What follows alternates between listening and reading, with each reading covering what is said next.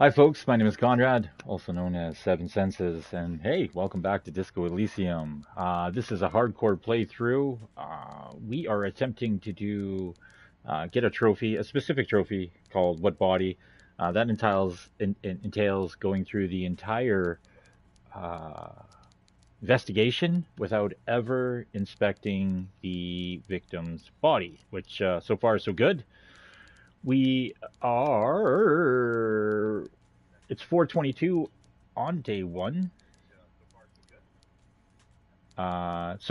We just got to the union leader's office, which is where we are now, currently. Uh, just give me 1 second. I just got to check on the stream. This will take a minute. We'll just go into this menu and you can stare at this screen.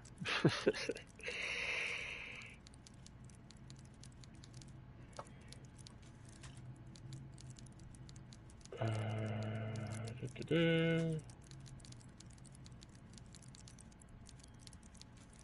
Is that right? Oh, yeah. Oh, it is. Hmm.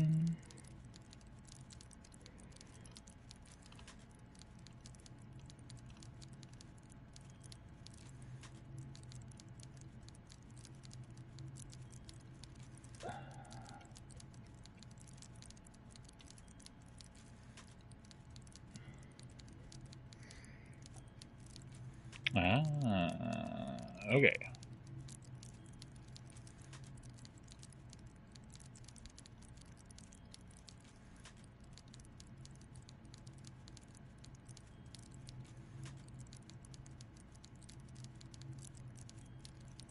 Should be good, I think.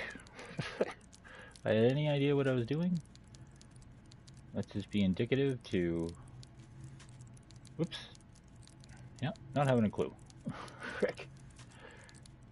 Okay, I think we're good. Alright. The coffee in the giant thermoses is still lukewarm. Hey, who doesn't like lukewarm coffee? Right? It's what forges empires and late night cram sessions, what have you. A stair made of pallets leading up. We're still drunk too, that's kind of funny. A taxidermy fish that tells time.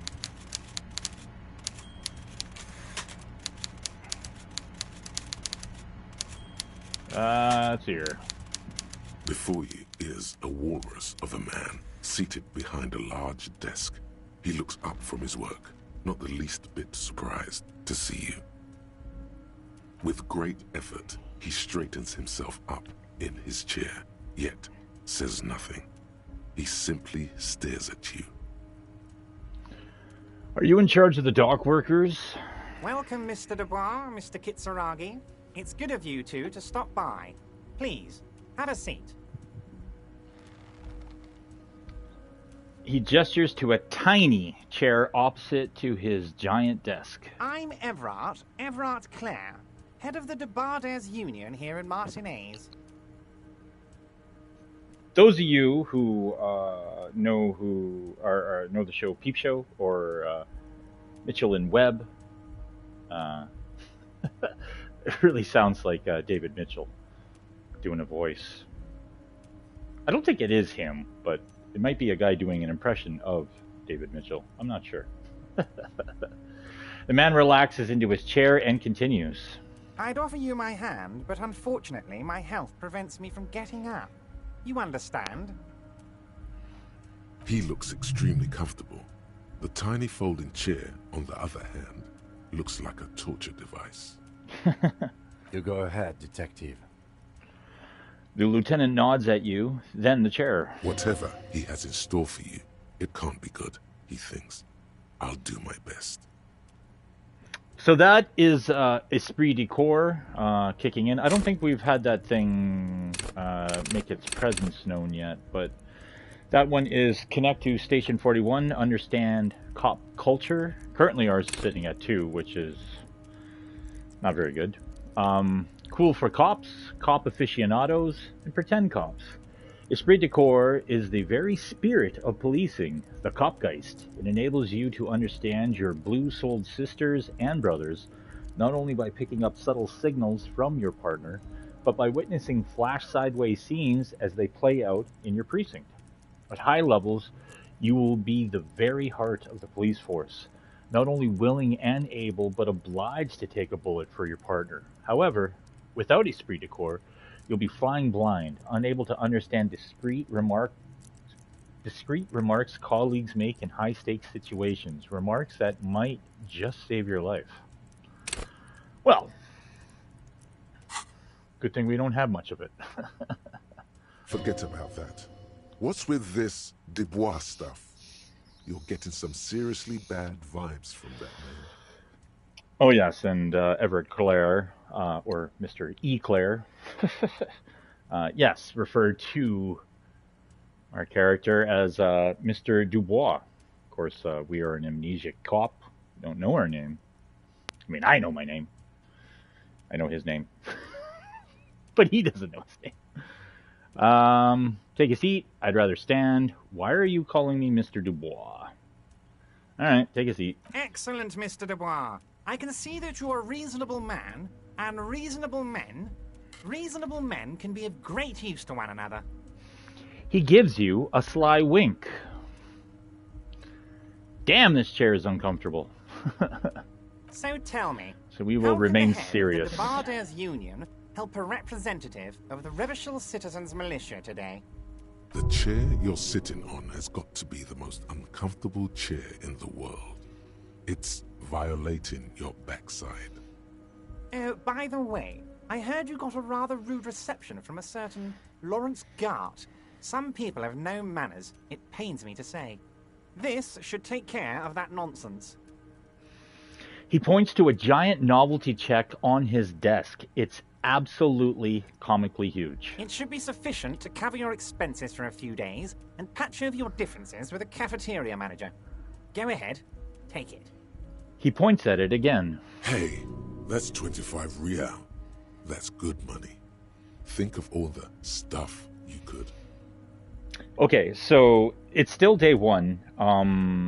We owe $100 to Gart for the last 3 nights that we spent at the hostel in our drunken, drug-filled stupor.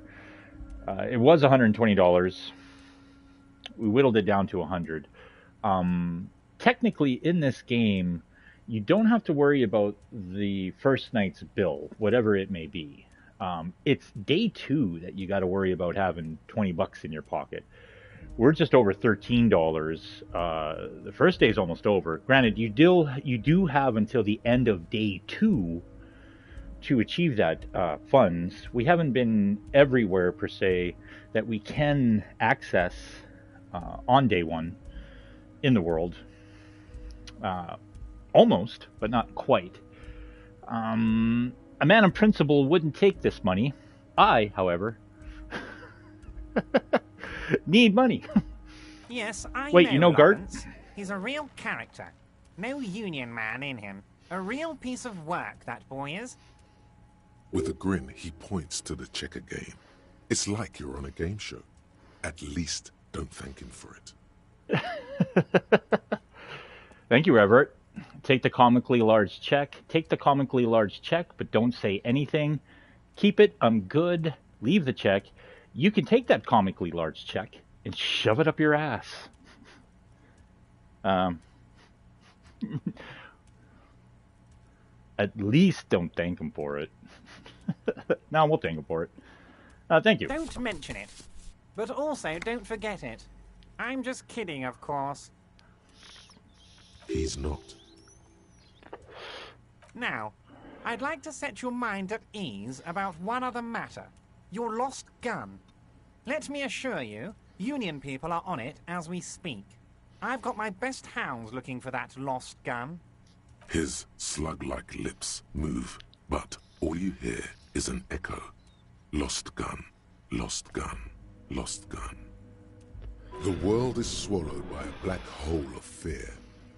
Only 2 words escape its gravitational pull.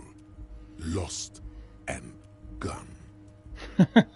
When he said, "Don't worry," he actually meant, be very worried. How do you know about my lost gun? I know everything, Harry. Right now, I know that you're worried. Don't be worried. Everything's going to be all right. It's not like you left it loaded. You didn't lose a loaded gun. Local children aren't out there playing with it right now, pointing it into their own mouths. It's in a safe place. I just know it. I have a feeling everything's going to be all right. Composure. Look at this. -1 for taking the check. -2 because its chair is killing you. And -1 for side effect spooks. Oh, because we looked at the the pills that were in the night guardsman's booth there. We read the warning label, and now our composure is check. That's hilarious. Kim? Kim? Officer, we will deal with this later. We don't need Mr. Clare's help with this. I wouldn't be so sure about that. He says as though to himself. All right, well, this is a red check. We have a 3% chance. We got to roll a 12. God, you're sweating. Your knee is Roll 10. jerking. You're about to cry, aren't you? You're about to cry because you lost your gun and those children are going to shoot themselves with it. No, I'm not about to cry. Try to stay cool. Mr. Dubois, you don't look so good. Oh, Morale, heal yourself now. What is this, Mr. Dubois? He keeps repeating. What is he trying to pull here? You need to cool the fuck down. Chill. So there, because our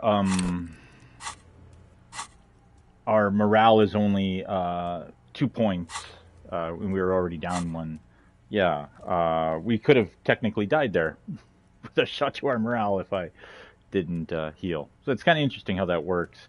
Sometimes you can get health either side of the fence, physical or mental health, by just things that we've done. We've had that a couple of times already with our composure, not composure, but I don't know, sense of relief or whatever with some of the things we've accomplished. But at the same time, you don't want to use all the stuff that you have because it's rare. But I think we're done with checks with him for now. I think.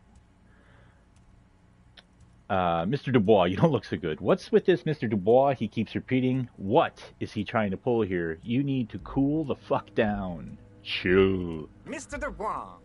Mr. Dubois! Harry! The large man snaps his fingers, but to no effect. You're in some stupor. Keep sliding down the chair like a jello shot. There are no Harrys. Let your mind go to your safe place. Yeah, let's do that. Mr. Dubois, are you okay? Can I get you a glass of water or something? Are you having some kind of medical emergency? Maybe you could use your hands somehow, in a kind of throw-in motion, like you're throwing that Mr. Dubois act right back at him. He's Mr. Dubois. Nah, I'm as good as it gets, Mr. Dubois.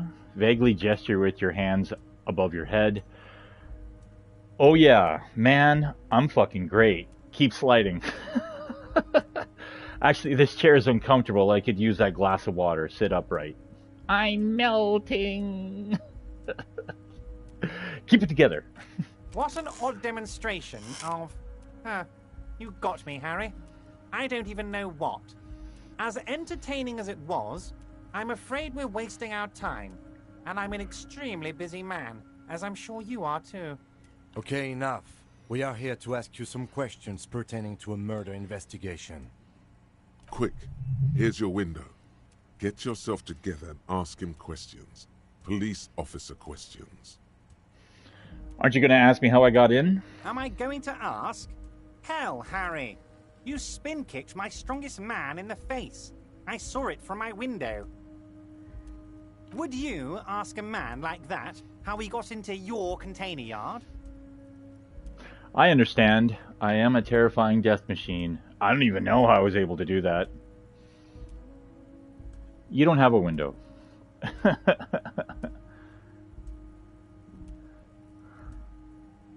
It was a figure of speech, Harry. Of course I don't have a window. I'm in a container. Anyway, I assure you, I am a very well-informed man. Information reaches me before I even get the chance to request it. How about that? You called me Mr. Dubois. Why? Of course. Let us dispatch with the formalities. You call me Everard, I call you Harry. So that's really my name? My God, so it's true. I didn't want to believe it, but you are a fantastic science fiction amnesiac cop, aren't you? What are the odds of that?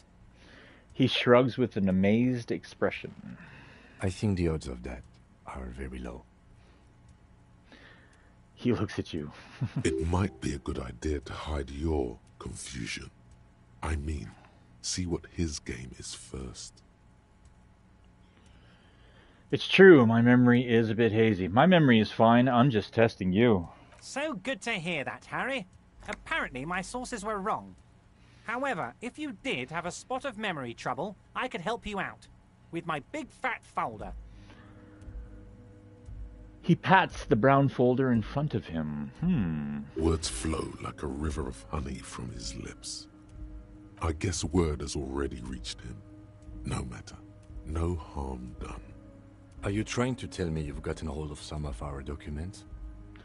The lieutenant inspects Everett over his spectacles. Mr. Kitsuragi, would you mind? Me and Harry are talking about his lost identity right now. His eyes never leave yours. Oh, wow.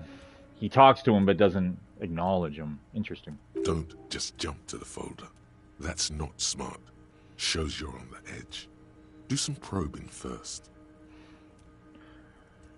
Let's get this straight. What's my full name? It's Harry. Harry Dubois. Okay, I like it. I can work with that. Wait, I thought you are Harry Dubois. No, I'm really not. You are Harry. Okay, I like it. I can work with that. And I can work with you, Harry. Now, what else can I do for you? Do you know anything about my family? Do I have a wife or kids? We'll leave it at that. What kind of cop does it say I am? Oh, Harry. You are the most regular, traditional, by-the-book law official imaginable. He opens the folder and leafs through its contents. Hey, I'm not that regular. Check my tie. Now that is funky, Harry. You are a colourful fellow. Not a boring stiff like this deceitful folder here implies. Where'd you get that folder? Ah, this? My friends in your organization gave it to me, Harry. He closes the folder. This translates into, haha, you guys are so corrupt. I find that very suspicious. May I have a look? I'm afraid this is meant for Union eyes only, Mr. Kitsuragi. I'm sure you understand. Please continue, Harry. He turns back to you. Well, Drama. Drama has a 92% chance on this red check. Kim suspects something. They read the shipping folders before. Wait, we did? We did, but we didn't pass that check. Whatever. Have another look at that folder. As you look at the folder, Everard covers it with his hand and pets it. He's hiding it from you because it's not a real RCM folder. It's just another one of those brown folders you saw in the file cabinet.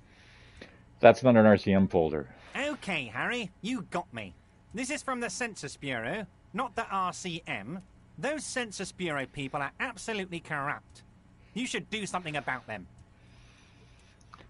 He says, grinning. He got the name from the Census Bureau, and everything else from your actions here in Martinez. Yes, Mr. Kitsuragi from the Census Bureau. Like I said, now I'm actually a very busy man, so is there anything else I can do for you, Harry? Oh. He's annoyed because he thought he had an upper hand and he ain't got shit. I mean, he still has kind of an upper hand. He gave us $25. That means he doesn't really know anything about you. Cool. A pity.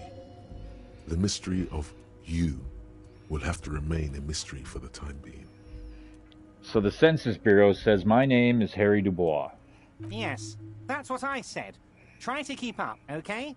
Let's move on. Well, let's talk about my lost gun. Yes, your lost gun.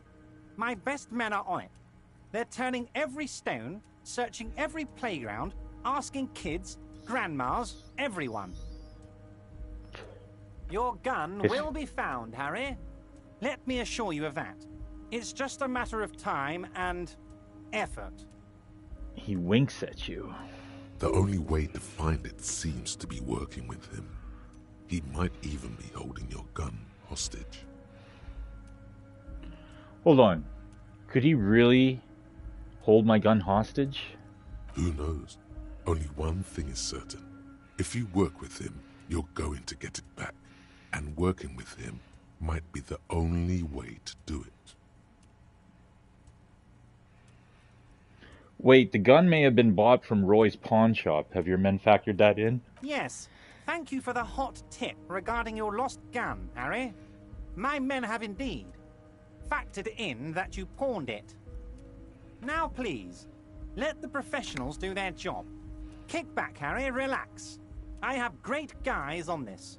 You focus on what's important. Building our relationship for the good of Martinez. I will not be blackmailed with this gun business. Harry. I was only trying to be tactful.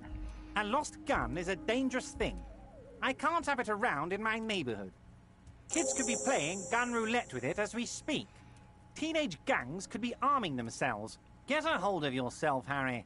His tone is suddenly very serious. It doesn't sound any different than his regular tone that he's been using here. I assure you, we are working on locating the missing sidearm as well. Excellent, Mr. Kitsuragi. That's excellent news. Looks like we have a friendly gun-finding competition on our hands.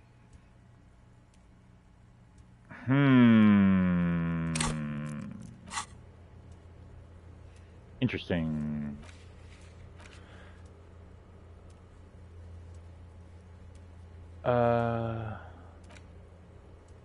Yeah.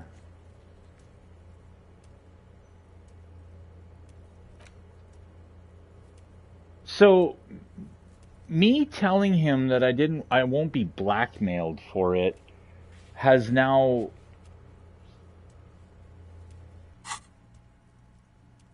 task complete. Track down your gun.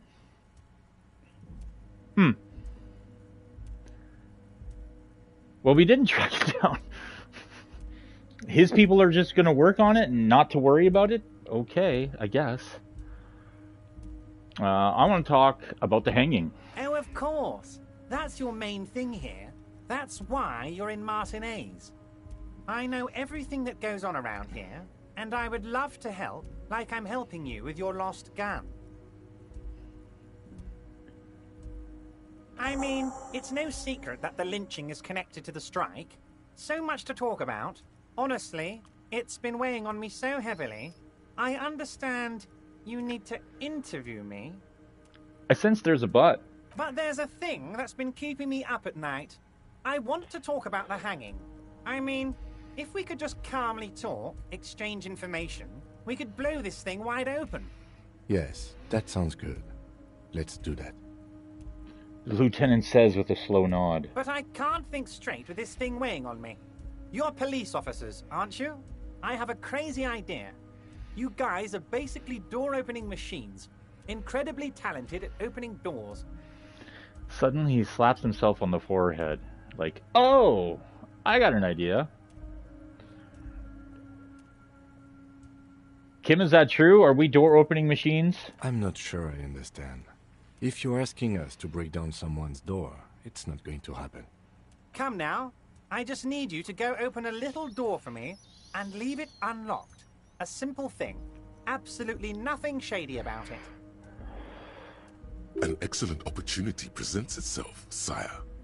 You could win the trust of the arch-liar, pretend to play into his hand. Then, should you wish, bend his efforts towards your own. Why don't you just open it yourself? Harry, I'm a very busy man, and more importantly, I don't have that extraordinary physique you do. You look like you could run around all day. He slams his fists together. You want to send someone a message that the police are working for you. I repeat, I'm a very, very busy man, Mr. Kitsuragi, and therefore I must occasionally enlist outside help. So what will it be, Harry? He turns back to you. Whose door is it? Oh, no one's. It's just a weasel. A weasel lives there. Nothing for you to worry about. What do you mean by a weasel? A loud blabbering weasel. When weasels feel no one is watching, they start acting foolishly. He removes his glasses and rubs his nose. Just go there, unlock the door, and leave it open. It's been such a burden on me, Harry. I just want this to be over so I can discuss business with you. He puts his glasses back on.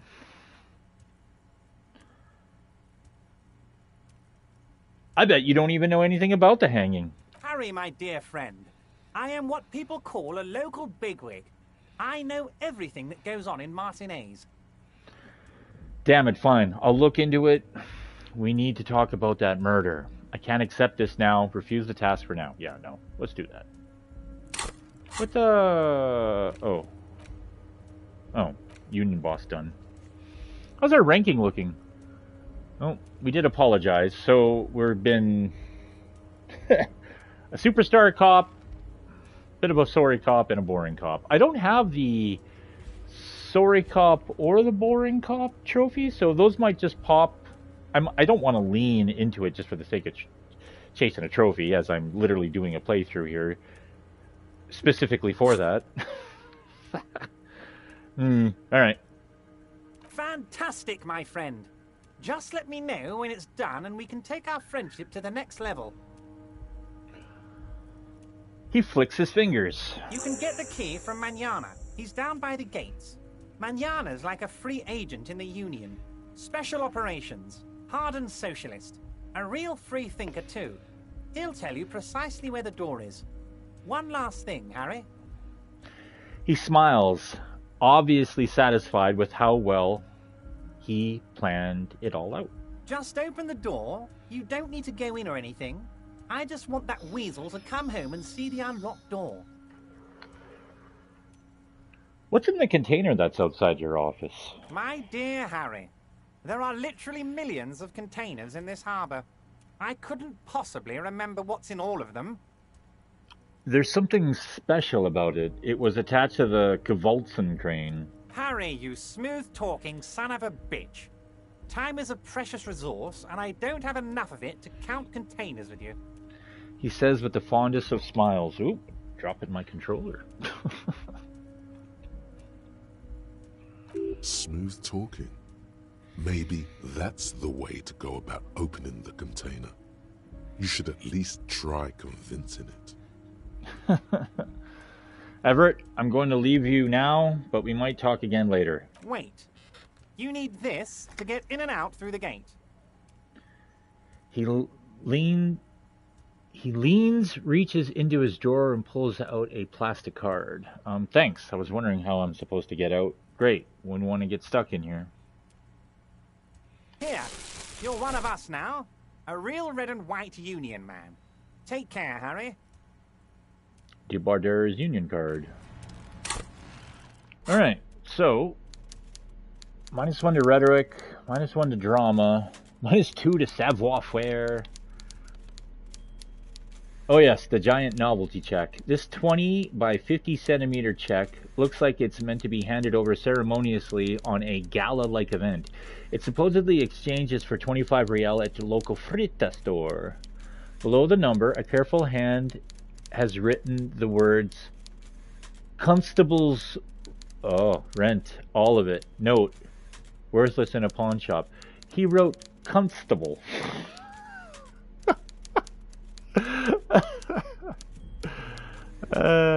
Fuck. It's very childish, but it's pretty fucking funny. Open apartment door for Everett. Everett asked you to open the basement door behind the greenhouse in the backyard to intimidate the occupant. Do what you have to do. Everett has promised to give you info on the case in return. Get the key to the weasel door from mañana. Alright. Well, it's 5 o'clock. It's... Actually, we're at a pretty decent time here. Oh. Get down. Ugh, getting out of his room is so hard.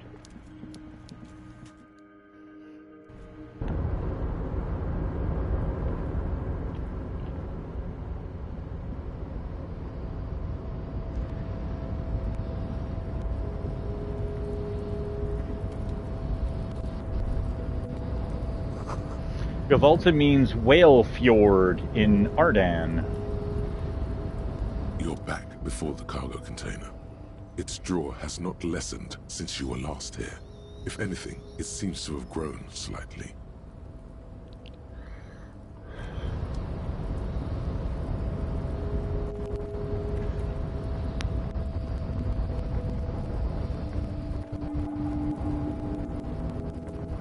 Audio's like tripping out there.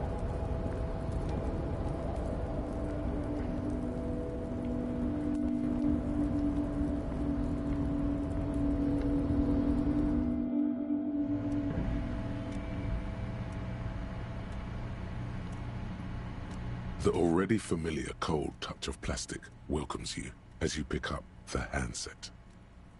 The machine swallows your coin and seems to be waiting for your next move. Oh, that's cool. We get a +2 because we have heard our name, and Lonesome Long Way Home is now done. That's kind of cool. We suck at interfacing, though, but let's see what happens. Let your muscle memory dial a random number. It's unclear whether you actually have muscle memory. Right now, your finger is just drawing vaguely occult patterns in the air. Useful patterns? Undoubtedly, no. I might try this again later. Sure, why not? Muscle memory is a tricky thing. Nothing tricky about that. You just do, fail, repeat, until it works. All it takes is motivation and practice. Thanks, coach. Yeah, let's check in with physical instrument, or as we should say, coach physical instrument. Flex powerful muscles, enjoy healthy organs. Cool for muscle men, bare knuckle brawlers, gym teachers. Physical instrument is not only your muscles and your skeleton, it is your ability to use them effectively. It enables you to do push-ups, sit-ups, knockout punches, and 360-degree spin kicks. Hey, convenient. It's a one-size-fits-all solution to thriving and surviving in the physical world. At high levels, physical instrument breaks doors, chains, bones, and it makes you laugh at the namby-pansies who can't. You'll be manned up, encouraging others to curl iron until they've manned up too. At low levels, however, you'll have a hard time arresting anyone who isn't infirm or already dead. Indeed, engaging in physical confrontations could leave you in either state. Good stuff. Although we failed it. The file cabinet stands steady as ever, and the unlocked drawer slides out to greet you. I mean, Look how blurry all the lines on these papers are. How unwieldy your own willpower is to yourself. You're like an absurdist Samaran monk, focusing through not focusing. Hermeneutics was almost within your grasp, but now only vague letters float before your eyes. Less meaningful, but aesthetically more pleasing. if I let my eyes go completely out of focus, all shapes start melting into each other. Could I actually focus through not focusing? You're a police officer, not a spiritual healer. You can focus the normal way by turning your attention to something and not letting go.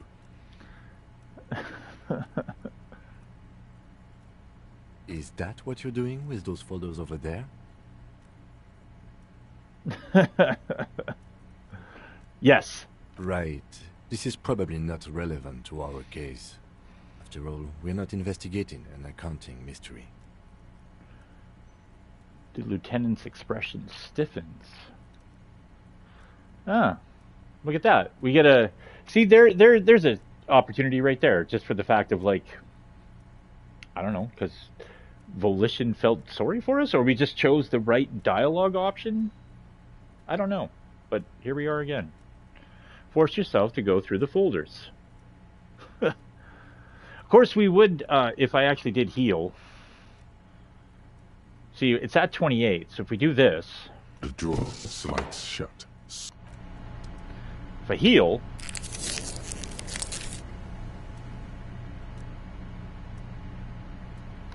The file cabinet stands steady as ever. Ah, see? And the Now it's unlocked 42%. drawer slides out to greet you. Whatever's hidden Hey! here is hidden well. Concentration isn't enough. Only a trained accountant with a background in logistics would be able to really make sense of it. However, there is a little handwritten note stuck on the side of the drawer. Look at the note. It appears to be a to-do list written in large, uneven capital letters. Remember, Leo, Everart's shoes, special whirling borscht, water Everart's plants, sweep office floor, more banners. All items on the list have been crossed out, and the note itself is crumpled. Look, Kim, a to-do note with a list of errands for Everart.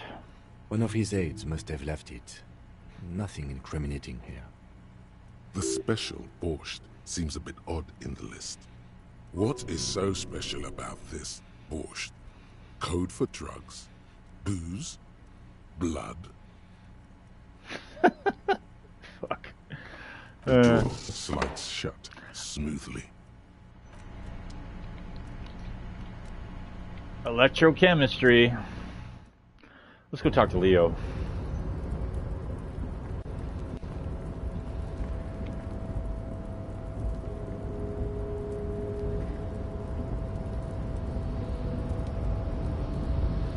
Come on, Kim. 2 feet in a heartbeat, buddy. Jeez, I swear Harry's faster these days.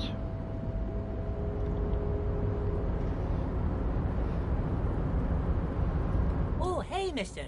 I knew you'd be back to talk with old Leo here. Yes, I did. Yes, I did. It's like Lady Larice said when she opened a bathhouse in the basement of my apartment building. They can only get so far before they're aching to get back. And lots of folk really did keep coming back. Leo, in the future, can we keep this greeting shorter? Yeah, don't say that to Leo. You gotta be nice to Leo. Give the man the patience he deserves. Let him go on his little random tirades. I had some questions for you, if that's not too much trouble. No trouble at all, mister. No trouble at all. It's like that old saying goes. Wisdom withers if not shared. And old Leo is always up for sharing. Are you the Leo who wrote the note to make more banners? Oh, yes, yes. I leave all kinds of notes for myself. That old head of mine ain't so good at keeping things in no more. I almost forgot about the borscht. What was that about the borscht? Oh, yes. I've been taking special whirling borscht to the men every day since the strike started. The little guy chuckles merrily. It's very, very good. Makes a man feel so warm and happy. I feel like I could take on Mr. Renadan's boar dogs every time the lunch is done.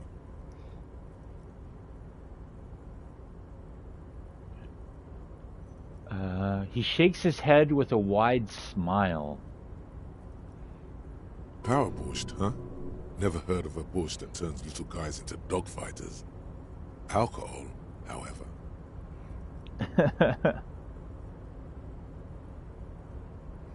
What do you mean by taking this soup to the men? Is it for striking? Yes, yes. I'm taking it to them. The borscht keeps them happy and in fighting spirits. Makes you all warm inside. They brew it in the whirling in rags. Hold up. Who makes it at the whirling? Oh, the whirling's cook. He makes it. Them is always talking with Mr. Manana in that weird language and laughing together. He doesn't speak what we speak. He's from Grad. Looks like the borscht is spiked. I'm gonna look into it. Oh, sure, mister. Sure. You do that. Yes, sir. Okay, I'm off. I'm curious if this...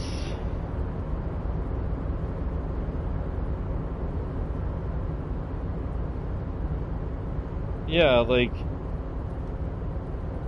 I don't know if it has any bearing one way or the other if you... Because you'll find out about the borscht and you talk to the cook and you can either increase the amount of alcohol that's being put into it or decrease it. Yeah.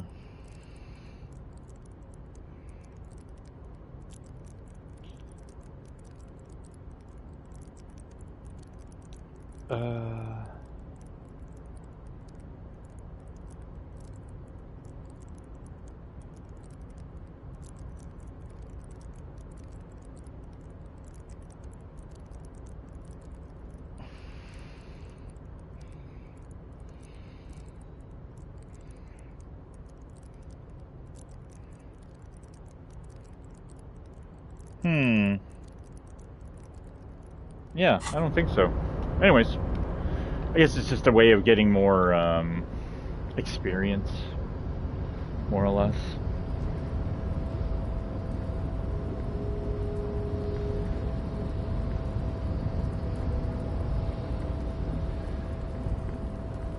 Oop.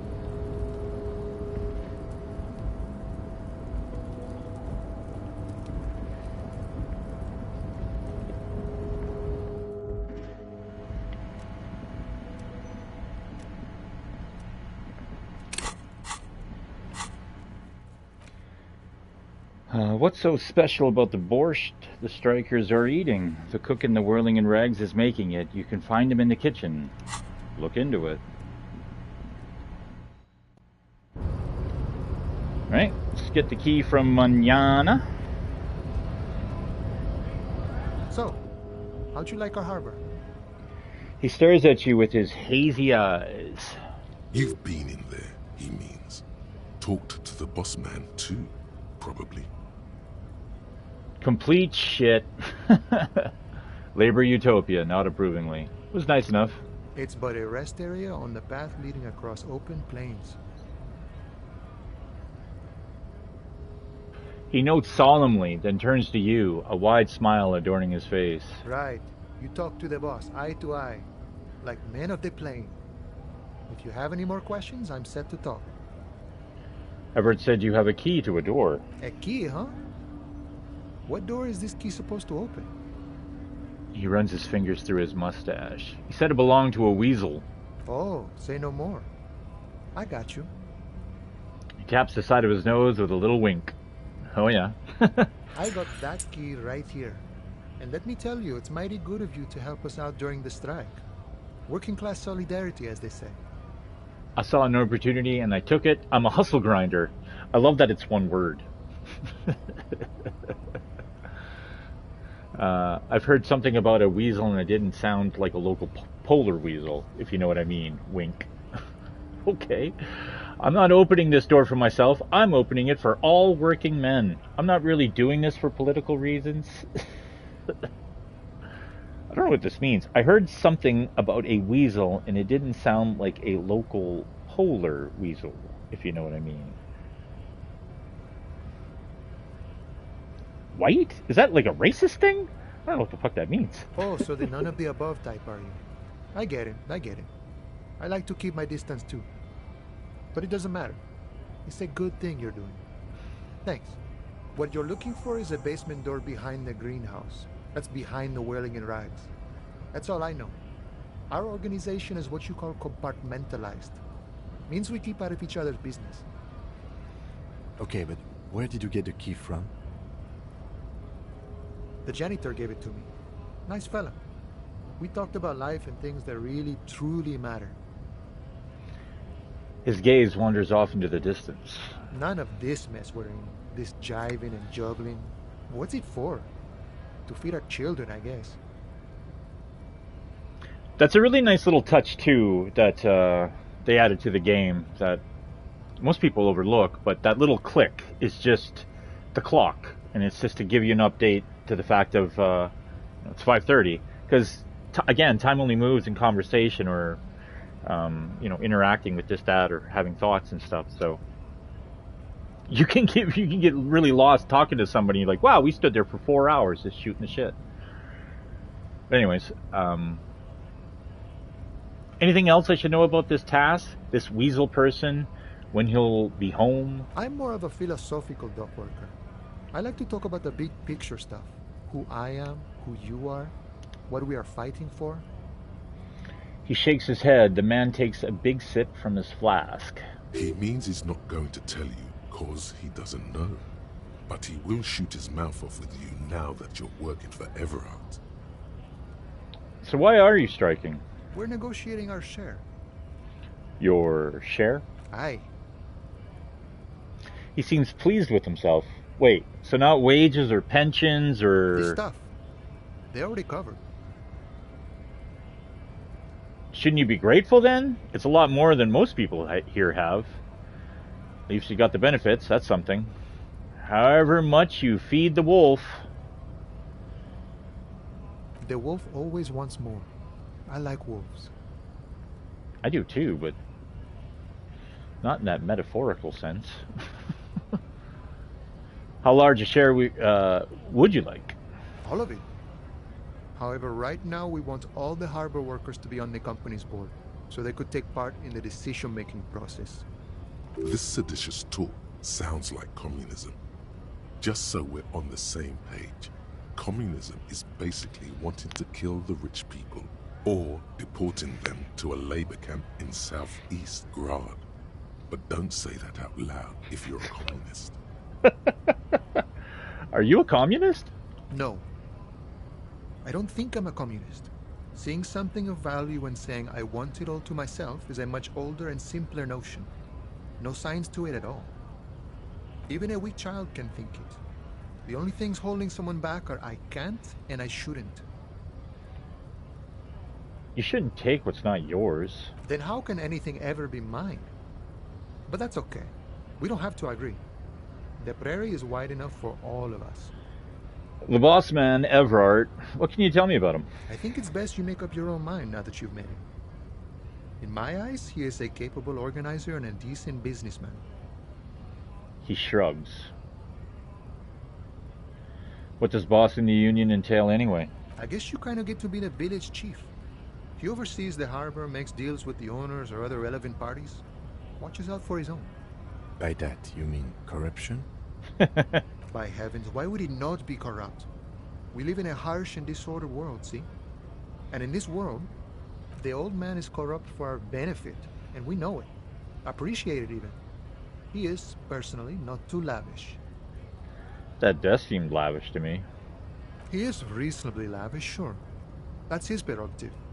It's not like you want a saintly demeanor on a corrupt motherfucker. That would be a manipulative illusion. Besides, there are no non-corrupt systems in the world anyway, and moralism is the most corrupt of them all. Oh. This man has political theory, and it has not failed him today. You seem to have spent a lot of time thinking about the political situation. Sure, I've had the necessary free time. Fortunately, there's always time. He spreads his arms wide, using the reach to show how much time he has. The look in his brown eyes conjures up an understanding. For him, having command of his time is the most important thing. I'd say fundamentally, we could all, strive for that kind of mentality. I mean, shit. Who wants to spend their time doing shit they don't want to do? It all comes together now. The way he speaks about scabs, his general attitude. He's a follower of a 500-year-old Franco-Nigerian Boyadero code, itself an appropriation of Vespertine cool. Ah. That of a noble peasant or a traveling herdsman. True to yourself, independent in your actions, loyal to your friends. Maybe I'm a boyadero. No. But I... maybe... No. The man sits on the railing, his hands reaching far and wide. Yet it feels as if he could, effortlessly, go even wider, if need be. An endless torrent of time. Any idea who killed the hangman? The mercenary, eh? Who could have killed him? That's indeed the question. Why even do such a thing? He shakes his head solemnly. The harbor is a prime area of suspicion. In your opinion, are the dock workers involved in the killing? What a thought. Why would noble workers resort to such a thing? Unless they were pushed, of course. Pushed how? Your dead guy was an enemy combatant. Hold on. What does that He was mean? an agent of the opposition, attempting to undermine our honorable efforts.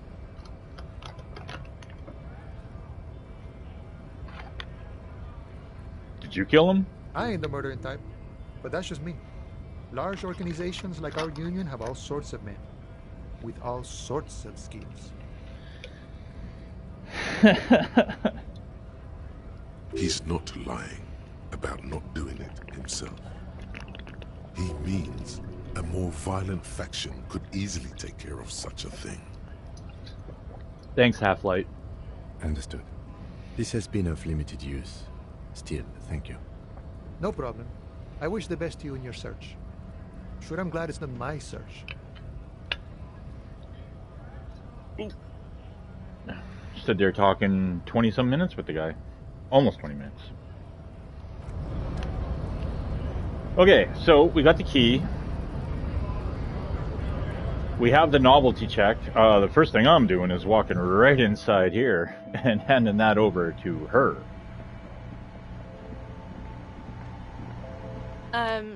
Is this about the questions again? Because I don't really know anything. She puts down the magazine. I need to exchange this novelty check for cash. Give her the novelty check and gain 25 real. Wow. I didn't know you worked for the union, sir. She rolls up the giant novelty check, looks like she's seen it before, and slips it under the counter. Anything else I can do for you? No, you don't work for the union. The union works for you by supplying you with cash. Thank you, Rhetoric. Blow the whole thing on speed and gin right now. Speed and gin. Great combo. Ask some local dealers, maybe. Fucking Christ. Is it lemon gin?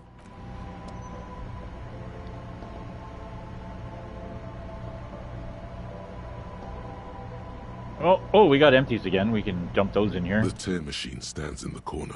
Your bottles clunk into the machine, and the money appears with a satisfying jingle. You're a richer man now.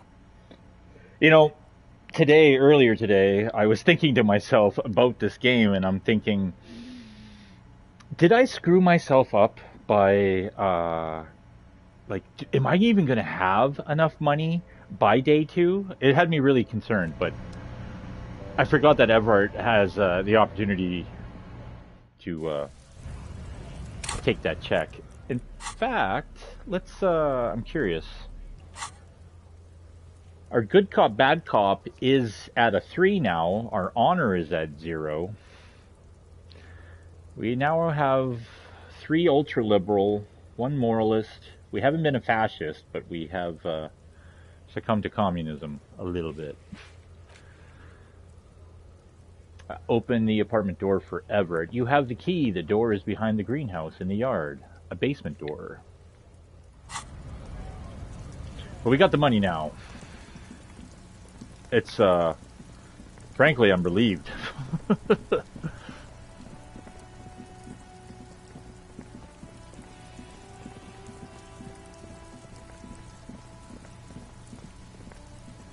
Oh, this is not the yard.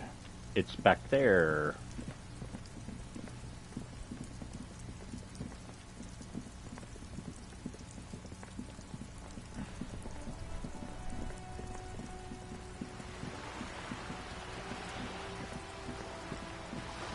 Oh, this is something I need to do. This coin-operated viewer is facing south. The instruction manual says to insert 25 centimes and pull the handle while looking inside. Then use the focus knob to zoom in if necessary. Why place a tourist attraction in the middle of such poverty? What's a tourist attraction doing here? There was a revitalization project in 49. A design studio tried restoring Martinez to its pre-war glory. It didn't stick. It didn't stick. They got as far as the street lamps and that statue on the intersection before something went sour. I suspect it was Evrard's class doing. He muscled them out. It's how it usually goes around here. Cool. I dig organized crime. It's the best. It'd be cool if it had, like, little brackets, sarcasm. Can't we do something about it? We should have done something about the Union 10 years ago. That ship has sailed, officer. Alright, well, insert a coin. Your money disappears into the coin slot. A clunk, the ring of metal. Pull the handle and look inside. The curtains on the display open. You lean in to catch the view.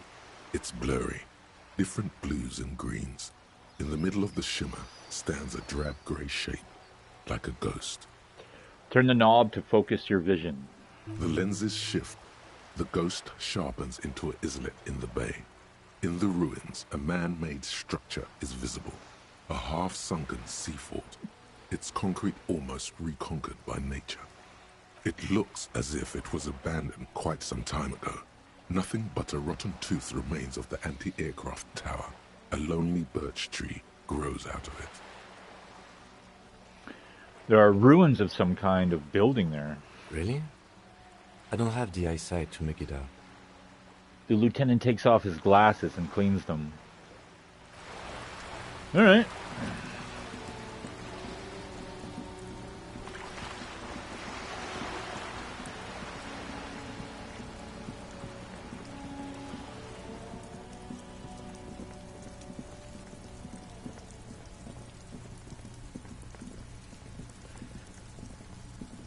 This must be it. The basement door is weather-worn. The copper nails holding the upholstery in place have turned green from sea air, and there's a knocker shaped like a lion's head. Carefully knock. You knock silently. The upholstery muffles the sound. No response comes from the apartment. I guess no one is in? The lieutenant looks uncomfortable. Press your ear against the door. The door is slick with rain. You don't hear any movement inside.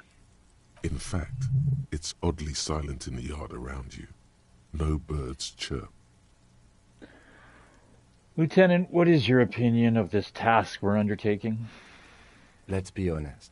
This isn't what I joined the RCM for, but every day tells you something new about yourself. The lieutenant replies, still inspecting the padded door. Apparently, working with the local union boss to get info on an investigation is not something I'm squeamish about. So you don't mind if I unlock the door? Got it. The lieutenant merely nods in response. Use Manjana's key to unlock the door. You try to be as silent as you can. It takes a bit of rattling of the handle to loosen the bolt. Finally, the door unlocks with a small clack. Thoughts race through your head. Good job. Let's go now. I'm sure there's nothing interesting in there. There might be important information in the apartment.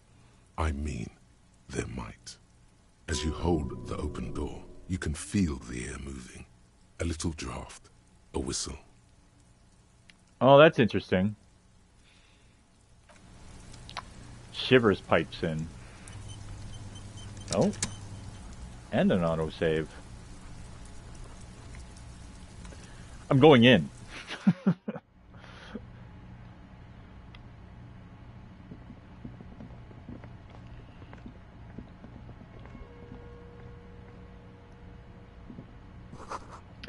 A small suitcase full of clothes.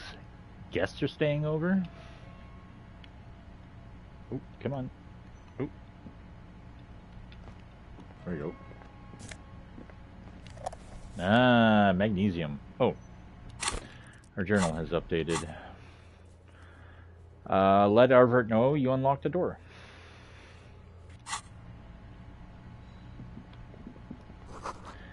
A book titled The Hidden World of Walking Sticks lies open.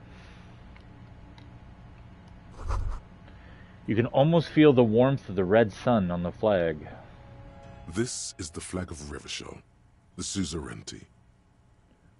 What's with the sun? This isn't just one sun, but there are little suns dancing around the big sun. This is the sevenfold sun miracle. What's the sevenfold sun miracle? It's an optical atmospheric anomaly the first settlers saw. Happens in cold weather. 6 small suns around the big one. This complex halo phenomena is how old Revachol got its flag. Lieutenant, the old flag of the suzerain. Bow down before the flag. Don't bow to the flag. Mm-hmm. The tenant is an old-fashioned guy. By old-fashioned, he means very right-wing.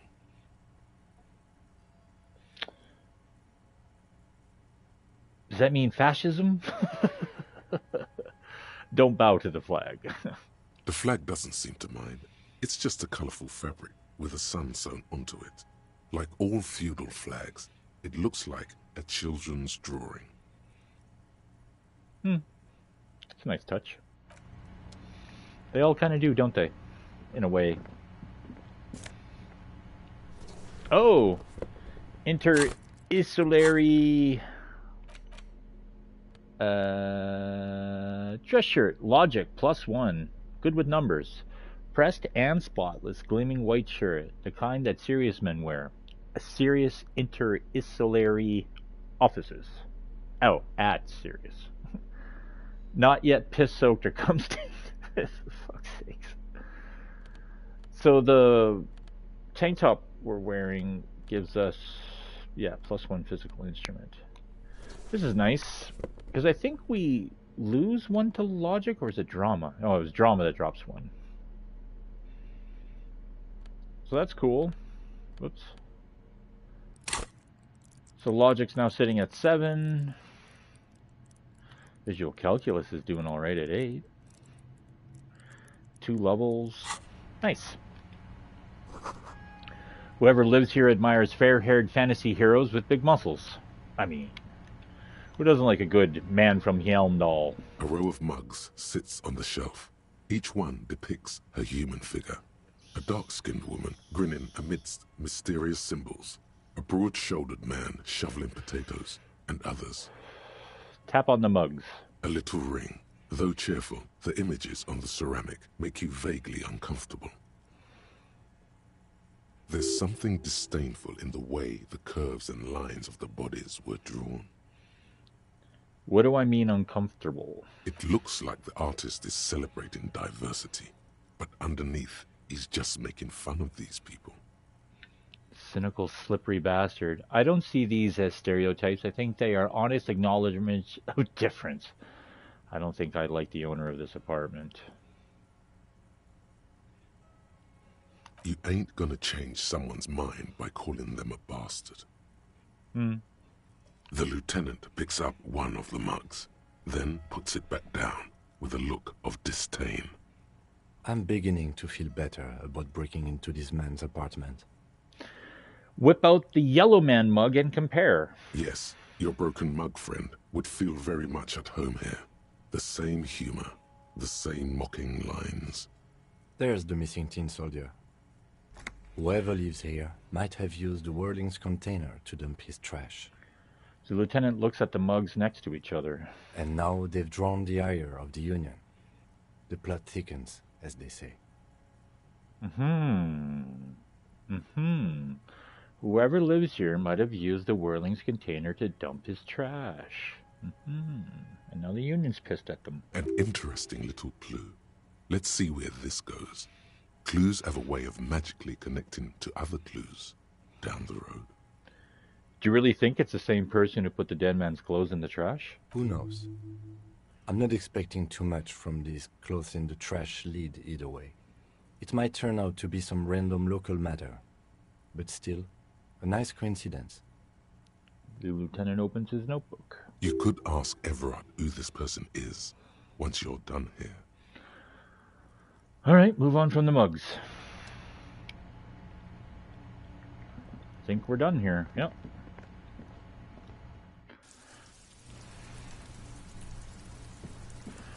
Six o'clock.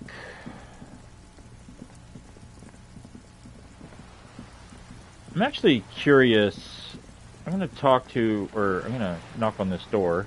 A sturdy metal door guards the southwest entrance to the apartment building. It's locked.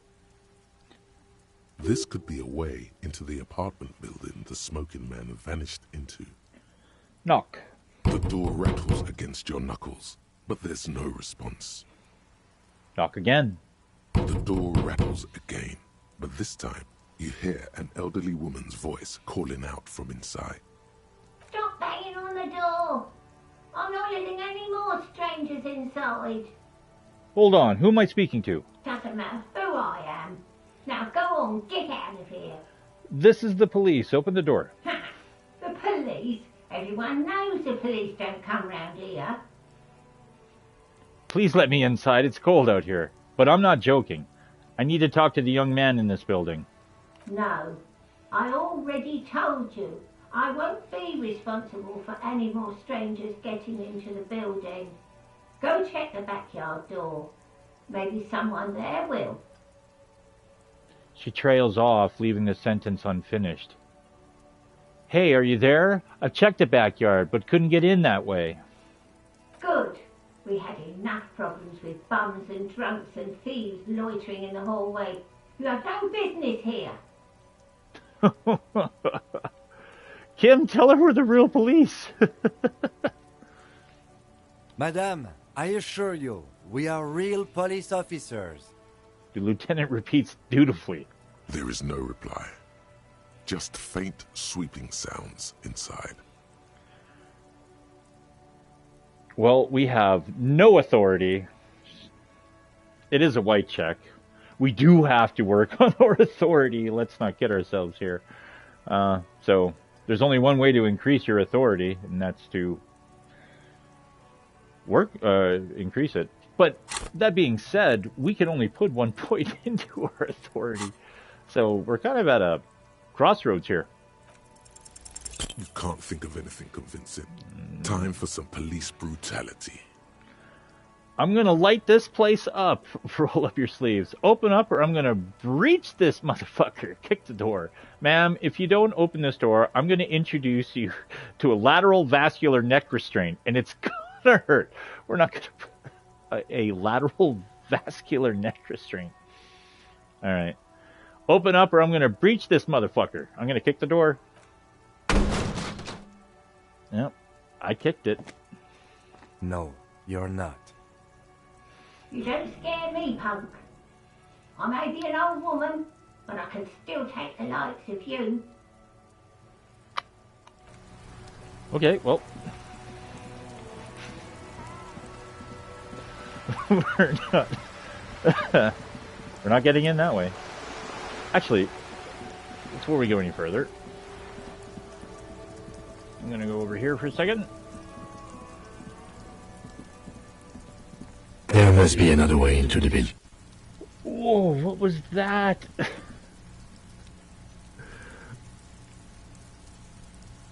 That was so loud, it scared the shit out of me. Is he gonna do it again? No? Okay. That was a weird glitch. Scared the shit out of me. Fuck. Just clipped the shit out of my fucking headphones. And my eardrum.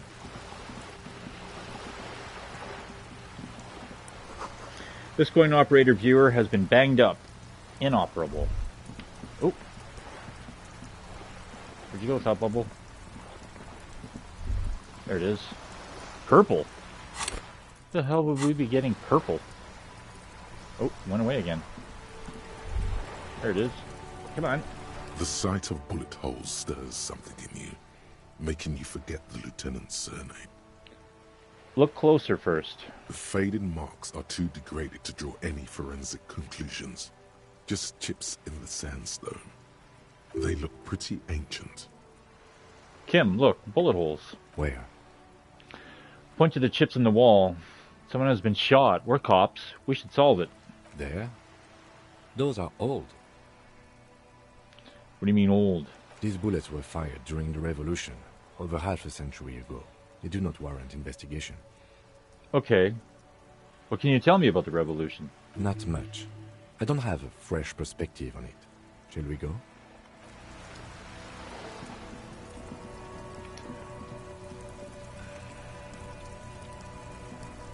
This Postlavantore mail collection box has been heavily vandalized with graffito. A closer inspection reveals 2 bullet holes in the front. Good mail delivery box. Pat the box.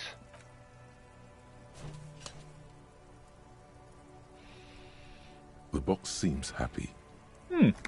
Eat shit pig, fucked by the coon, and St. G with a crown have been scribbled on it. Jenny is a whore, and best set mailbox also. Been there, post Leventia mail collection box. Been there. The mail collection box seems cathartic, thankful even. So do you. You shudder, then you swallow, and then suddenly you see it. Over all the other graffitos, someone has, using the tip of a very sharp knife, cut the words, Revachon forever.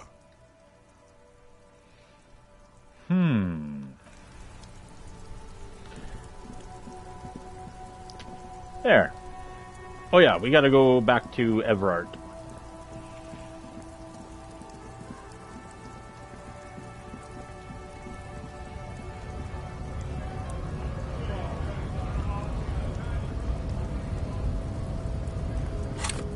Did we... Oh, we didn't. Oh, I guess that counts as a key? Yeah, DeBarger's union card. I was like...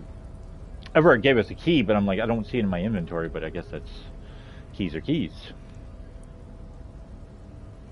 We don't have any bullets. Well, we don't have a gun, so I guess we don't really need bullets.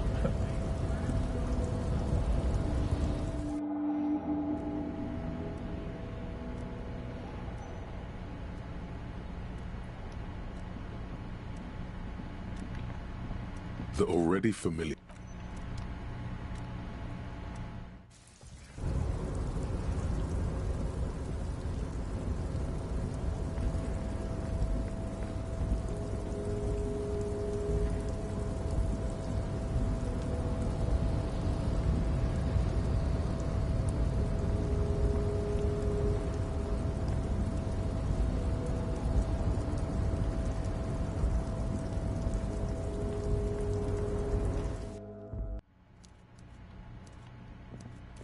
Oh, we didn't check out the borscht yet, but that's okay. I think we got time yet. Mr. Dubois, a pleasure as always. You don't have to sit down this time, since you've already sat on that chair. Oh. I opened the door, you asked me. Can we discuss the murder now? I'm very glad to hear that, Harry. One question. You didn't actually happen to stumble in and see what's inside the apartment, did you? He's trying to figure out if you're lying. I may have gone inside and seen a collection of racist mugs. I did go inside. Weasel had the flag of the old Revachol wall on his, or the old Revachol on his wall. The deal wasn't for me to go inside, so I didn't. I did go inside. Exactly the kind of fascist memorabilia I was expecting. Weasel probably prays to it every night for the downfall of the Union. So it is fascism. Good to know. Very right wing. He shakes his head. He was testing you, and you succeeded. Now let's get down to brass tacks. It's time for men like me and you to figure out who's killed who and why. Real police work is going to start happening now. I promise you, Harry, this is going to be good. There was a collection of colonial mugs there, and I found a similar mug in the trash with the hangman's clothes. You said the lynching and the strike are related. How? By now, I'm sure you've figured out who the dead man was working for. The bad guys. Wild Pines. Sent to scare us. Another violent measure of the top hats against us flatcaps. What do you mean? Harry, this strike is the culmination of many, many mistakes made by the Wild Pines group. They tried to shut the strike down by sending in armed mercenaries. You mean our victim? A security contractor? Can you imagine that? Workers standing in peaceful protest, united in the spirit of fellowship, and they send hired killers to mow us down with machine gun fire? I'm talking beasts, hardened killers from proxy wars in Yisut, Semenine, Saramaritsa, you name it, they've done it. Raping, killing, burning villages, killing little children for the Senorita Pineapple Company, Harry. Everything they did there, they brought over here. They want to turn Revachol into a third world slum. Honestly, the only thing they didn't do is kill the village elephant. Go on. Now, I haven't personally witnessed the brutalities out there. I have the luxury of staying in my container, you see. If I need to go somewhere, they just move my container. Wait, they moved the container? Yes, I'm an old man, Harry. My legs aren't what they used to be. They lift my office with that big crane. It's actually very fun. You should try it. But enough about me and my fun container. The killers the company hired, I think there were 3 of them, all hardened commando types. One of them got downright suicidal, getting drunk, violent, a little rapey. Even their own negotiator couldn't control him. That's your boy, the one who likes hanging out and trees. What makes you think the Wild Pines negotiator can't control them? Harry, what you need to realize is, we dock workers are not pushovers. He says, ignoring the lieutenant. Maybe he's racist. I don't know. Or he's just trying to take advantage of the fact of our fugue state, as it were. I don't know. We got grit, Harry. This whole neighborhood does. Push us hard enough and we push back. And when we do, we push to kill. He raises his finger. An entire neighborhood of killers.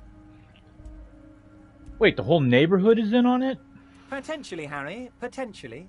We got arm wrestling champions, rowing club people, ex-coal miners, tough guys, all ready to spring into action for their home base.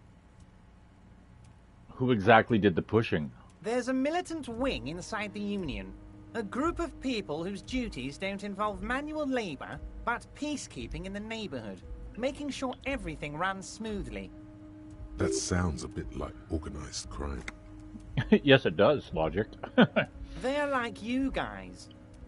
Idealistic people who want to make sure bad things don't happen. And if they already have, well, punishment must follow. Again, that sounds like organized crime. So these idealists killed our victim? One day Titus Hardy, leader of this peacekeeping faction, comes up to me and says, "Boss, socialist democratic fervor drove us to take it upon ourselves to kill this beast that was burdening the land." He probably worded it differently, but that was the idea. Sure sounded to me like they killed him. I gave them 2 weeks paid leave and told them to lay low to avoid retaliation. Aren't you worried we might arrest them for this? Oh, I'm not at all worried about that. These are not the kind of men who get arrested. They're Martinez boys, tough and gritty. I'd like to see the man who takes them in.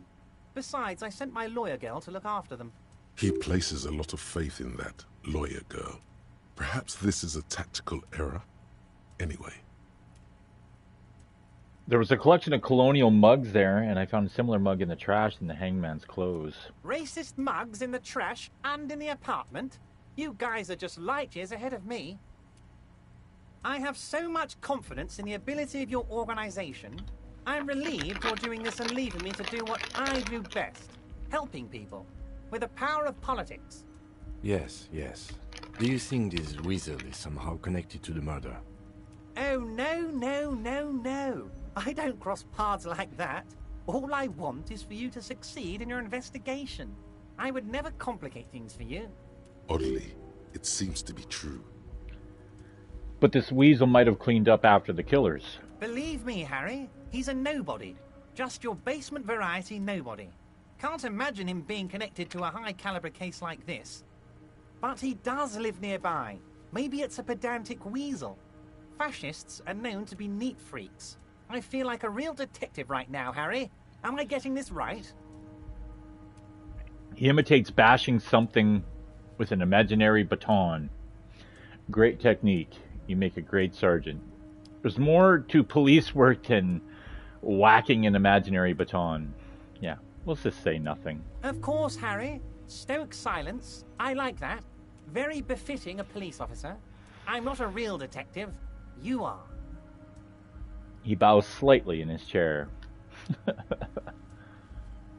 How do you know the mercenaries were hired by the shipping company? How do I know? Let me tell you about these people. That's their MO. It's what they do. Last winter, some poor workers in Terminal E went on a little strike. The company sent in Sediment, a security contractor. The strike was over the workers' right to wear protective footwear, Harry. These guys turn up and start beating people. Tell you what, Harry, I wouldn't be surprised if we got the same mercenary company after a little rebranding. And I'm sure as hell not surprised to see an army of scabs under my gates. Shout out to Blackwater. Jesus. Hey, we're gonna get sued. Who is? This company. We should change the name of this company. It's a good idea. We're bankrupt. Let's start a new business. What are we gonna name it? The same business, we'll just mirror the name. Brilliant. We don't even have to change that much on the lettering. Just tell everyone to just read their business cards in a mirror. It'll work great. So you believe the scabs were organized by the security contractor? You said it. Hell, one of those guys looks big enough to take down that proverbial elephant. Boys like that don't just happen to show up during strikes. That does sound quite unlikely, yes. The big guy leading the scabs at the gate is colossal. You mentioned a lawyer girl? Oh, Liz is a bright one. I paid for that law degree myself, thinking it'll probably turn her all fancy. But hell, Harry, she came back a firebrand socialist. Sometimes she scares me with her zeal. Tell me about Titus Hardy and his crew. Oh, they are simply fine young men, all 7 of them. Exemplary union members, always working to advance their position in the local socialist democratic movement. Core members. Old Theo used to run them, but things really kicked into gear when Titus took the reins and named the group after himself. Gotta love his initiative. Interesting. Who's second in command? They're almost all of them great guys, born leaders. Whatever happened, I'm sure they only had the best interests of Martinez and Revachol in mind. Work with them. Hell, interview them. But don't fight them. They really are just like you. Men who like beer, women, and some order on the streets. Where can I find them? The union booth in the Whirling was empty. You know what, Harry? I got a feeling they're going to show up in full force tomorrow. He points both index fingers at you. The lieutenant marks something in his notebook. In the future, I could use your backing. Can you ask the Hardy Boys to cooperate? But of course, it's the least I can do for my good friend Harry. I'll do it right after we've concluded this talk. When you meet this Titus, tell him about this. See what he has to say. Also, Harry, here's 5 real. Wait, why are you giving it to me? I'm not giving you anything. I'm just holding out 5 real.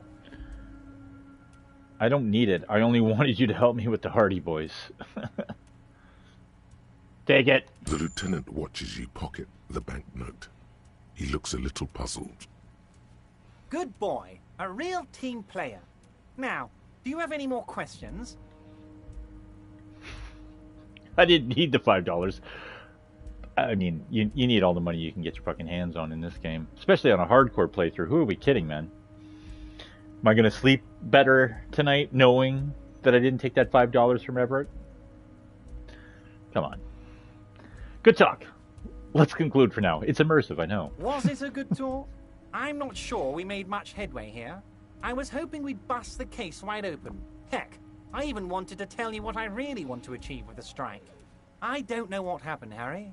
I wanted you to feel like Mr. Martinez. And, of course, I also wanted you to find your gun. But it's like I can't completely trust you. Yet. Great sadness comes over him. Yet? Yes, Harry. It's like I can't fully trust you if you're not a man of the left.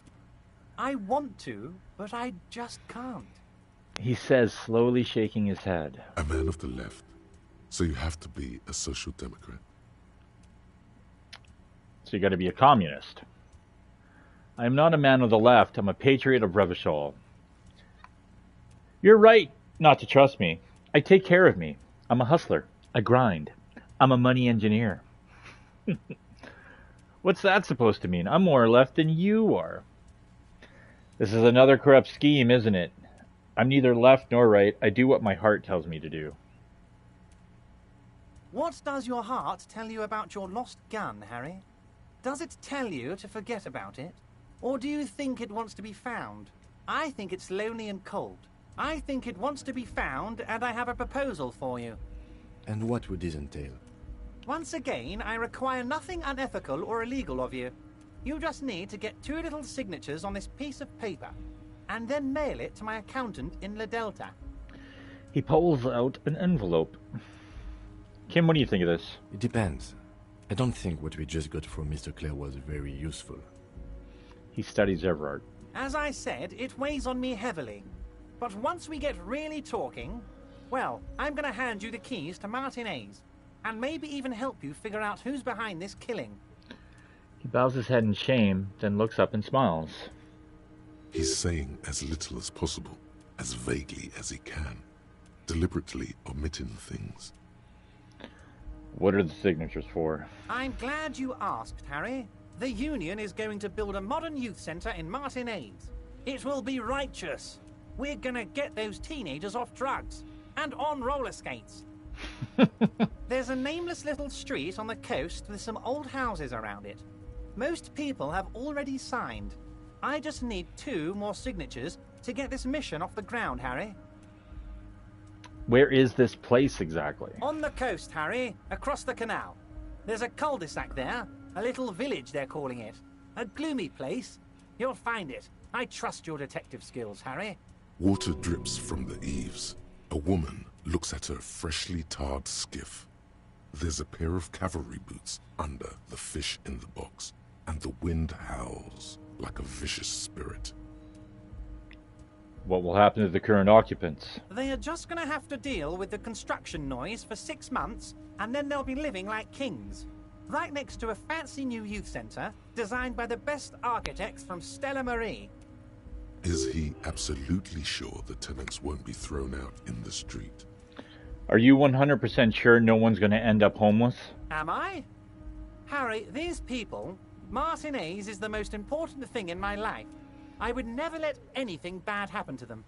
We're going to build a youth centre there. The value of their properties goes up and kids have a place to play in. I'm looking out for these people, not pulling the rug from under them, Harry. I'm looking out for all of Martinez, not just the harbour. Fine. If I happen to be there, I can ask them. You bring joy to my heart, Harry. Such a pleasure to be working with you. Here. He hands you an open white envelope. You need to get signatures from Isabel Sadie and Lillian Carter. The cul-de-sac is right past the pawn shop and across the canal. I hear there is some trouble with the waterlock, but they should fix it by Wednesday morning. Once you have the signatures, mail this to 13022 La Rocca in La Delta. Then we can talk about your gun. He runs his fingers through his thin hair. Okay. We're not going to mention about the shady brew. See you soon, Debardeur. Just kidding, but not too much.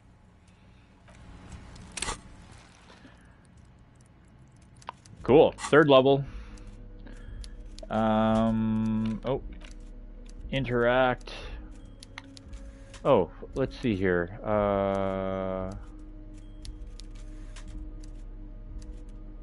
We never did look at this. We're not going to look at this, but we never did read this. The leading intellectual organ on Martinet's communism offers a radical Mazovian perspective on a range of contemporary issues. The cover features a stylized portrait of the late King Frizzell with a pair of white antlers growing out of his head. Oops. White envelope. A white envelope with a stamp attached to the upper right corner, handed to you by Everard Clare. Inside are some legal documents with two names printed on them, Isabel Sadie and Lillian Carter. Both signatures are required. You take the legal documents out of the envelope. A 12 to 40 month construction period and the zoning plan in the addendum. He said 6 months, and it's... Wow, that's a long time. You're 40 months? What is that? 12, 24, 26? Wow, that's dumb. Look at the zoning plan. The youth center cuts into the ocean like the bow of some great modern ship. Apparently, it's going to cover most, if not all, of the street and the square between the existing houses. It's 3 stories tall.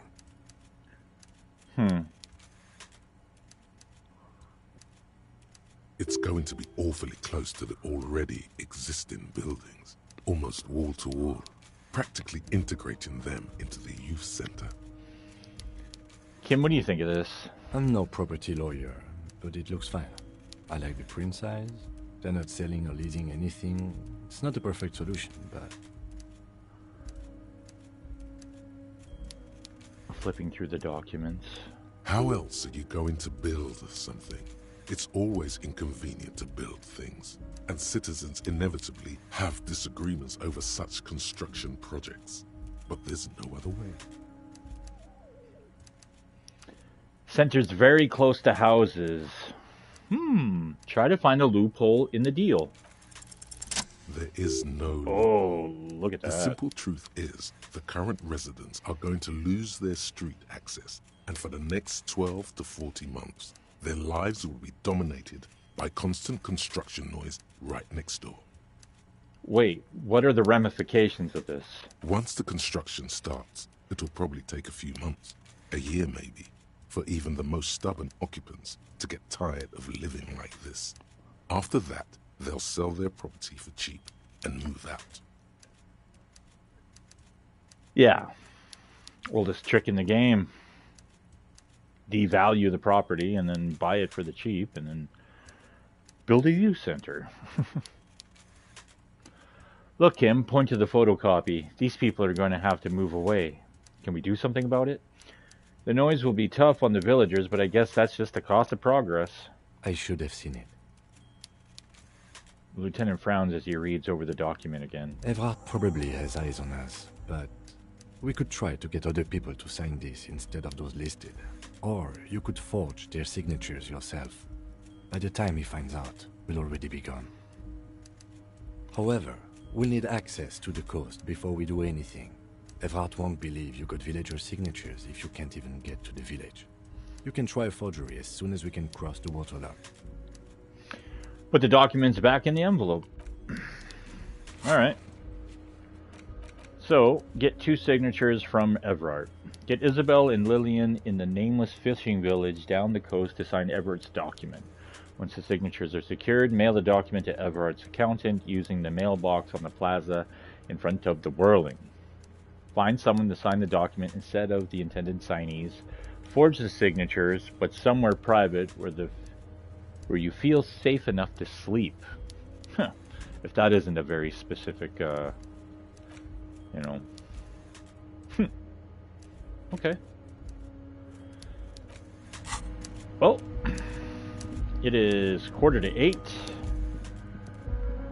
We got $44 and a whole penny. Of course, 30 of that came from Everett directly, but I don't care. Oh, I was curious. Does that affect my good cop, bad cop? Yeah, see? We're a bad cop for taking that $5.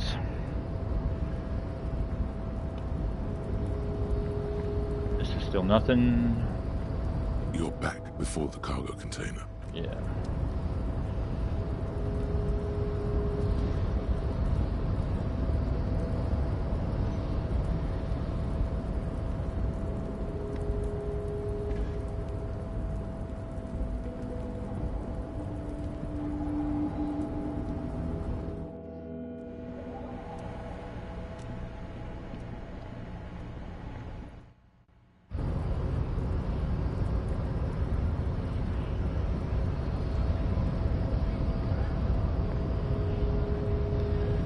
Do not presume this has drastically altered our race dynamic. I knocked you out like a god of martial arts. It was just something I had to do. Our personal dynamic has changed. A little. Oh, look, I can still conceptualize the advanced race theory. Just in case you were curious. You wanted to go down that fucking path.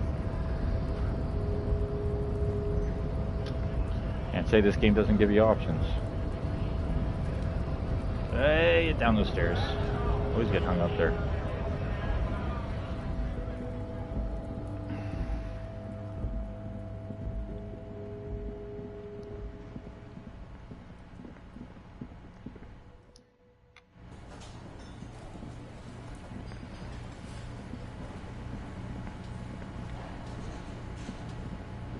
The man ponders his cooking utensils and gives you a little nod, acknowledging your presence. Leo said you're friends with Manana. Is that true? The mention of Manana gets his attention. He smiles and delivers a whole slew of unfamiliar words and lively gestures.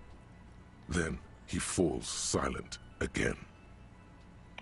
What's in that borscht you're making there? Point to the large pot. The man says a couple of sentences in that strange language of his, and then seems to wait for you to speak. I'm pretty sure he asked you a question. He doesn't know your language. You can just say something cool in return. Mercury rising. Run your fingers through your hair. Horse need more vodka? Picks up a bottle from the shelf. Okay, so it's vodka that keeps the men happy and in good spirits. Clever move by the Union. Of course, vodka. Now that makes a very, very special borscht indeed. Turn it up and then ask for some yourself. Nice. Turning it up seems like a dangerous idea, honestly. The place is a powder keg.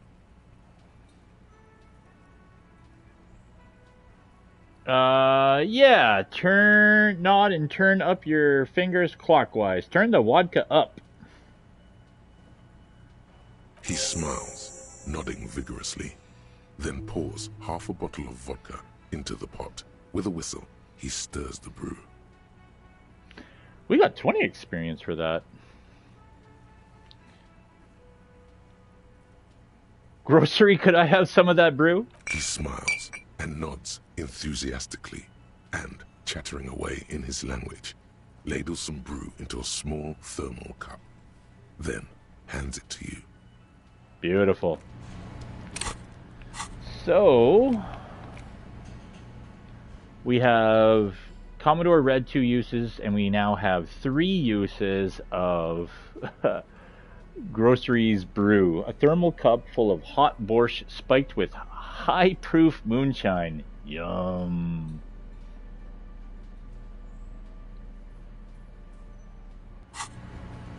Okay, cool. That's done. Well, it didn't affect our good cop, bad cop.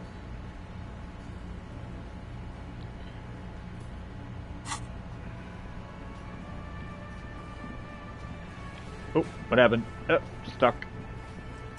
Alright, let's check our to-do list. Union box, water lock, pissing competition, traffic hooligan, inspect the victim's body, pay for the damages, track down your badge. Well, we didn't get into the apartment.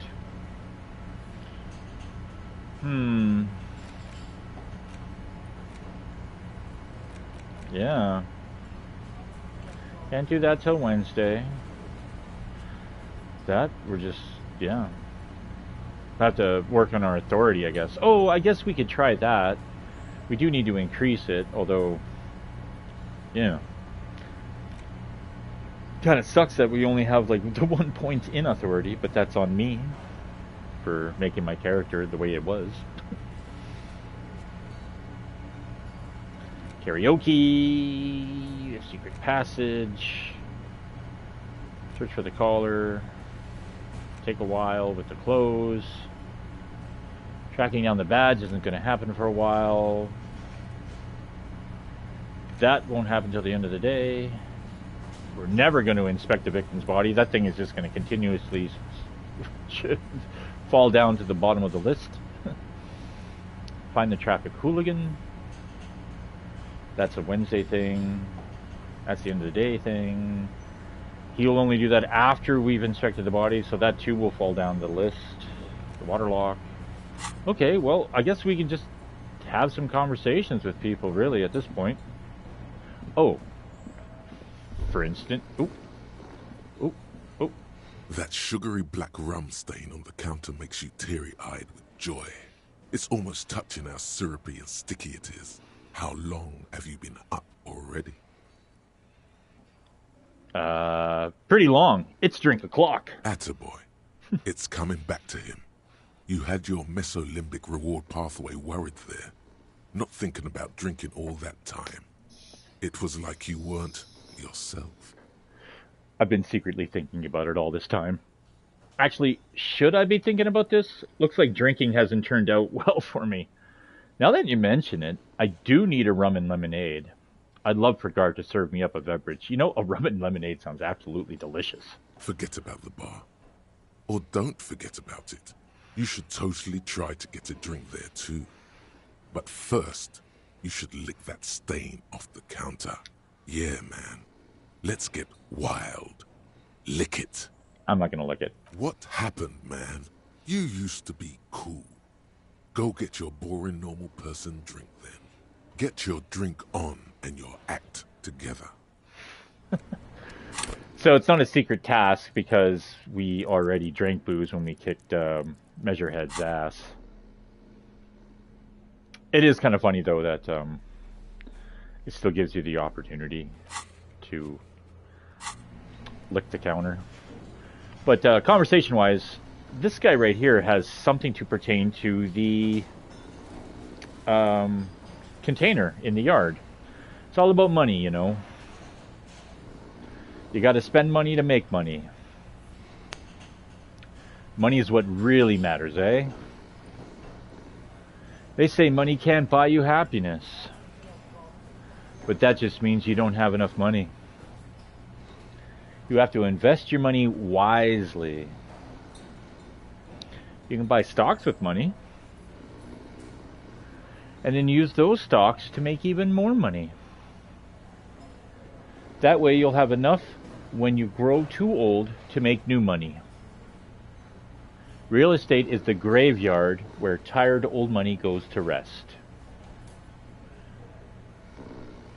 Money is what really makes the world turn. The laws of money are just like the laws of nature. Unpaid labor doesn't net you any money. There is no such thing as free money. Money is all about numbers. Money is actually all about trust. Yeah, it's all about money, you know. And then he just repeats himself. Hearing that guy have that little outlawed conversation with us, yeah, well actually, if we look at this, the cargo container, Now it is highlighted white, which means we can interact with it once again. It's kind of neat. It doesn't give you any notion that it was available simply for the fact of if you're just not paying attention to your notepad. But once you've highlighted it, it's, that notification is gone. So yeah, simple little things you just don't, you're paying attention or not paying attention. However. Hello, sweetie. The elderly woman turns to you with a smile. Wait, who's Sweetie? Her eyes move up and down your person as though taking your measurements. Her attention is scientific. Who's Sweetie? Why, you are, officer.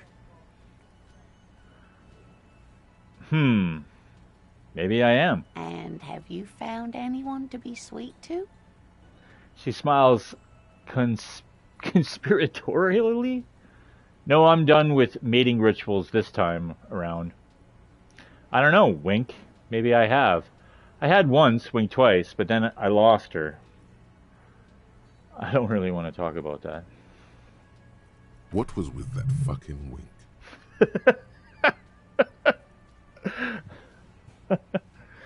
Sorry, I just grabbed my drink here.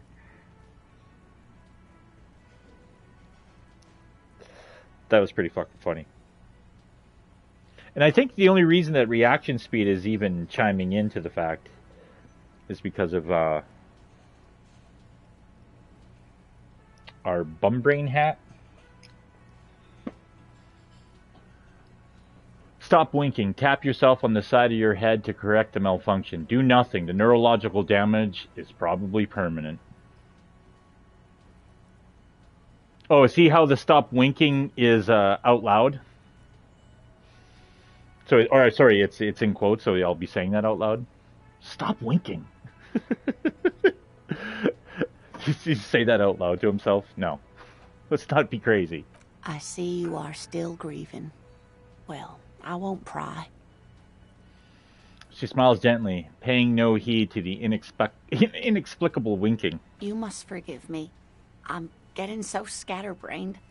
I completely forgot to introduce myself. She slaps herself on the forehead. There's a lot of that going around. I'm Lena. My husband Morel and I are staying with our friend Gary just down the street, but I come here for tea when they're away. Her eyes glitter over the rims of her glasses as she looks up, smiling. This Lena is wacky enough for the motley crew. Hire her on the spot. How would you like to roll with me? Whatever do you mean?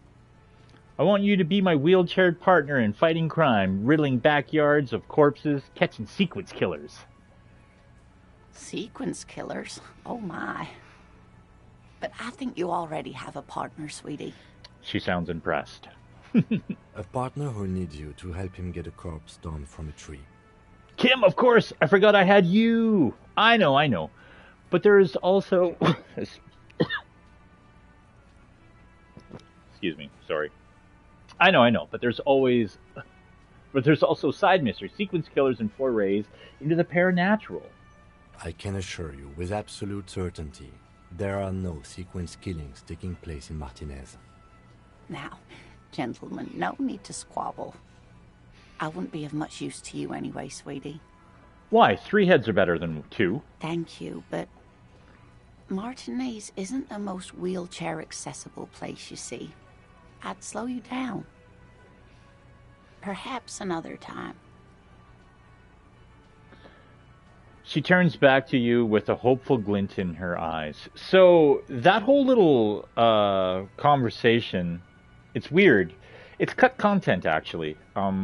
Early versions of the game, it was going to be the 3 characters. It was going to be Harry, Kim, and Lena cruising around and stuff like that. Really early concepts of it. But I think that was just a nice little slight nod to the fact of whomever maybe came up with the whole concept of it. Because, if they roll with that idea, with that concept, it's going to be a huge factor into the game. So to take something like that, start with it, and then be like, yeah, you know what? And not go with it. So at least they acknowledge it. That's kind of cool. You seem to be in a chair. Yes, dear. I'm a paraplegic. A paraplegic? is someone with limited or no ability to use the lower half of their body. Paraplegia is caused by spinal cord injuries, like falling from a great height, or a grenade explosion. A grenade. Did you fight in a war? I'm sorry, it was rude of me to mention the wheelchair. Let's move on. A grenade? Did you fight in a war? No, dear. I'm not quite that old. Although I was injured in the line of duty. Were you a mountaineer? Were you a tightrope walker? I feel like I was in a war. Oh my. What happened? I think I lost. That's how I feel about the accident. I was a training and development manager at a rapidly expanding mail-order shoe company. You'd think it would be a safe job, but I had to be everywhere, and, well, once I happened to be under some faulty scaffolding. I was lucky. This was almost 20 years ago, and I was compensated exceptionally well. One can only dream of such payoffs nowadays. She runs her hands over the chrome wheels of her chair. Thanks for clearing that up for me. Let's move on. I'm sorry, it was rude of me to mention the wheelchair. Let's move on. Okay, so obviously this is going to go towards my sorry cop. So it should. It should. That's quite all right. I'm used to people asking questions. I know they're thinking about it anyway. Now, I don't know... See? It's not there. I don't know if it doesn't happen until after the conversation's over, or that it just doesn't count. I don't fucking know. I could have sworn it keeps track every time you say sorry. Like a good Canadian. I don't know if you noticed, but I don't know where I am or anything, or where I am. I don't know where I am, what I'm doing, or anything. Sweetie needs money. Does Sweetie get money? That's fucking hilarious. Yes, officer. You look rather dazed. Like a stunned fox. But surely things can't be that bad. Her eyes follow your movements with some concern. I drank so hard I forgot literally everything. I hope you're right. I hope it's not too bad. Yeah, I'm blowing this whole thing out of proportion. Forget I said anything. You know where we are, right? The Whirling in Rags cafeteria. It was on my keys. That's right. And where is the Whirling in Rags cafeteria itself located? In Revachol? Yes, indeed. We are in the fine city of Revachol. Honestly, I don't know diddly squat about Revachol. What kind of place is this? How would I even begin to tell you? Revachol is the most beautiful city in the world. We're fortunate to be here, you and I. I haven't seen very many other cities personally, but everyone says so. Revachol is a rare jewel. This city used to rule the world, though it has seen better days. There's a pause as she studies your expression. You must look quite lost. Speaking of history, you know what year it is, yes? It's the spring of 51. That's right, dear. How splendid. Here, take this pen. Knowledge should always be rewarded. So this is kind of interesting. If we would have had this conversation with Lena, obviously at the beginning of the game, or closer to the beginning of the game, I should say, we would have gotten this pen, and we would have been able to update our notes without having to borrow a pen from Kim. But personally, I like Kim's pen. Although the 8 pen, not knocking it. Her relief is palpable. She was getting pretty worried about you there, but now she relaxes her shoulders.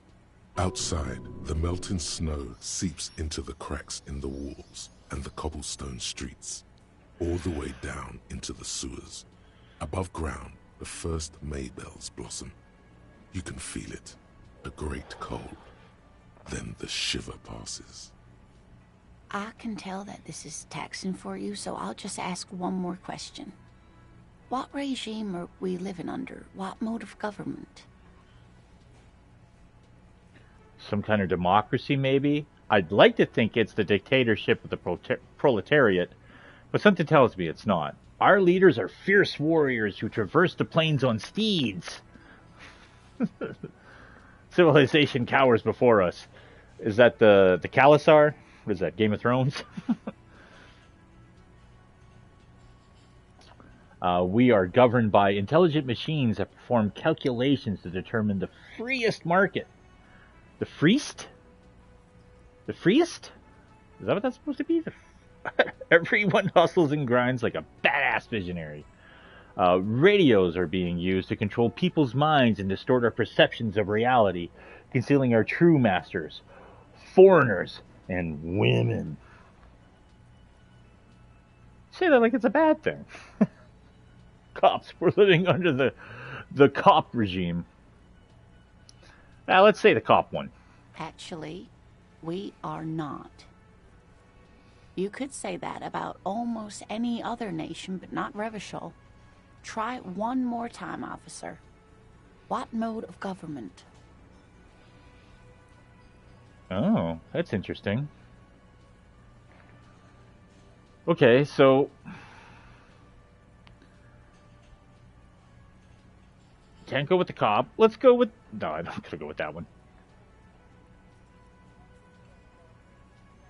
Yeah, let's go with this one. Oh, no. Nothing like that, dear. Revachol is a zone of control led by an alliance of foreign powers called the Coalition. We have almost no government of our own. Certainly no machines. I don't know. Still looks like there's a lot of hustling going on. Maybe she's wrong. Also... If there's no government, how come there are cops? Oh dear, this is troubling. You really ought to know that, being one yourself. There aren't any cops in Revachol, not in the traditional sense. The status of law enforcement has been a complicated matter since the revolution. But we should stop for today, sweetie. You look like you need a break. Besides, I'm not the best person to explain the big things to anyone. She's scared now. She's realized you really are brain damaged. So, how did I do? You didn't do too well, dear. You really only knew what year it is. It does look like you're having trouble remembering things. History and places. Reality, in a word. It's very odd. Yeah, it's like I've never been here before. I remember my first time playing this game, I went with a very intelligent build. I might have went like 6 and 2s across the board. Yeah. Because I remember Encyclopedia kept chiming in on everything, and I had no frame of reference to what he was talking about. Like at the beginning there, the game, that wailing clarion call, and Encyclopedia's like, you recognize it as a caprice morta kinema, and I'm like, what the fuck is a caprice morta kinema? And then even later in the game, they're like, hey, this is the thing that woke you up, and I'm like, okay, just say car. But no, it's a caprice motor kinema. A sigh. The lieutenant buries his nose in his notebook. But maybe a fresh set of eyes is what the world needs. And while I'm no doctor, such bouts of amnesia are often temporary, so I wouldn't worry too much. What is the revolution you mentioned? A defeat, I'm afraid. The people of this archipelago tried to build something new, something different. Something bold, something blue? The rest of the world didn't like it, so they came and ended it. This was 42 years ago. Wow. What does that have to do with there not being any cops? It has something to do with everything. I really don't know how to explain it better. Who could tell me more? Someone more educated in sweeping matters. Maybe you should ask. She turns to the lieutenant. Sorry, I was taking a drink. No. sure I'm you not can hear an it. encyclopedia. I won't be a guide either. I'm a detective. Of course. Then I don't know. Someone rich, maybe? Wealthy people are educated. Though I don't know where you would find a wealthy person in Martinez. Get a reality lowdown. Sweetie needs money. Do sweeties get money? Oh, sweetie, I heard your conversation with the manager about your financial troubles. When do you get your next paycheck? Her expression becomes very serious. You've got guns of steel and a chiseled jaw, somewhere under the bloated alcohol layer. Maybe she'd like to sponsor you.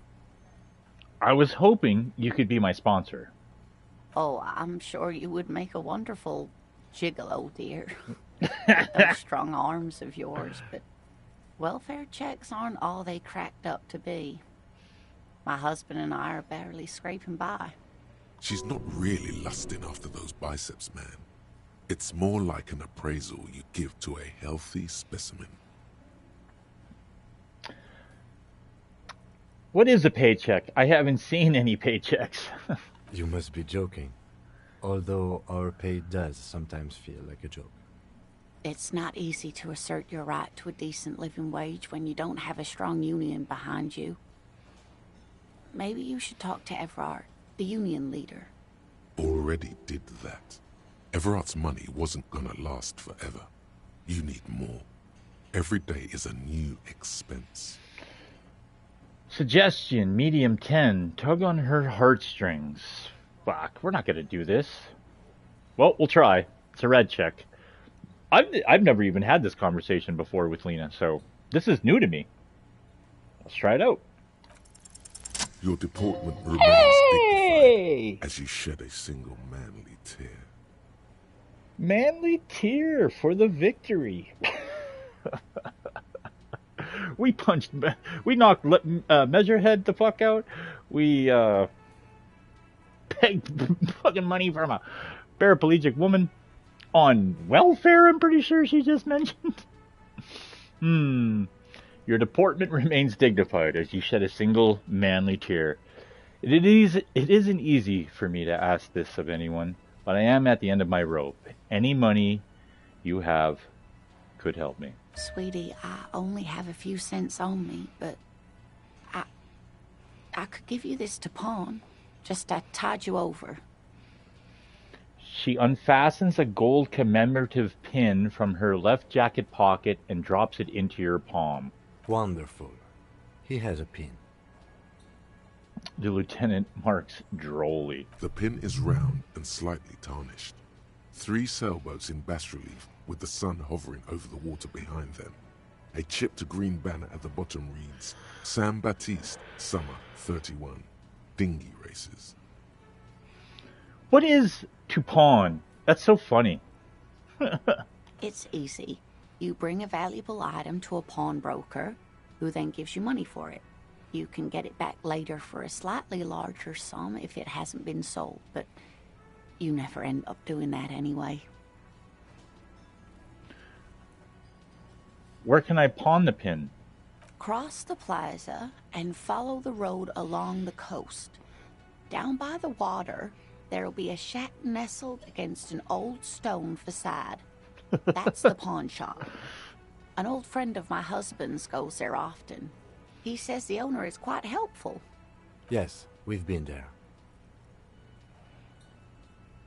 I promise I'll buy it back for you once I have more money. Oh, it's not an ancient family heirloom or anything, but I suppose it would be nice to get it back.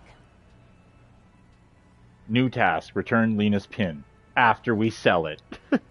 Or you can just give it back to her right now. Of course, dear. No. Good luck with your case. She gives you a small wave. Alright, so she gave us a kind green ape pen. A pen with a green ape head on one end. The ape has closed its eyes, a kind expression adorning its face. Seems to be meditating. It's actually kind of cute. And the commemorative pin. It'd be really cool if that said 33.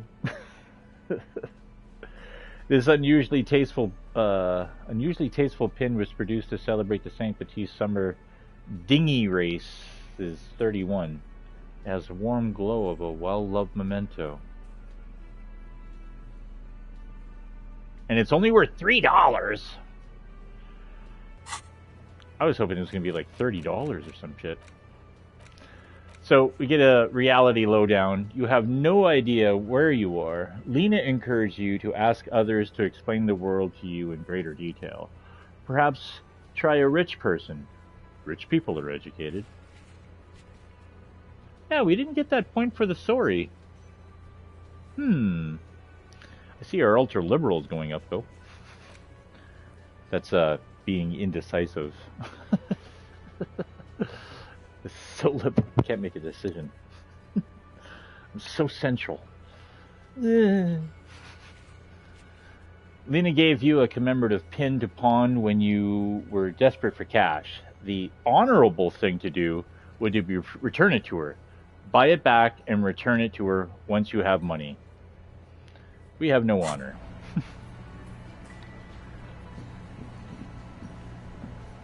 We're shining pretty good in that regard. Oh! Go back to our room, actually. There are empties in the room. Oh! You should pick that fat, juicy cigarette butt from the tray. Light it up and smoke the living shit out of it. The what now? The living shit. Your mesolimbic reward pathway does not mince words. It once smokes. Am I a smoker? Who knows what you are? A monster, a murderer, the gnome of Jeroma? You feel like a smoker, especially when you look at that juicy, succulent, seductive cigarette stub, still smoldering deliciously. But you broke it at the filter. I can't smoke that. How very astute of you. This renders it ineffectual. You should look for a whole cigarette, or better yet, an entire pack. Strike that. A carton. Make sure they're all healthy and able-bodied. Then smoke them all. Well, I'll think about it. Good. Thinking about yummy cigarettes in your mouth is the next best thing. Make sure you think about juicy sticks of tobacco all the time, though. It doesn't count if it's not all the time. And when you're done thinking about them, graduate to getting them. Plus, smoking them gives massive bonuses.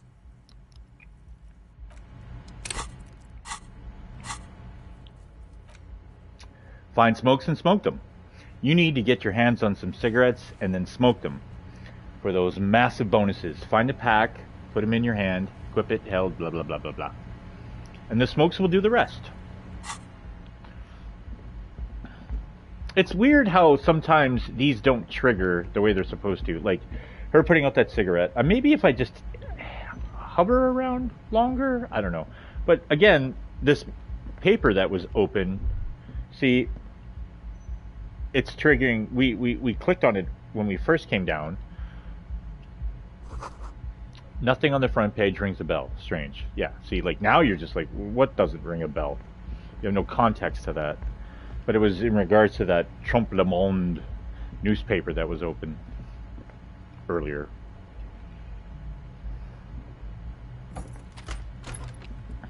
Technically, we're still allowed in our room for the time being.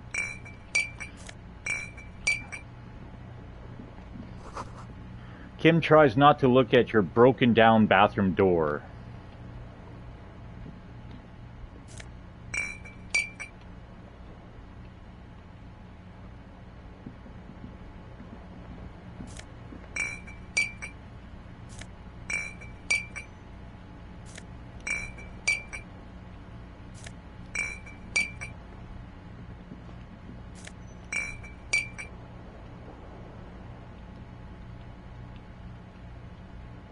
I don't know why, but that bottle, you cannot interact with it. You cannot pick it up.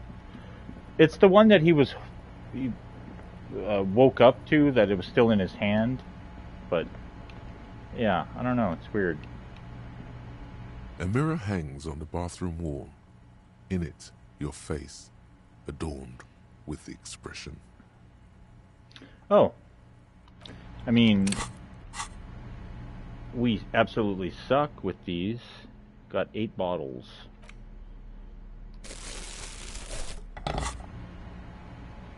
Try. A mirror hangs on the bathroom wall. 3%. In it, your face, adorned.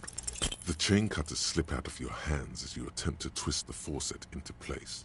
Well, you know one thing for sure. You've probably never been a plumber.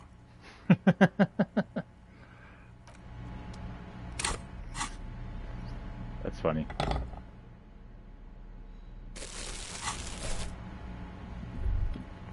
Kim also tries not to look at the pile of taped viscera on the carpet, or the weird suitcase on the hat rack, or the potted plant dying in the corner.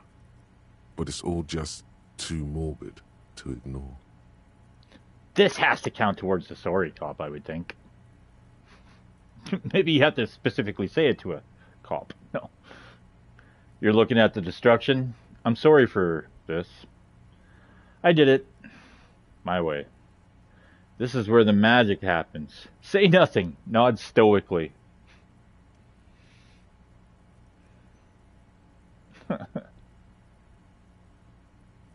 I'm sorry for this. No problem, officer. He takes a step towards the door, like he'd like to leave.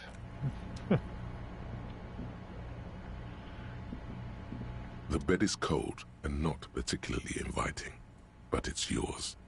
The sheets look awful. No time for a rest.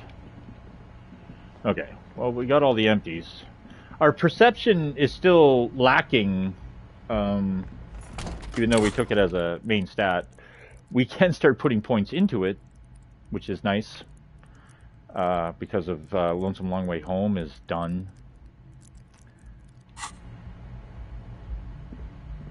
We'll hold off for now, though. I just came up here for the empties. Oh.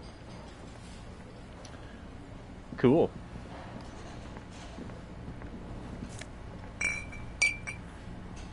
For some reason, when that guy sits at the bar, he has an empty, and you can take it. I don't know why, but it's there. He's still sleeping. The worker is... He's out like a light. Oh, that was, yeah, to let us know we have the bottle. Okay, well, I guess, yeah, we're just at a point here where we're just going to have conversations. Boys are still playing their game, that's nice. Lena's still out here.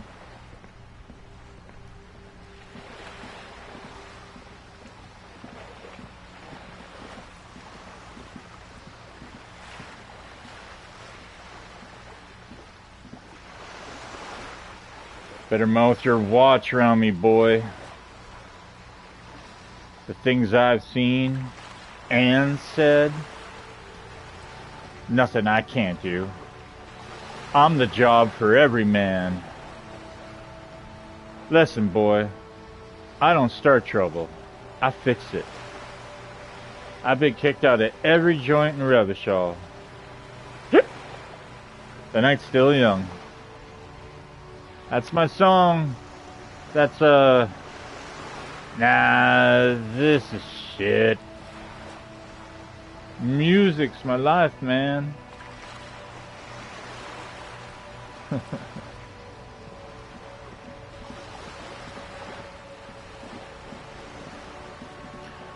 Oh, I know. We have money. Let's go see a little street merchant.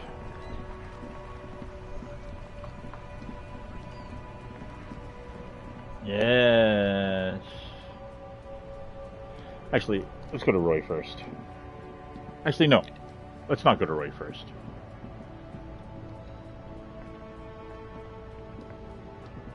We'll do this. You see a Samaran street vendor surrounded by a motley assemblage of goods. When he realizes you're looking at him, his face breaks into a wide, welcoming grin. The name Sileng is embroidered over his breast pocket. Happy shopping, officer! Everything's cool here. He gives you a thumbs up. What's so cool? Everything's cool. The goods are cool, the customers are cool, the place is cool. And one more thing, officer.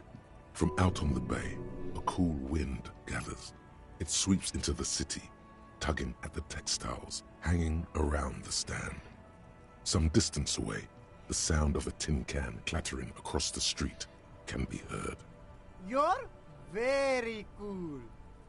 Bang, bang, bang, bang! He makes both hands into finger pistols and fires a few finger bullets into the air. Really? You think I'm cool? Oh, yes! You got style. You got personal style. You know what you like. He surveys his consumerist kingdom with an air of satisfaction. You like premium menswear. Look around and browse. Everything looks cool on a guy like you. Take your time. He settles back into a pile of boxes he's sitting on. Don't be distracted by the flattery and funny man act. Questions. What kind of stuff are you selling here? Only the coolest goods in Revachol. I've got sneakers, speakers, extremely comfy pants too. Try them on right here. No shame, only freedom.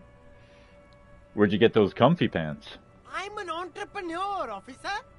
I've got sources, buyers, suppliers, distributors, manufacturers, wholesalers, all extremely cool and above board. He begins counting on his fingers. Do you have a permit to sell all that? Good joke, officer. Here we don't have permits, just economic freedom. Take a look around. He takes a deep breath. You glance around the decrepit buildings, the miserable weather, the sidewalks strewn with sunflower seeds and a dust-choked air. It's beautiful. Beautiful freedom. Kim's it true he doesn't need a permit to sell? It is, yes. Anyone can set up their shop whenever they feel like it. That's right. No permits, no bureaucracy. That's why this city and its law officials are so cool. Wait, but what are we doing here? If there are no permits, look at Kim and the police insignia on his sleeve. If you wanted to be cynical about it, you could say we are here to protect the interests of property holders. I am not, however. My man, officer, you make all this possible. Without you, this climate would be extremely bad for business. You're part of the Gossamer state. Gossamer is a fine, filmy substance consisting of cobwebs spun by small spiders, seen especially in autumn. It's safe to say he's referring to the near absence of regulations. A Gossamer state? You're right. This is cool. I'm part of a hip, thin, almost non-existent state apparatus. So, cool guys protect businessmen while everyone else lives in the ruins. I can think of cooler things. But you're a foreigner. I'm protecting the business interests of foreign nations. Then I'm protecting a state of lawlessness. I'm not an officer of law. I'm an officer of common anarchy. Okay, no permit then. Cool. Hyper cool. He nods solemnly, then breathes out a sigh of pride, surveying the city around him. Is there a discount for cool officers like me? No need for discounts at ceilings, officer. Everything's already on sale. Anything you want, 50% off. He nods towards the crates. But did he first mark them up 100%, just so that he could put them on sale? No use prying. Yes, it's a business secret. Let him keep it. That's all then. Let me ask you something else. Anything for you. I was hoping that was going to go up. Where are you from, Ceiling? Me? It's a boring story, officer. Who cares about the past? I'm all business now. All Revachol. This man probably comes from Seaguy, sometimes known as the Apricot Suzerainty, an archipelago in the Samaran Isola. But you're not a local, are you? Very sharp, officer. I'm Serais, from the Seaguy province of the Serais Empire. The Apricot Suzerainty, you know? Apricot Suzerainty calls to mind an era when the Seaguy archipelago was colonized by Revachol. It's a bit of a slur, in other words. Isn't that name kind of insensitive? Yum, apricots are delicious. Man, this apricot business sounds complicated all of a sudden. Isn't that kind of insensitive? Very cool. I admire your awareness of our intertwined histories. It's super nice of you to apologize for colonialism. But the Apricot Suzerainty is a shithole. That's why I left. Yeah, thanks for virtue signaling.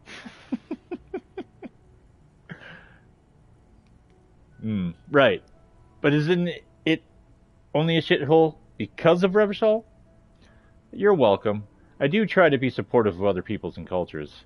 I don't know why I'm talking about this. It's some kind of mind reaction. Point to your head. That's so cool, officer. Speaking of, why not support an independent local entrepreneur by buying some pens and glasses? Persuade him to give you some money. Start with a little compliment. Yeah! Then work your way up from there. We're hustle. This is about We're business. grinding. Remember. Hey, you seem like a really successful entrepreneur. Would you like to support a member of the local police force? Oh, okay. But why, officer? Think of it as an investment. An investment? What kind of investment? He raises a brow, intrigued. It's an investment in me, a highly experimental human being. My risk/reward ratio is insane. I'm a policeman. It's an investment in good relations with the RCM. A guy told me I need money to live, otherwise it's game over. I don't want to die. Just straight shot, no chaser. I hear you, officer. What kind of a sum are we talking about here? 1 million real. Officer, do I look like a drug lord? I don't have that kind of money. Be reasonable here. 10 real. Sounds like a fair deal all around. He takes a 10 note from a leather pouch. Look at this, man. We got over $50. Corruption. Oh, the lieutenant nods calmly and says, corruption.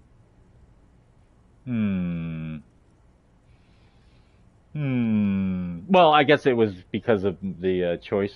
It's good relations to have with the cops. Give me some money. I'll look around. Thanks. Yeah. Thanks for the money. There's a pile of cheap sunglasses in a small box.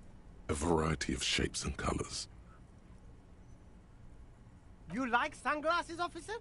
I've got the latest styles right here. The vendor takes a pair of sunglasses and sticks them under your nose. Try the shades on. Abort. These are hideous. What's more, they don't even fit your face. You can feel them pinching your nose and chafing against your brow. Damn, officer! You look like a mega secret spy. Very secret. They're practically made for you. I'll let you have them for 2 real and 50 cents. They're perfect for concealing your bloodshot and baggy eyes. No, you are definitely not buying those. Don't tell me what to do, Kim. I like those sunglasses. No, I can't. We can't walk around with you looking like this. Okay, fine. Go ahead. If you want to look like a walking midlife crisis, then who am I to interfere? His hand has already risen midair, but he stops. You can't quote it. Okay, fine. So these are shades of self-destruction.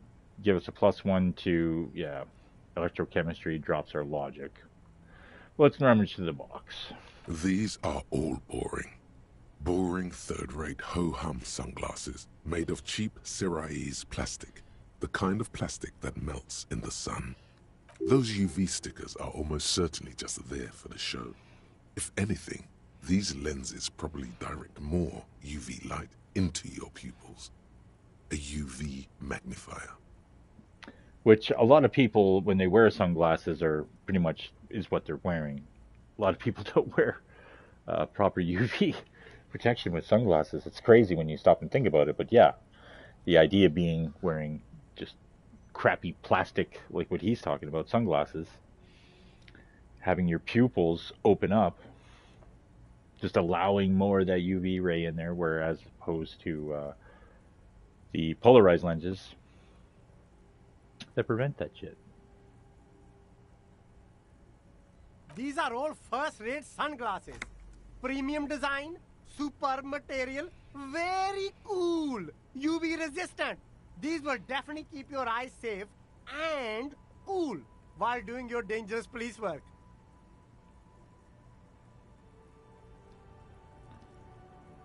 Try again. Maybe you can find some interesting sunglasses in the box.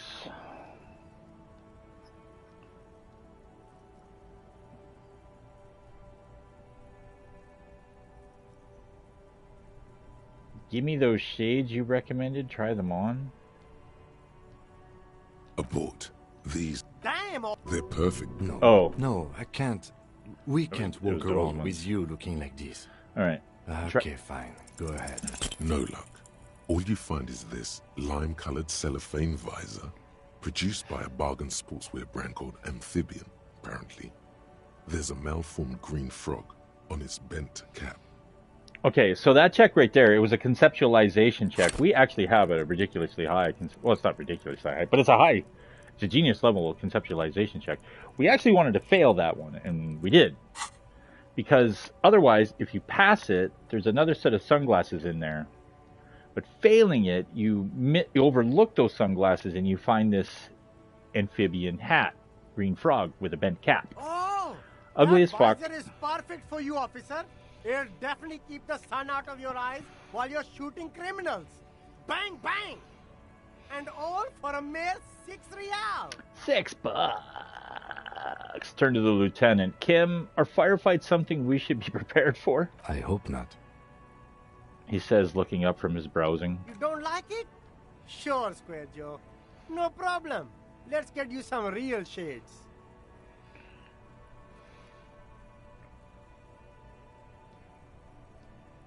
Oh, that's interesting. So we failed it. You find the sports visor, but you can unlock conceptualization, pass the check, and then the other sunglasses will be in there. That's kind of cool. I never really noticed that before, but we're buying these. Sporty and practical, officer. Good choice. $6. Leave for now. Okay, so amphibian sports visor, +1 to perception, beady suspicious eyes. The malformed green frog of the visor seems to keep an eye on your surroundings, a beady suspicious eye. The lime-tinted cellophane appears to be poorly molded. The imprint says, "Made in Safre." Yeah. So now we have a perception of 3. So we looked in the box. Let's look over here. There are clothes inside. Cheap second-hand clothes, smelling of strangers' body odors. Don't be shy. These are premium class clothes. Good quality fabrics, best retro design. Save the economy with your style, officer. Save the economy? That sounds off. Save the economy? What are you talking about? Haven't you heard, officer? We've got to be economically conscious. Recycle your cash, keep it in circulation. Don't buy new things. Buy eco. This doesn't make any sense. What exactly does economy...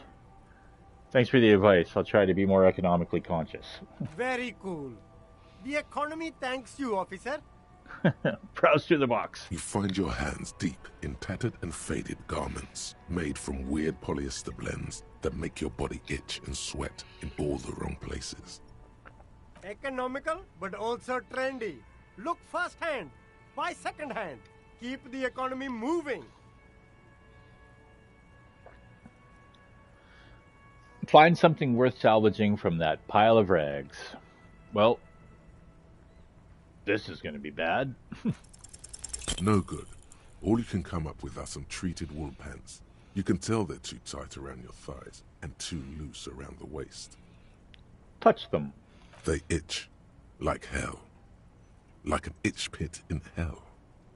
The itch is so bad you'll want to smash someone's face in. So they'll drop your composure, but they're going to increase your half-life? Is that the way that the game's subtle way of telling you how this is going to work? All natural materials, see? Real wool, 100% skin friendly, and they're yours for only 2 real. The street vendor interrupts, guiding your hand over the fabric. Half-life +2. Oh, your coolness and your composure. But your half-life goes through the roof. $2? We might need those pants in the future, but we know where they are. We'll just leave it at that. You see 2 lowly, defeated speakers, thralls, slaves basically, perched atop them like conquerors surveying the land. A pair of found, durable wear sneakers, ultra serious. I can see you with taste for luxury, officer. Can't keep your eyes off those sneakers? Inspect the sneakers. A pair of found ultras. The design is impossibly sleek and simple. A futuristic silhouette with a sleek monochrome colorway, a jet black upper, and a silver-lined midsole. Those sneakers, mister. Those sneakers are the latest found sneakers. Super air, super fine, super cool. Only 50 real. Jesus. Only? That's madness. Yeah. Found Ultra. We're the future. You remember the slogan from some magazine? Inspect the speakers. These once respectable speakers have been conquered, reduced to a mere prop by the indomitable Found Ultras atop them. No, don't look at the speakers, officer. Look at the sneakers. The sneakers are the stars here. The man points towards the footwear.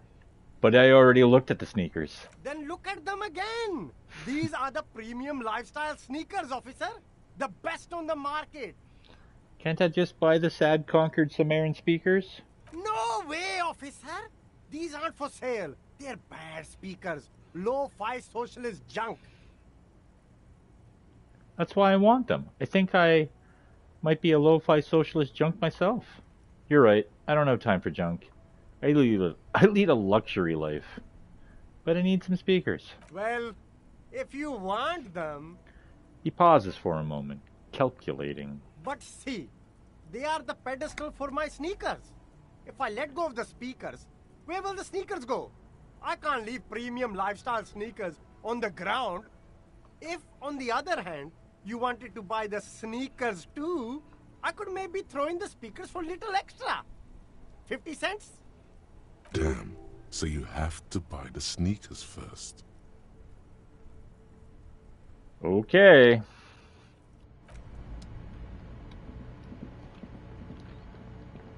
Alright. Well, we have a perception of 3. It is 10 minutes to 8 o'clock. I don't think Kim calls it a night till like at least 10 o'clock on the first night. And then it's 9 o'clock every other night. The man watching the canal is gone.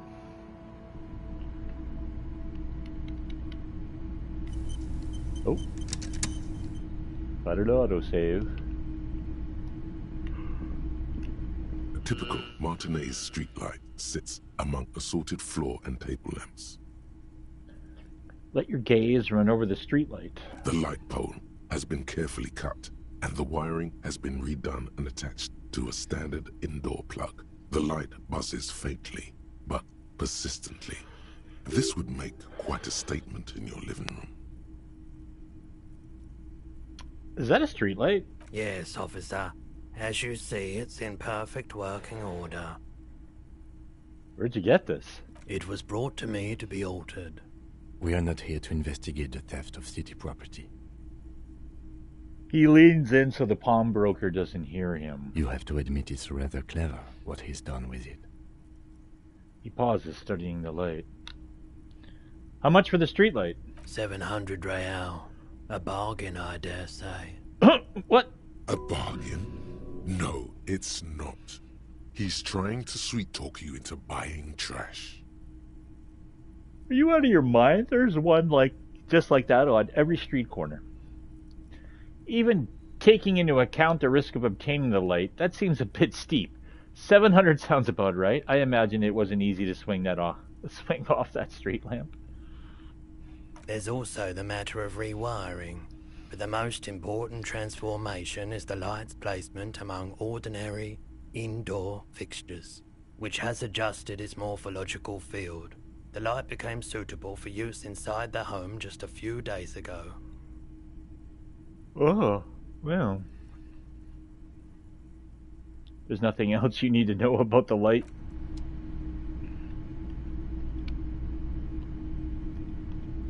The boomboxes on the shelf look well-loved and well-traveled.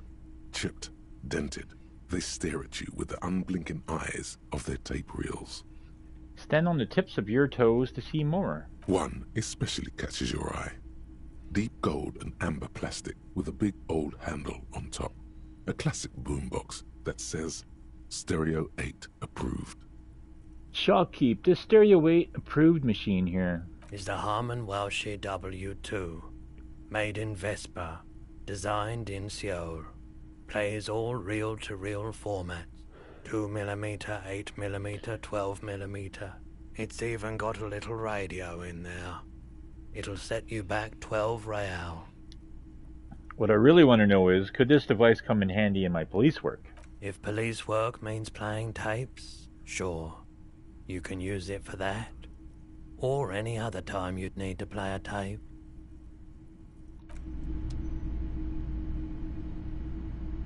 Oh, I think actually, if you don't have that conversation...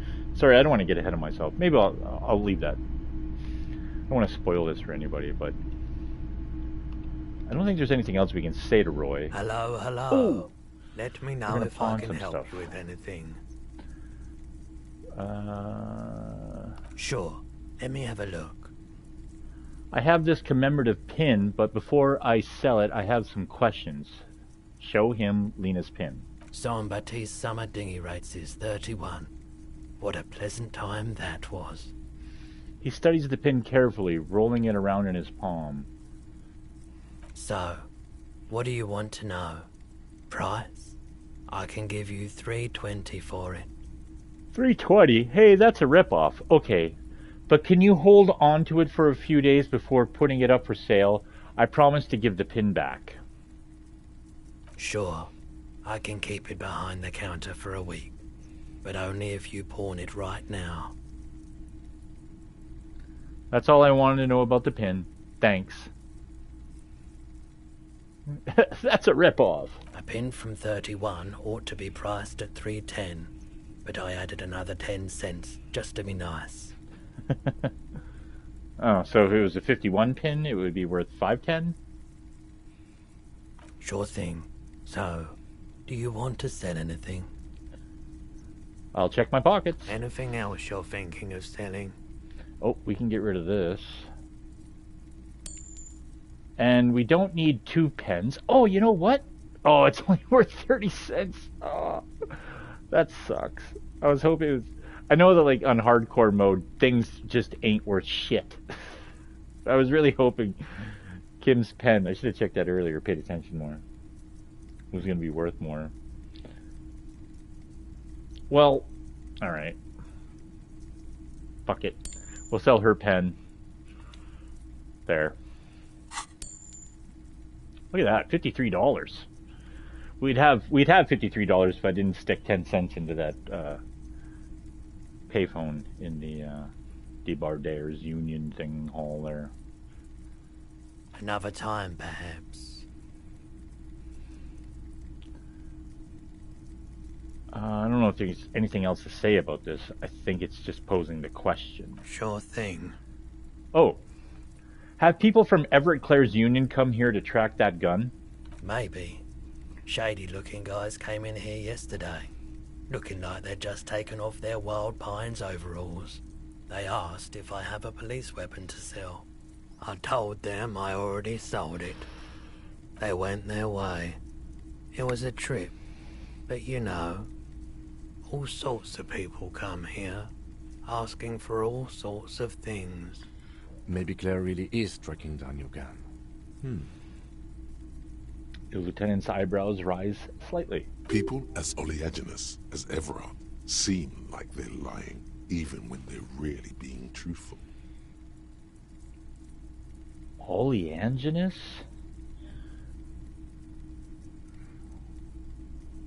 Well, we're looking that word up.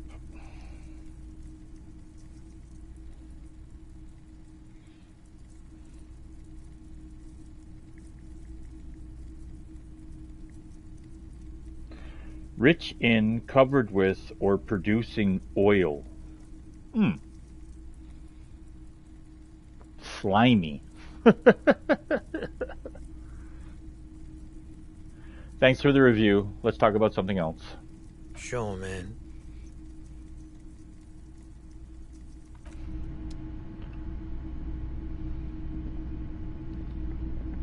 Alright.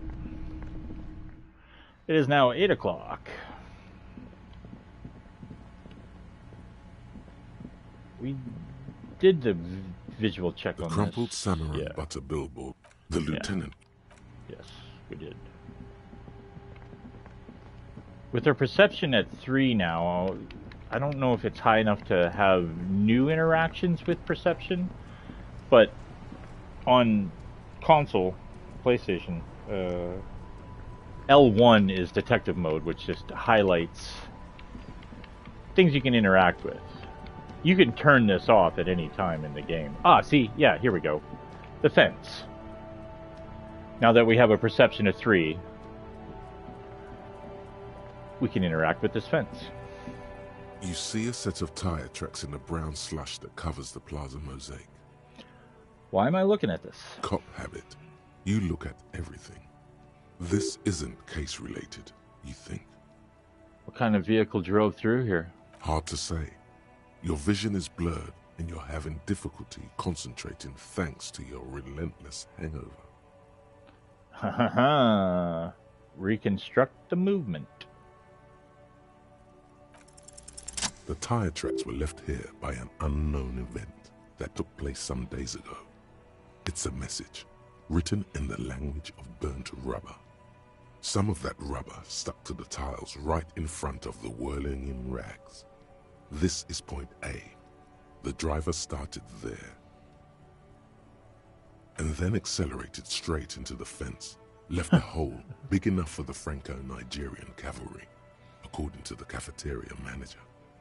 What happened next? The driver proceeded to back out of the yard, barely stopping before hitting the adjacent building, before heading south. Must have been in a hurry. A car drove through the fence. You are correct. This is a rather motor carriage-friendly city. Is this connected to the case? I'm not sure. There are plenty of traffic accidents waiting to happen in Martinez. With the jam right here on the roundabout, I would keep them separate. You could follow the tracks south. There seems to be a canal there. See where they went, if you find the time. This is the point of the departure of the vehicle that crashed into the Samaritan butter sign. That's plausible. A similar reckless abandon seems to be in evidence. I think I got it. Yeah, cool.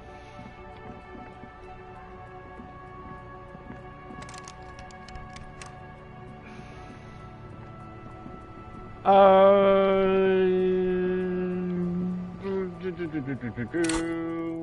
just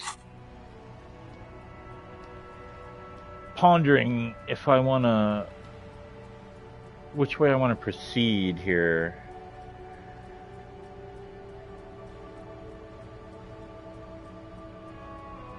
I think the store closes at 9?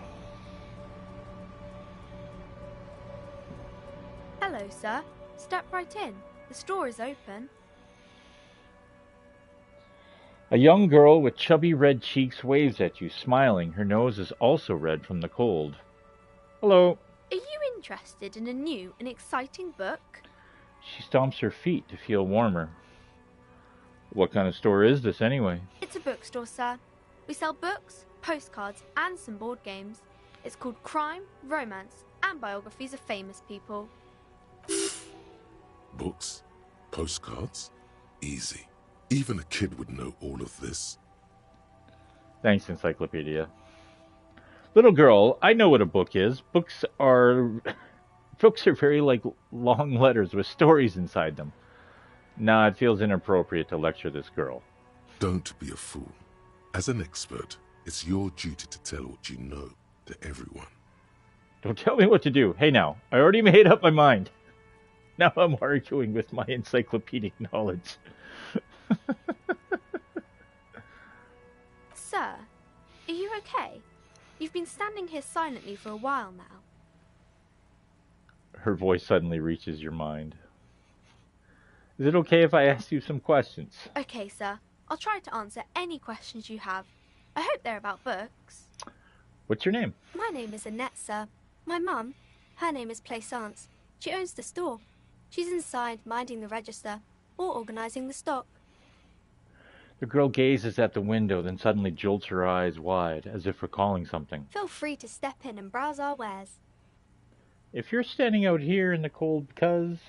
Oh, and you're standing out here in the cold because... I'm signalling that the store is open. Otherwise, people might not know. They'd miss out on the crime, romance, and biographies of famous people. Should have a word with the stone owner, maybe. Such a good trooper you are, already learning the value of hard work, pat her head. I could help by brutally dismantling the free market. Brutally dismantling? Thank you, sir. I'm glad to help Mum out with the store.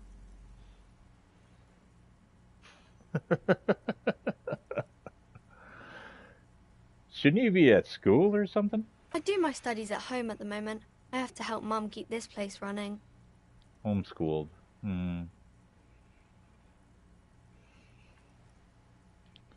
What is school, anyway? School? Well, mine is a big yellow building on Boogie Street, and the people there run it. They say it's a charity. The gale wind blows in from the coast, a wind of needles. It wraps itself around a building of brick and mortar. Somewhere, a clamor rings through the honeycomb of classrooms. What is this feeling? Remorse. The parquet of assembly halls. The rows of stall bars are growing cold. The corridors stand empty. The girl's voice somehow finds its way through this strange feeling. You haven't heard a word of what she's been saying these past few moments. You only hear... Mum says it's necessary to do both, because it builds character. Mum says a proper worker is dutiful. That's how you get ahead in life. You succeed. Shake off the cold. And how's this business doing? Mum says it's peachy. She was a little afraid at first. There's talk about this house being cursed. Cursed? In what way? Good to hear that it's going well. I'm sure there's nothing to worry about. Cursed in the way that makes them say that no business has ever really thrived here, sir. That they all go... Bankrupt? Exactly. But we've been doing fine so far. This sounds rather serious. I should probably look into this. We can go into the bookstore and ask about the case. But I don't see much more to look into here. Lieutenant makes a note in his notebook. Yes. Please do also look at our wares inside. The postcards and board games are there, sir. Oh, Well, I bumped that. This is what happens when you prefer to use the D-pad. So D-pad is heal, left and right, obviously. But it's also what I prefer to use to thumb up and down in my... That's on me. Scared me, too. I didn't know what the fuck was going on. Fucking headphones. What do you know about the other failed businesses? Nothing really, sir. Mum doesn't allow me to sneak around in the back rooms or the cellar. I don't really know what's there. She looks a bit disappointed. How does this curse manifest itself? It does not manifest itself in any way. It does not exist. I liked it better when we were talking about whether it's appropriate to stand out in the freezing weather. But Kim, the plasmic manifestations! No such thing. The lieutenant stands at your side, stern and serious. Anything else you wanted to talk about, sir? The girl looks back and forth between you two. Stroke your chin. Enough about the curse. For now. Maybe I can tell you about some of our books instead. Annette looks at your shaved, prickly chin. It distinctly contrasts with the oily mutton chops that surround it. Yeah. What is this crime business? We don't need to go into the book details. We will go inside the store, though.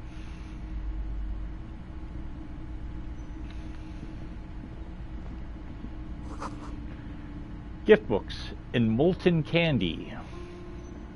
The display rack is brimming with worn paperbacks featuring an extremely muscular, sword-wielding barbarian on the cover.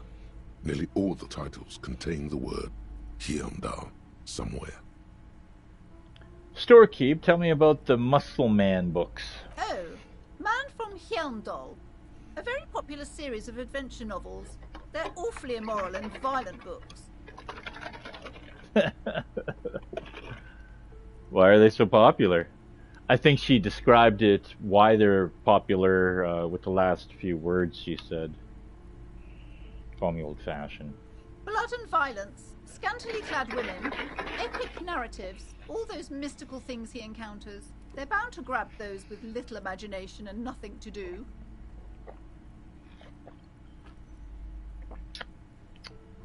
Shots fired. Sounds good. Which one should I start with? What does it matter? They're all the same. However, the customer is always right, they say. She rolls her eyes, then fiddles with her pendant. If you're a novice of the series, I'd recommend Hyundalaman, the man from Hyundal. It's supposed to be a good introduction to the series. Look through the display books. Rows and rows of Hyundalamen blur your vision. You make out some titles. Man from Hyundal and the Mammoth Riders. Man from Hyundal, Return to Hyundal. And the solipsistic Man from Hyundal and the Hyundal Man. Good God, how many are there? Maybe 100. Man from Hyundal and the sages at the end of the world. Man from Hyundal and the false god. Man from Hyundal and the scorched earth. Man from Hyundal, the Hyundal colonies. Man from Hyundal and the swamp beast. Man from Hyundal and the snow crabs. Those snow crabs are worse than they sound. Is that all? Not even close. Man from Hyundal in hell. Man from Hyundal and the forest of slaves. Man from Hyundal under the lake. Man from Hyundal, Hyundal burning. There's even The Trial of Death, a pastoral combat game book set in the world of Hyundalaman, and so much more. Pain threshold 4. If we had full health... Oh, wait. Oh, no, that was physical instrument. I was thinking if the tank top shirt that we had helped with that, but no. Pain threshold's a whole other thing. Actually, we should go into that. We haven't actually looked at pain threshold. Shrug off pain. They'll have to hurt you more. Cool for unstoppable fighters, guys who won't die, and masochists. Pain threshold ignores damage so you can push on, bloodied and crawling to the bitterest end. It enables you to negate damage you would otherwise take, even mental pain, heartache, and loneliness. In fact, these things can come a thrill you seek out and perversely revel in.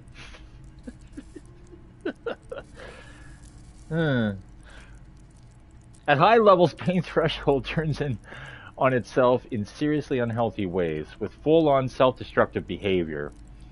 With low pain threshold, however, you will suffer too easily. Even a slap from a teenager will make you whine and complain. At high levels, pain threshold turns in on itself in seriously unhealthy ways, with full-on self-destructive behavior. Interesting. I think at the beginning of the game, when you turn the lights on with the fan overhead, pain threshold is the one that pipes in, being all like, it ain't shit. You can handle little photosensitivity. So yeah, like the way that it talks about how these things can become a thrill you seek out and perversely revel in. It's a weird thing. Anyways, that's pain threshold. Let's see. Do any of the books call out to me? Nothing of interest. Only silence and the cosmic background pain radiation.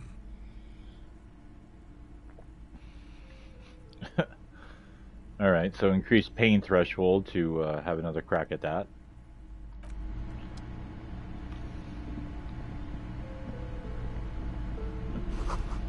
Old sports magazines tucked away in a dark corner.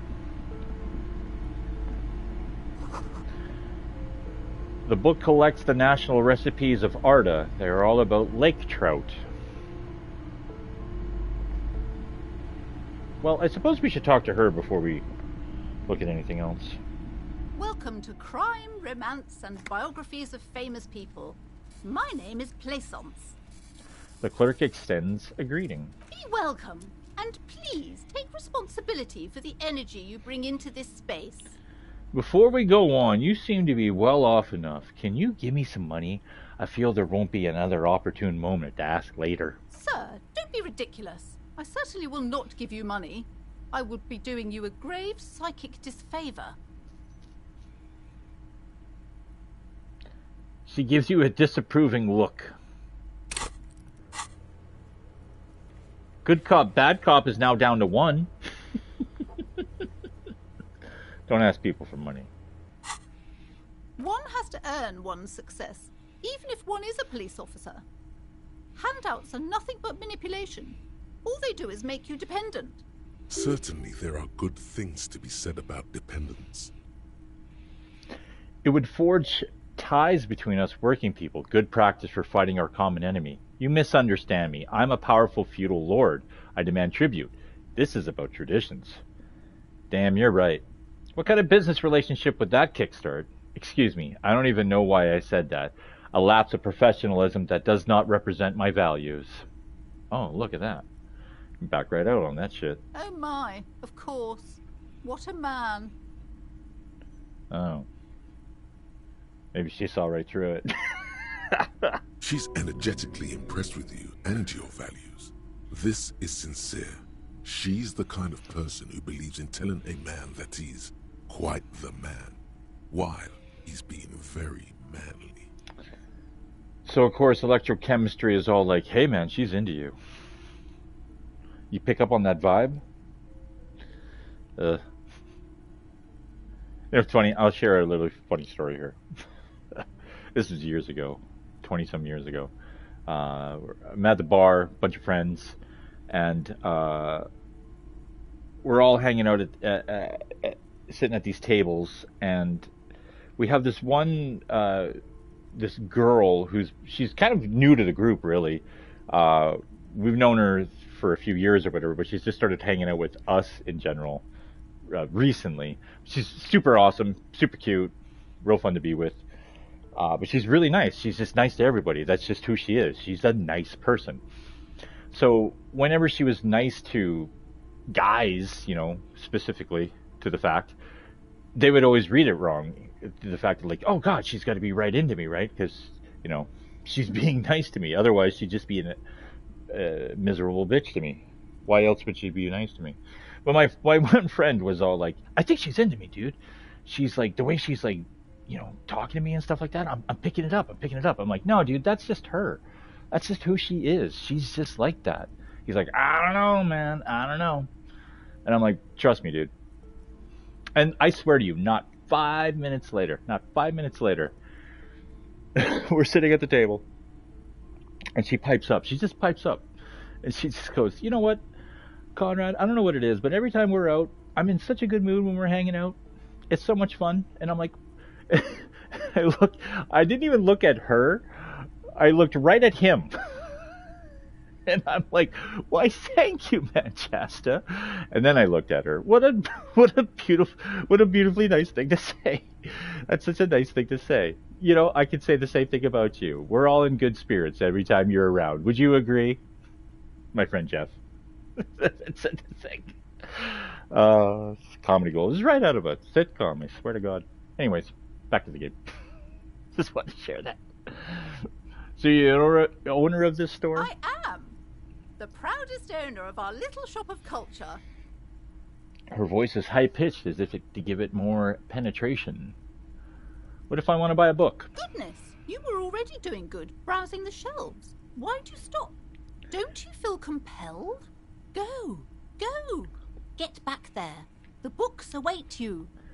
She fiddles her pendant, even waves her bony fingers directly at you.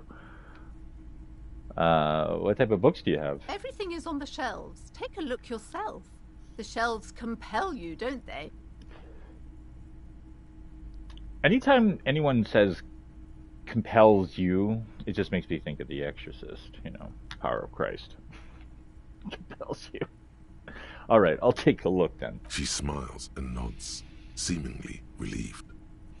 The girl outside mentioned that this place is cursed. Cursed? Who said that? Annette? I will have a word with her. This place is not cursed. It has a robustly magnetic energy. Good for commercial activity. My business is thriving, sir. What in God's name is she talking about?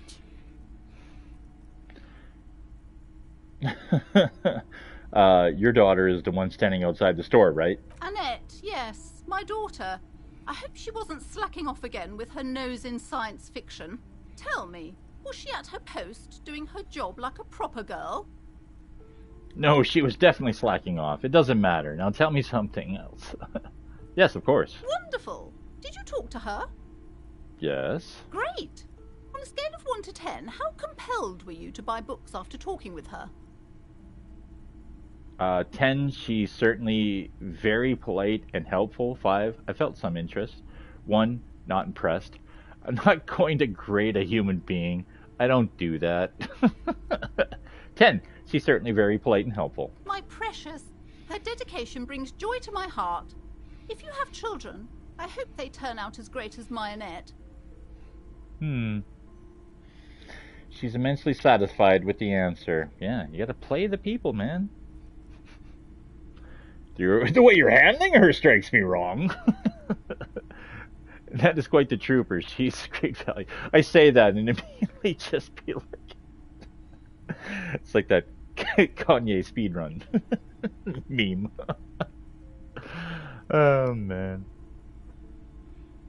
And that is quite the trooper. She's great value added.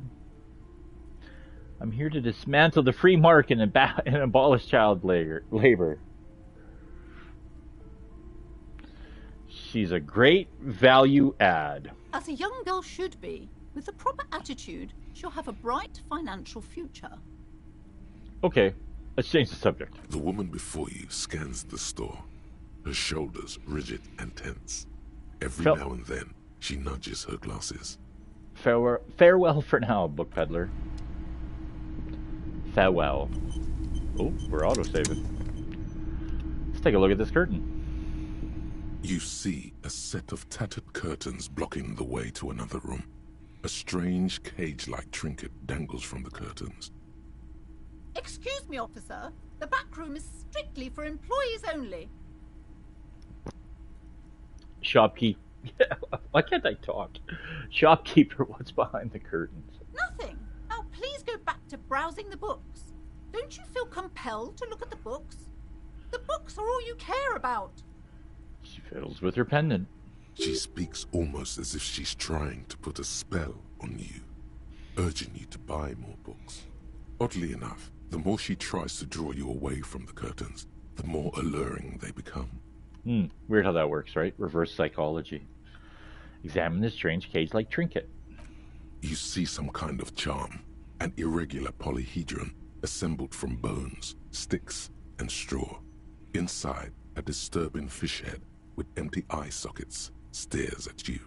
This is a traditional Seminese ward, meant to provide protection against ill luck, bad dreams, curses, and other supernatural scourges.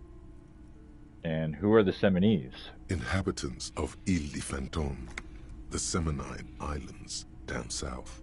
Aside from poking at it suspiciously, there is nothing else to do with the fishhead charm at this time. The curtains remain shut before you. Pull open the curtains. Just as you're about to pull apart the curtains, the petrified voice of the shop owner cries out once more. Sir, don't touch that. I told you it's off limits for the customers. Her hand is closed around her pendant, her fingers nervously playing with the talisman. Parapsychologically speaking, we're done if you decide to open them. I won't be held responsible for the consequences. It's too dangerous. She looks away, mumbling. Why is everyone always messing with the curtains? Why can't they just buy books like normal people? This is about the curse. That's why you're afraid. No, it's just a storeroom for the employees, I told you. Now please step away from the curtains. She's almost begging you. Ma'am, this is different. I'm a police officer. I need to get in there. Why? It's not like anyone was killed there. She stops abruptly as her hand flies over her mouth, baffled by her own bluntness. I'm sorry. I don't mean to be so impolite. Just please don't go there. I can't allow that. You'll only make things worse and unleash the powers. But I sense this place calling for me. I must investigate beyond the threshold. You do? My God, even more reasons not to mess with the curtains. Just step away, dear sir. She grabs her pendant again, visibly shaken.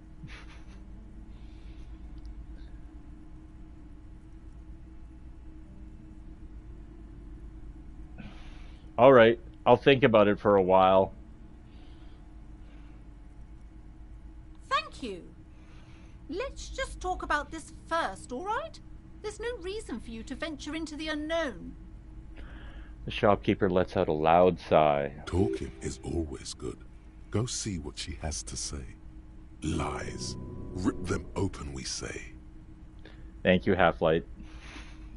The curtains, tattered with age and covered in dust, hang before you, as if taunting you. Ignore the curtains for now.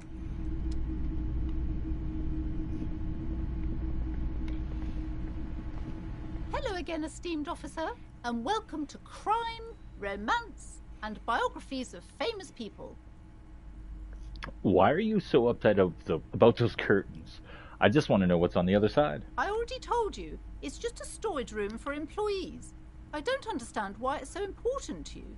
Just let it go, officer. Go buy some goddamn books. You're supposed to be drawn to the books. She recites it like it's a poem, or like she's playing a role she's grown tired of. Why are you still talking about books? Are you trying to put a spell on me? If it's just a storage room, then why does it have a Seminese ward protecting it? If it's just a storage room, then it wouldn't hurt if just it peeked inside. It's not like it's cursed, right? It's just for decoration. She wavers under your gaze, mouth pressed into a tight-lipped smile. Then something breaks. Okay, fine. It's because this place is cursed. Just like Annette said, they don't call it the doomed commercial area for nothing. Are you happy now, officer? Happy that you've ruined everything?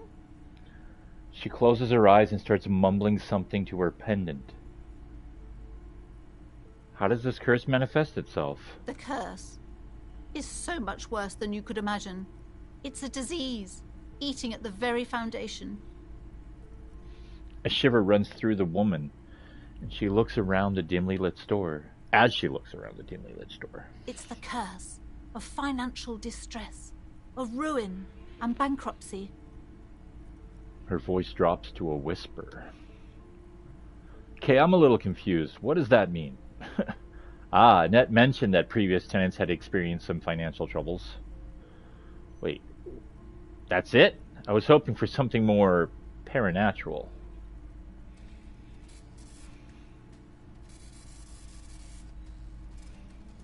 It's not just that, officer. We're dealing with something supernatural here. It's the cacodemons, feeding off bad business practices and disappointing income statements.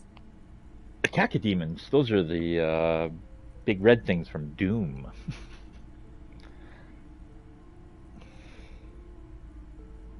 There's something wrong with this building, I can tell you. Ever since I arrived, I've sensed an eerie, lingering presence, as if I was unwanted here. Why didn't you just tell me right away it's the curse? It's not good to talk about the curse, not in detail. The negativism, it's dangerous. Talking about the void wraiths angers them. Wow. Void wraiths. You have new words. Such wraiths may prove a formidable enemy. Suit up. Thanks, Coach. Have you sought help from anyone? Yes, I've contacted numerous parapsychologists, and even a pair of Simonese mediators. They provided me with the wards. You don't say. She nods at the strange cage-like trinket on the curtains. The wards help to keep the doom at bay and protect us against the darkness that lies further in the building. Even though now I fear, it's not enough. Is your pendant part of the ward as well? Point at her necklace. Oh, this? No, it's a special Himian amulet, blessed by desert pygmy shamans, with a spell of compulsion. It's to compel people to buy books. There are numerous spells cast throughout the store. I had the books anointed with a different inducement spell, for example. It's guaranteed to boost sales 15%. Desert pygmy shamans. That sounds like a rather questionable way to describe a group of people. Yeah. Doesn't seem like the spell is working. There are no customers around except you. Honestly, seems like this pendant thing is a scam. You could be doing so much more. There are hardly any customers in the store. Do you think it's really working? Sir, I am well educated in the commercial and esoteric arts. I know what to do and what to avoid. She nudges her spectacles. Have you ever thought about a sale? Maybe this could lure in some customers. I'm only trying to help. What about some neon signs and blinking lights? You could try to be friendlier with customers. You should try to reconceptualize your business. Martinez doesn't look like the best place for a bookshop. Well, I mean, look, man, in this world, I don't even think TV exists, so it's like radios and books, you know, it's, you want escapism when you're in a war-torn part of a neighborhood. 42 years after the revolution, Lena said. So yeah, books would be a good idea, I would think. I don't know. I'm not a business owner, what do I fucking know? Sir, this is a bookstore, not a strip club. No one would take us seriously if we put up some horrendous neon lights. Who doesn't like neon lights, man? Like, who doesn't like neon lights? Besides, this would only tempt the phantoms of doom. They can sense the desperation, you know. Yeah, okay. Would you like me to take the case? I could investigate, see if the curse is real. I don't think the curse is real. I just want you to let me in there. Most certainly not. I don't want anyone who's not familiar with the psychic arts to get involved in this mess. Stay away. Leave the spirits be, so they can return to their slumber. My liege, you know what this case calls for? A para-detective. Oh. Hold on. That's drama? Yeah. I'm pretty sure we can work on our drama. I think? Yeah.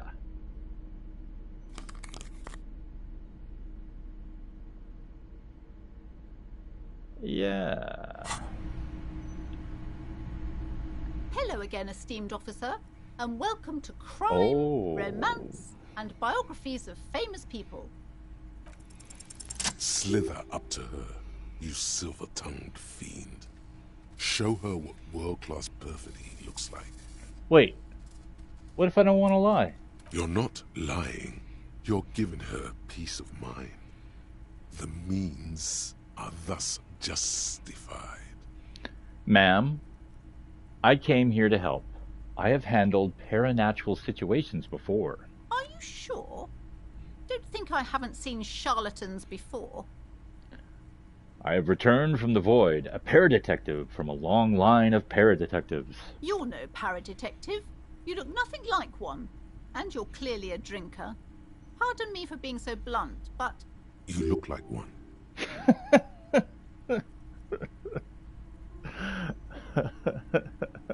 Hey now, hey. You need the booze to focus, all right? That might be my favorite interaction right there. just hey now, hey. Whoa, hey. The lieutenant keeps his usual stony calm. He silently picks out his notebook. I admit, I've had my share of drinks, but only because the spectral realm is parapsychologically taxing. You see, it's necessary to drink the spirits in order to contact the void. Yeah, I'd say that. How do you know all this? Here we go. Your wards brought me here in the first place. The Seminese blood also runs through me. I am a void revenant. Oh, I have the power to de-bad all the bad energies. I should have realized. A pattern lies within the fabric. The hand of fate guides us. Our meeting couldn't have been mere chance. But I am not the only one at risk. I have to think of my daughter. You are certain you can help us? Keep us safe? I can't allow any collateral damage to hit us. No problem whatsoever. Your family is safe. The Phantoms are no match for me. Just ask my partner Kim. He'll vouch for me. The lieutenant mumbles in minor confusion. He has not been listening closely enough. You've put him on the spot. I can assure you he is a police officer. Very knowledgeable. If you promise, good officer, then you might be our last hope. Do you swear it? She shuffles nervously. Oh, look at this. A hand on your heart. On my honor. Actually, I'm not really feeling the vibe anymore. The psychic's force has left me. Thank you, sir. There's one more thing I haven't told you about yet. Oh. The entity. Glad we signed up before she told us about the entity. I'd be like, I got a job for you. Cool, what's that? Go to this cabin. I'll give you $500. Cool. All right. Then you're like, there's a giant bear in the basement. I didn't tell you about that. Well, that's why there was so much money. Do not act surprised. You know of these things, sire. This little interaction here, you can run with this for a while here. The close your eyes. I always picture Fry from Futurama doing the squinty eye meme. Of course, the entity. Close your eyes. He's not squinting his eyes, but he's closing his eyes. For I have sensed its presence. You have? The entity takes the form of a woman, a witch probably. I've suspected that she must be connected to the curse ever since I first saw her. Did you know that she lives inside the chimney? Chimneys aren't big enough for that. No, this chimney is part of the building's central furnace, and it's enormous. She has barricaded herself behind some metal security curtains. God knows what she's doing there. Some unnatural magic, I assume. You should go find the entity and ask what happened to all the companies in the building. What is the source of this curse? Here's the key to the warded door behind the curtains. Take it. Oh, and please do return to me after you've looked round. I'm quite anxious to know what she has to say about the curse. What you discover in there. What you discover? Probably just some office space. Don't be scared. Don't be scared, homie. Look at all this tasks. So, we've got another point in our liberalism. We did get an honor point, though. Go figure. What else? 3 things of communism now. Huzzah. But, yeah, investigate the doomed commercial area. People say the commercial buildings on the plaza is cursed. No business will ever thrive there without going bankrupt. You promised Plaisance you'll look into it. Enter the sealed door behind the bookstore and find out what happened to the companies there. Search for the malignant entity. Plaisance said she lives inside a chimney. Find a way in. We don't even know our name. Well, we've been told our name, but as far as that thing is concerned, we don't know it. You see a set of tattered curtains blocking the way to another room. A strange cage-like trinket dangles from the curtains. Pull the curtains open. You see a dimly lit room full of dusty furniture and trash. A doorway stands in the back, covered in dozens of scary little Seminese wards. Your shadow looming over it like an omen. Oh! A small terrified "oh" escapes from Plaisance as she tries her best to look away, her round face buried in her hands. Well, she's not dramatic. Ghostly silhouettes of hair dryers.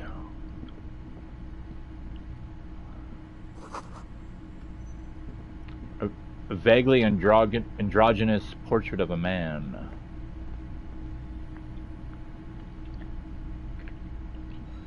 A heavy door with a missing handle stands before you, covered in dozens, if not hundreds, of Seminese trinkets and charms. It appears to be locked. Knock on the door. Only an echo. No one is there. Unlock the door with the key. After exerting some force, you manage to turn the key.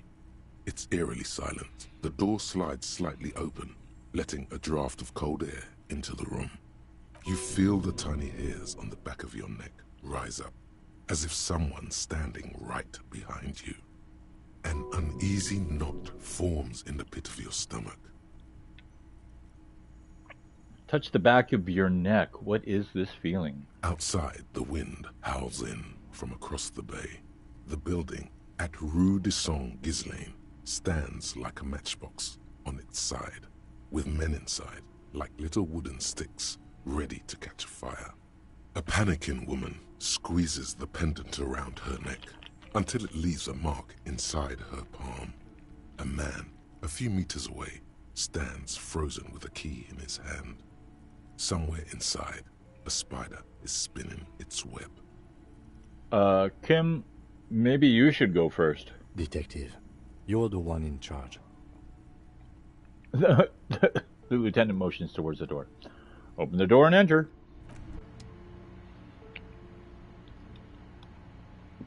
What is this place? The lieutenant stares at the dusty training equipment. It's an adventure. No, it's a gym. Though it looks like no one's been here in ages. He disagrees. I doubt the electricity still works. Good thing we have a flashlight on us. Don't forget to take it out of your bag before we move on. I have a bag? An eerie feeling rises in your chest. What if there's a reason why no one's been here for ages? Let's just keep going. I'm sure it's just a regular abandoned house. Nothing mysterious here. Yes, because it's closed. No need to look for supernatural explanations where a banal one will do. Now let's move on, shall we?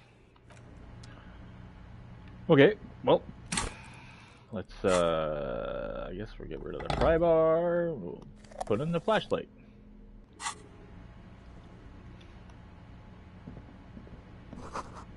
Sand is dripping from a punch bag. Shot put ball. $13.77.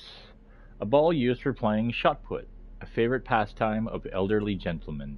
You feel like you should hold on to this and make good use of it. To sell such a beautiful old school sports equipment would be a sin. Why'd you put such a high price tag on it then?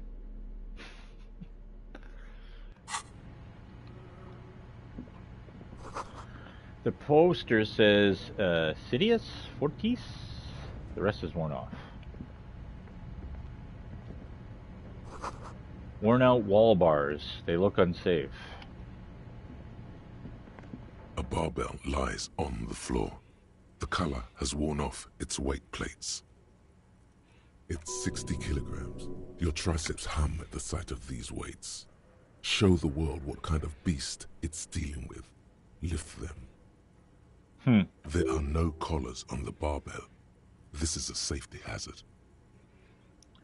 Look, Kim, it's a trap. There's no collars on the barbell. You're right. The weight may fall off. Better not touch it then. What kind of bastard would just remove the collars? It should be a felony. Actually, I don't really care about safety hazards. It would be a violation of EPIS safety regulations if the gym was still operating, but it isn't. No one's supposed to come here anymore.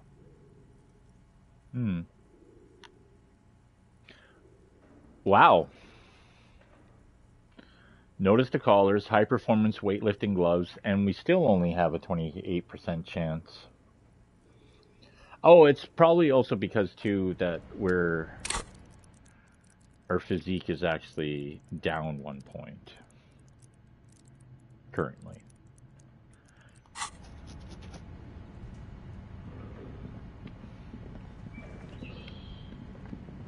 A fucking bird? The hallway is blocked by old window panes and debris.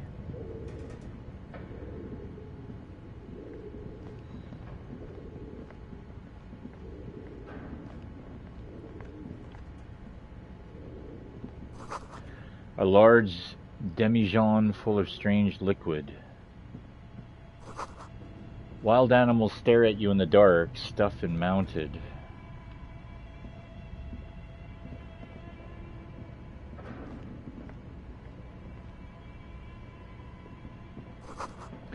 Airship rotors covered in spiderwebs that remind you of blades. You know, the shadows are dancing. That's awesome.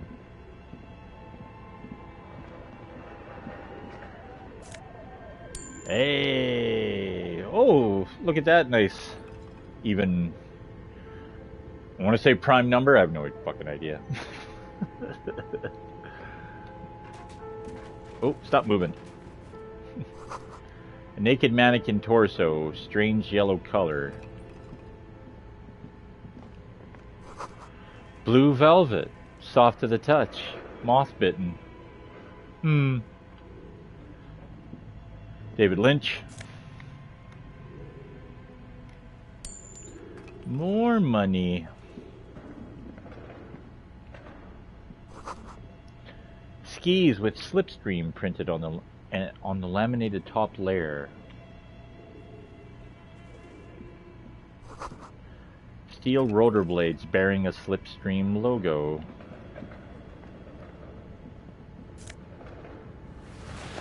Production schedule filament. What? Filament memory. $50. The cube-like crisscross of filaments feels oddly fragile in your hand. Its intricate structure covered in dust. Silver tape on the side reads production schedule. Note: this filament contains information that can be read using a radio computer. Production was a fun word.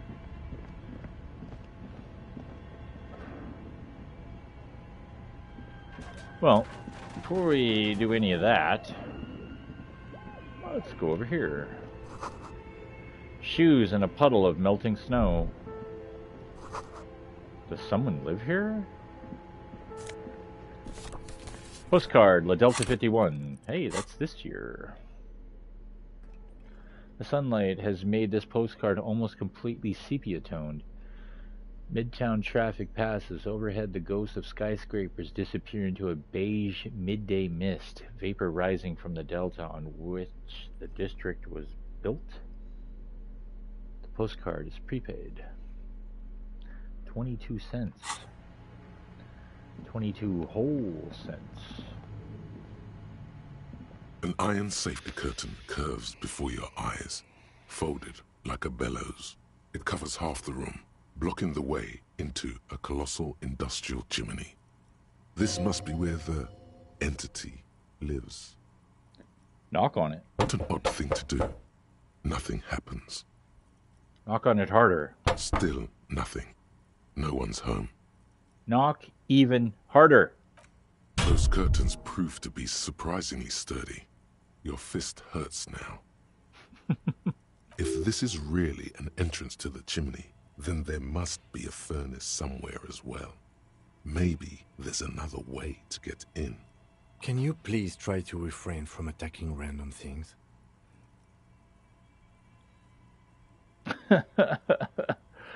I can try to blow gently on your bruised knuckles. I need to find the malignant entity, Kim. This is the chimney. This is not random. This is significant. I want to see what's on the other side. Thanks. I like the comedy behind that. I can try. In any case, there's no way we can get in right now. Let's investigate further. I'm the one that got hurt, remind you. My own volition.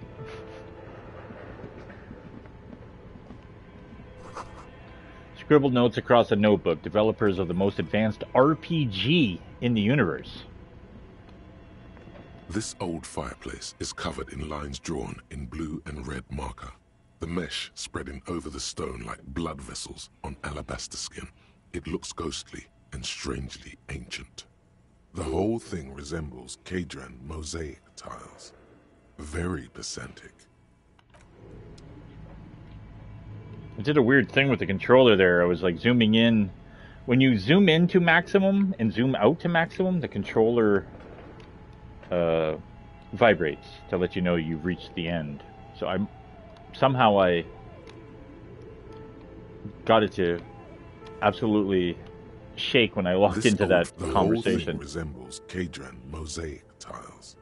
Very pedantic. Hold on, how do I know what Kadran mosaic tiles are supposed to look like? History classes, students with their textbooks open, studying the roots of our civilization. Those aquarelle blue tiles looked beautiful in the sun. What am I looking at? Radio frequencies, it seems. UKV 123.6, UKV 123.7, UKV 123.9. Some written notes, too. Sparse and cryptic. Radio frequencies for what? Unclear. It looks like a cardiovascular system split into veins and capillaries. Very advanced. Of course. Narrow your eyes. The anatomy of the curse. Perhaps. The web is comprised of radio stations, all lead back to one red heart, titled the Game Master Frequency. A note says, this one can listen in on any station it wants. Looks like a surveillance program. Wait, who's the Game Master? Someone very important. A conductor for the hundreds of story threads that pass through the Game Master's frequency. If it's a game, then who's playing? Whoever decides to call in to a call-in station, it looks like. There's no way a little basement studio working here could pull anything like this off. My God. It's as if the less money they had, the more ambitious their project became. The lieutenant leans closer, his fingers tracking the maddening rhizome? What are these words? Why do they say that? The schedule. I know doom when I see it. The company was running out of funding. He nods at the calendar on the chalkboard, wiping his marker-stained fingers clean. What else? Squint at the lines. Nothing. It's just lines on marble. An echo from times long gone. No one has used the fireplace in ages.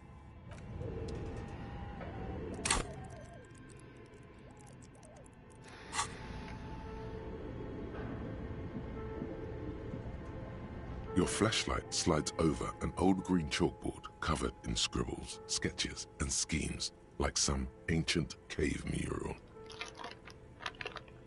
Some of the writing has faded with age, but you can still make out sections here and there. Photos and drawings have been pinned to the board. Inspect the drawings. These lithe, pointy-eared creatures appear to be different types of Welkins. You make out autumnal candle Welkins casting wax-based magic. Translucent Welkins with organs shining under their skin, and even ether Welkins hailing from the vast emptiness of sidereal space. You should adopt one of those Welkins as your persona. No longer a mere man, but a Welkin. One of the Welkins, towering among the rest, appears to be different, however. Examine the Welkin. This is important. It's Vara Hamira, a high Welkin, his face white and scarred like cracked marble. This is clearly a Welkin supremacist. The note says, all non-Welkin races will be purged. The Haldor, the Tworg, the humans, and even headless men, all of them, purged. Imagine a world filled only with Welkin. Green Welkin, Dread Welkin, and the High Welkin to rule them all. An inordinate amount of time has gone into drawing these little Welkin creatures. The lieutenant can't help but comment. Why would anyone spend so much time on this? Some people really like building a world, I think, even if it's just for a game. Meta. Who are these creatures? Who drew them? Are they real? I have so many questions. This looks like concept art for a project. It's not really real. Whisper. One of them is a welcome supremacist. Political commentary. That one has a great beard, too. The lieutenant nods at the Welkin's facial hair. Well, that has been educational. Let's move on from the Welkins. Just look at those details. So much effort. Inspect the photos. The photo collage depicts barren, icy landscapes wrapped in perpetual night. You see permafrost and glacial landforms, dead trees grown in under the snow. Entire oceans have been frozen from shore to shore. There are pictures of settlements on dried-up riverbeds, abandoned in a storm. Animal corpses in the dark, carcasses and bones. You see primitive oil rigs built into glaciers, boreal dvorg, yurts under the snow, great mammoth-like beasts of burden. Albeit dark and cold, this vision also feels cozy in its own way, like eggnog or morphine, a much-needed respite from our own world. You know, for a second there, I was like, oh, look at electrochemistry. It's just kind of being wholesome there, and then the morphine line. A pinned postcard reads, the heat death scenario, a desperate fight for geothermal energy engulfs the world as Wirral becomes untethered from its sun, drifting through the universe. Inspect the schedule. This is a monthly calendar from the year 50. Cryptic words like sprint, daily minimi, and GPI span the marker-drawn grid, the grand scheme of production and money. Minimi stands for a mini-meeting. It's part of a bigger framework for managing work called RUN. Station 41 tried to implement it a few years ago, but failed. Keep reading. What happened? As time goes on, the numbers in the boxes grow rarer and rarer. The board becomes an empty snowfield in the final days. Only failure and regret dwell in this region. Looks like they didn't make it.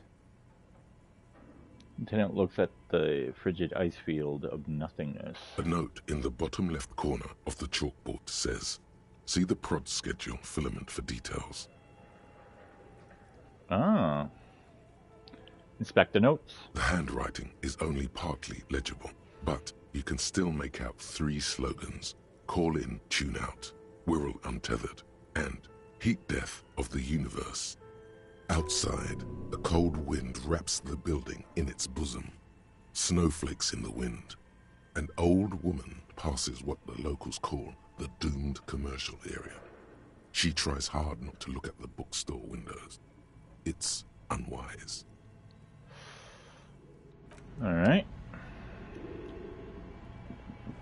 I'm look at the filament thing just yet. Let's come down here. More money and magnesium. M&M. You see a terrifying ice bear with a strange compartment in its belly. The door is covered in frost, and the bear's eyes are glowing red. This ice bear is a hyper-carnivore. Be careful. The bear looks oddly realistic. Is it taxidermy? What is this thing? It looks like a giant ice bear. The lieutenant doesn't answer. His eyes are glued to the animal. A sharp slice of light shines out from its mysterious belly door. Belly door. Crack open the door. A gust of freezing cold air rushes to greet you. You hear a low grumble as the bear regulates itself. This is the inside of a refrigerator. The lieutenant takes a peek inside. His hand has found the holster of his gun. Relax, Kim. It's a fridge. Of course, just a giant ice bear-shaped fridge. He relaxes his hand, his face bathed in the harsh light of the open fridge door. Let's take a look inside. Look inside the refrigerator. The shelves are empty. All you see are crumpled ice cream wrappers with the brand name, Revachol Ice City. A handwritten note has been attached to the door. The fridge is huge. Take the note from the door. You pocket the note and the little fridge magnets keeping it on the door. Examine one of the ice cream wrappers in there. A friendly cartoon bear smiles back at you from a glossy cellophane wrapper. It looks nothing like the fridge. What is a giant bear-shaped fridge doing in an abandoned cellar in the first place? Good question. It looks like an ice cream fridge. The lieutenant reaches for one of the wrappers. He studies it in the light.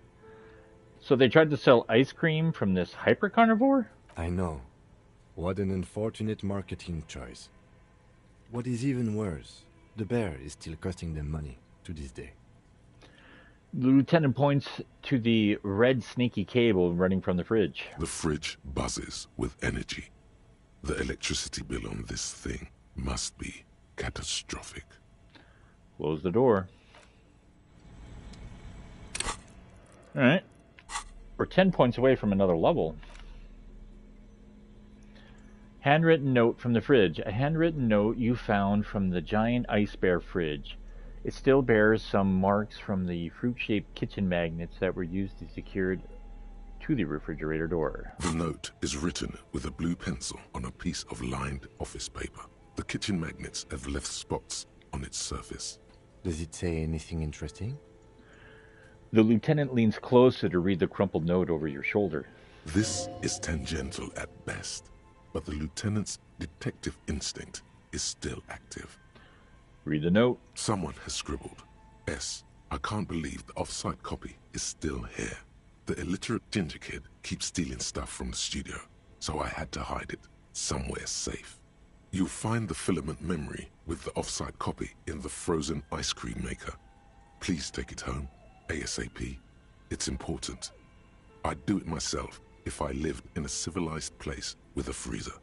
Take care, Sully Swaff. Wonder who wrote that note. Someone who owns a radio computer? My guess is as good as yours, officer. Which is to say, not very good. Remind me again, what's a filament memory? It belongs inside a radio computer, storing its memory. It's like a tape. You listen to disco tapes, right? It's like one of your disco tapes, only for a computer. Who's the illiterate ginger kid? Some local miscreant, probably. There are tons of them running around in Martinez, ready to stir up trouble. We usually dispatch our junior officers to deal with them. Do you have any idea where the frozen ice cream maker could be? I don't know. I assume it's somewhere close to the Ice Bear fridge. Put the note away.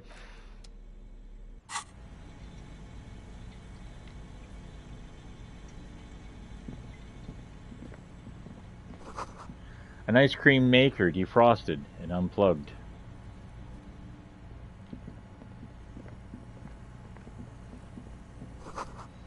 A flashlight casts a strange shadow. There's a hidden doorway here.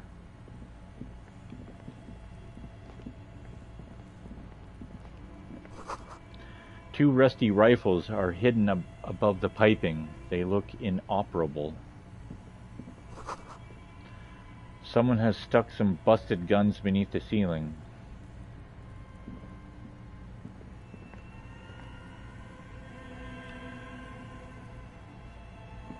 A few bricks have fallen off, revealing a compartment behind the wall.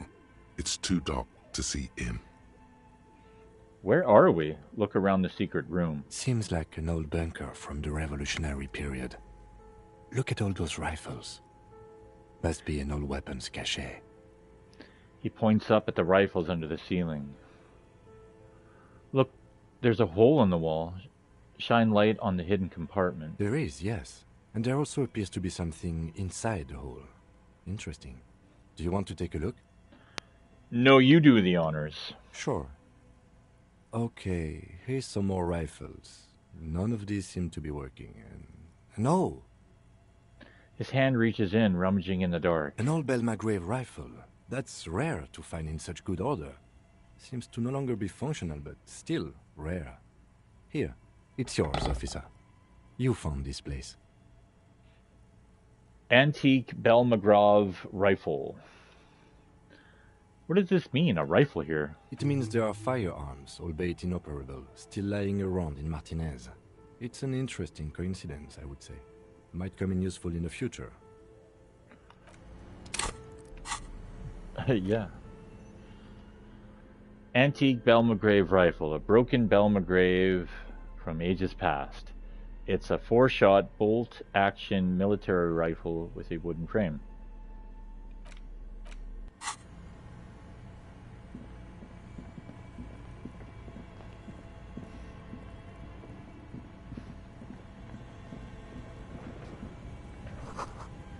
The wall collapsed. It's inaccessible now. A thick layer of coal dust covers the furnace, coloring it pitch black. Kim, what is this thing? Is it a furnace? Looks like it. Looks like an old central furnace used to heat the building. It's connected to the chimney. He opens the door and gingerly peeks inside. No one has used it in ages. No signs of any recent fire. Only dead rats. Look inside the furnace. It's dark and grimy here. In the darkness you can hear chatter. It's coming from above. A voice, or several voices, talking to each other. Near the smoke chamber, upstairs. What are you doing? The lieutenant asks when he sees you climb halfway inside the furnace. I'm hallucinating, or maybe it's the entity.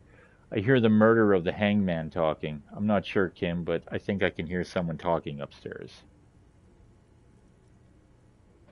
Wait, really?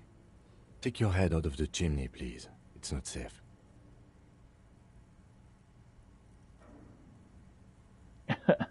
Smear your hands with coal. A lush layer of coal now covers your skin, sinking into the wrinkles. Your hands look ancient. Maybe you could paint something with this coal. Leave a cave painting for future archaeologists. No, that would be stupid. Still, it's good to have this dirt on you. Real men wear coal for makeup. Those voices I heard. Maybe it's the malignant entity Plaisance said that lives in a chimney. You're right. The rooms do look like they're connected. But malignant entities don't exist. At least not the supernatural kind. Always has to be the skeptic, this man. Yeah, he's no fun. Then what was the chatter you heard? Wet your whistle. Oh, that's interesting.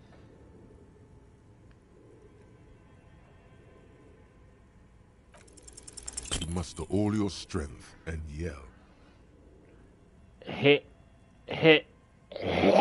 Your throat can produce little more than a dry croak. Awkward, since you already had a drink. Yeah.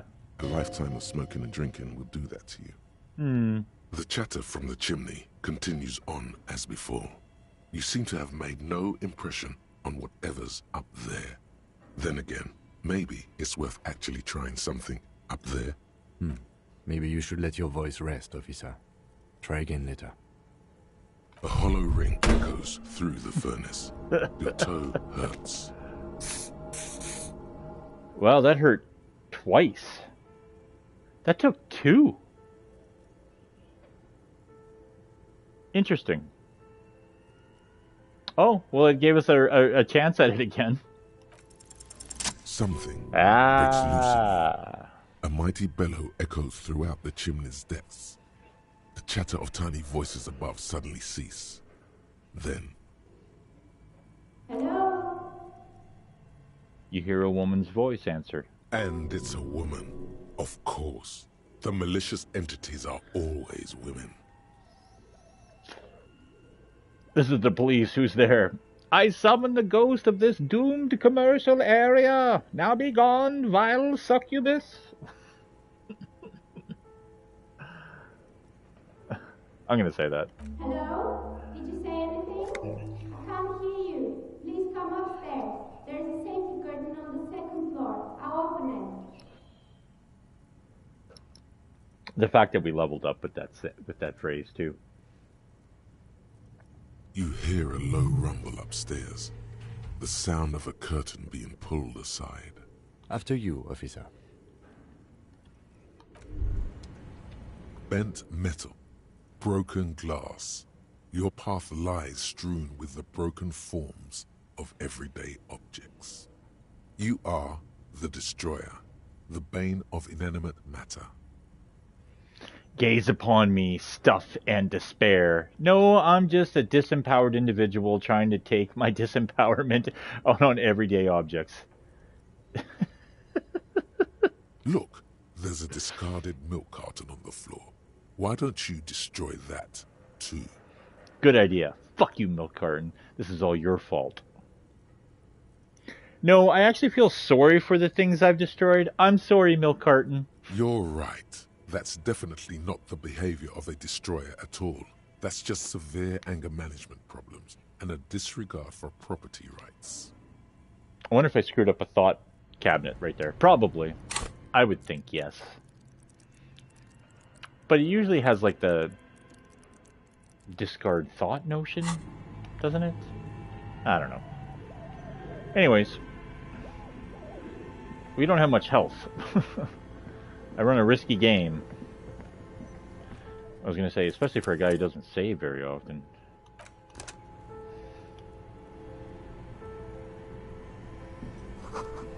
A frozen ice cream maker. That's still running. This orange machine is buzzing like an old submarine. It has a hand-cranked ice cream churner on top and an electric freezer that appears to be frozen shut. Try to crack open the lid. You slip your fingers under the frozen lid, but the ice is too cold for you to get a good grip. A pry bar would come in handy here. If you want to try again, then you need to have the pry bar in your hand, detective.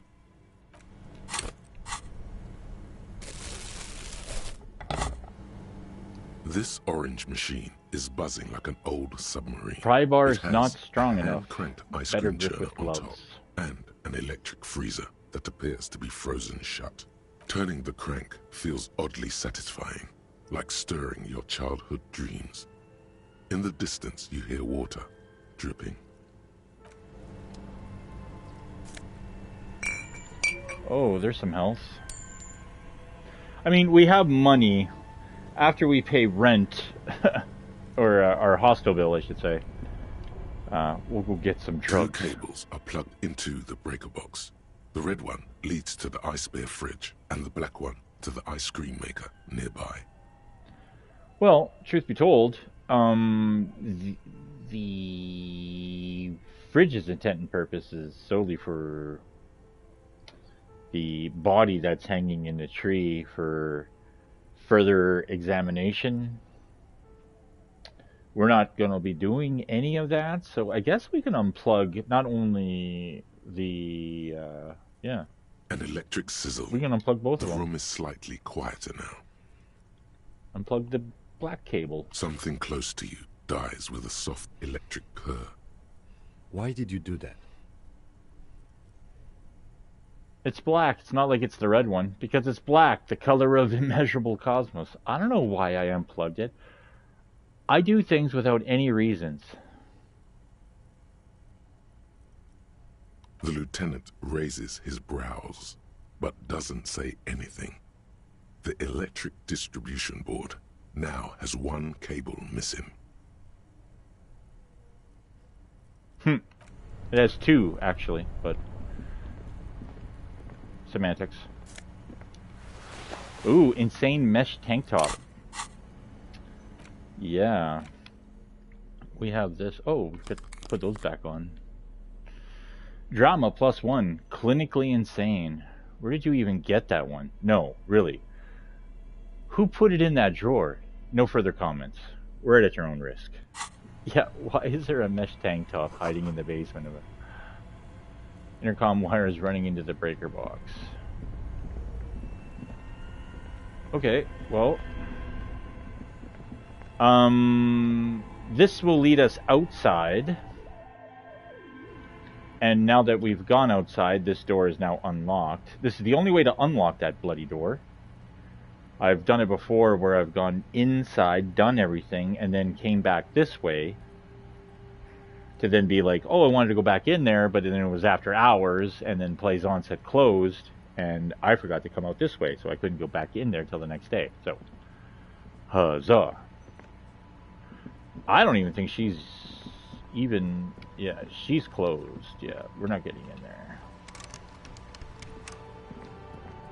We were cutting it close when we walked in the first time. But we can go talk to, what's her, Pickle? Ooh, never noticed the rats before.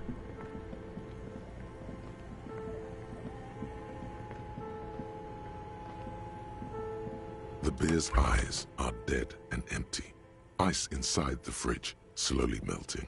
The power has been cut off.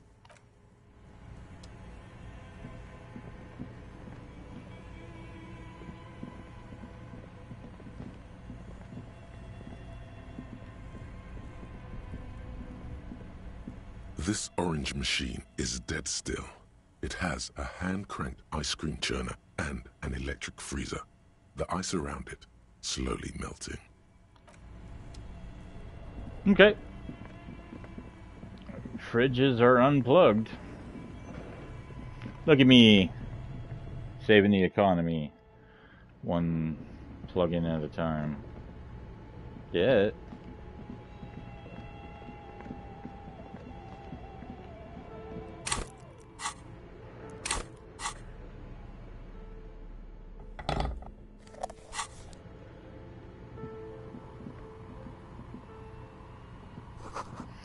This tray is full of dice, colorful polyhedral dice, hundreds of them. The candy dispenser has been repurposed to contain thousands of dice. I guess put the flashlight back on. You can actually see this stuff. Yeah, it's kind of cool. She's a novelty dice maker.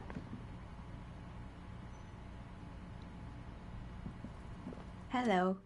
I'm Nia. A bird-like woman sits on a throne of tools with emerald light shining through her hair. Did you try knocking on my window? I must have missed you. I've been listening to my Milius. She taps on her headphones. So what kind of dye are you looking for? She's got a direct view to the backyard. You should interrogate her about the lynching. Hold on. What do you mean by milieu? Yes, a milieu is like a call-in station. You need a two-way radio to access one. That's why I have these. She pats the headphones on the table. Mostly, they just teach you to swear in different languages. But some of the stations can be quite interesting. I was so absorbed, I must have missed you knocking. You must have me confused with someone else. I haven't knocked on your window. Then how did you get inside? By the south entrance? You know what? It doesn't even matter. What matters is that you're finally here. Let's talk dice. Did you have something specific in mind? Why are you asking me about dice? I'm a novelty dice maker. Tell me the name of your role-playing system and I'll make the die you need. That's why you're here, yes? As she speaks, her bone-like fingers fiddle with a ring. Her bones light, but her hands strong. Sure, I like role-playing games. I need some dice. Maybe. I'm not really sure why I'm here, honestly. No, I was looking for something else. Squint your eyes mysteriously. Answers. I'm not interested in buying dice right now. I'm a police officer and I need to ask some questions. Answers? How strange. These days people only come to me for dice and role-playing games. I'm not sure how helpful I'll be, but go ahead and ask. The walls around her are covered with rows of precious stones and minerals. It almost looks as if the stones and dice are a natural part of the room, growing out of the shelves like stalagmites. No falsehoods are present. She's a novelty dice maker and doesn't have anything to hide. Ask what you need. How did you become a dice maker? How did I become one? It was a business decision. I was a regular jeweler at first, but that's an unfocused field with too much competition. Some of my friends were role players. They asked me to make some polyhedral dice out of cobalt. That was my first order. I grew it from there. Do you like role-playing games yourself? Not especially. I like working with rare materials and a steady pay. And role players as customers, they're nice people. And, yeah. If anyone likes to buy novelty things, it's, people who play role-playing games? Not specifically, per se, but, you know. You need shit to do that shit. Some of those nice people have big bucks to spend on novelty items. Their rhetoric said it. Much more rhetorical, too. Go figure. Okay, I'd like to order some dye from you. What do you know about the man who was lynched behind the whirling in rags? Well, okay. Of course. Tell me what you have in mind. Do you know the Wuriel Untethered setting? I want dye for that one. Do you have any cursed dye? Tell me about your most extraordinary dye. I'm sorry, I don't actually know what dye I want. Just a normal dye for me, please. Very regular. I'm looking for something to help with my work. I think I have just the right one for you. She opens the top drawer of her work desk and and takes something out. 2 polyhedrons, red and blue, are cradled in her palm. I don't get it. You're a police officer, right? Here, catch. She tosses from me. She tosses you the dice. A beautiful woman tossing you a gift. Whatever you do, don't overthink it. Oh, you're totally overthinking it.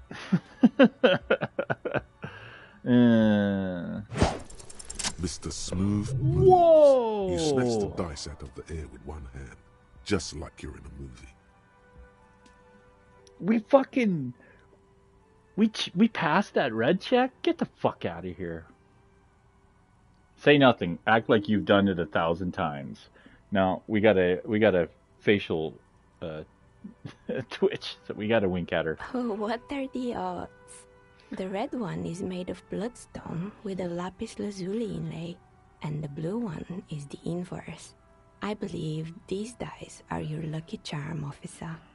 It's very fortunate, actually, that we caught that, because if you fail that check, you drop one of the dice, and the dice still has a factor, although it's not as powerful of a factor without its partner, so to speak. And she even winked back at us. That's cute. She winked back at you. Can you believe it? You truly are Mr. Smooth Moves. Hand-eye coordination.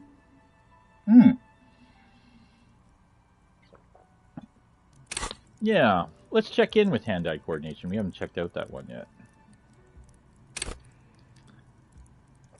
Ready, aim, fire. Oops. Cool for trick shooters, snipers, and jugglers? Yeah, I guess. Hand-eye coordination loves the interactions between you and the things that fly in the air. It enables you to catch coins from mob bosses, shoot straight, and understand firearms intimately. Want to know the precise make and mark of a pistol? HE coordination's got you. Oh. I was like, HE, hand-eye coordination's got you. They just didn't want to write it out, I guess. Want to shoot someone with it? Ditto. At high levels, hand-eye coordination makes you deadly, supposing you've a weapon in your hand. But once you do, hand-eye coordination will compel you to take the shot, even if it's not the best approach. At low levels, however, you'll be even more of a disaster in waiting, because when the gun goes off, they'll always, and they always do, you'll probably hit the wrong target.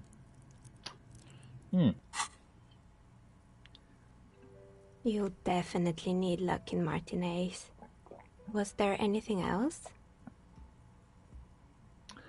Do you know anything about the man who was lynched behind the whirling in rags?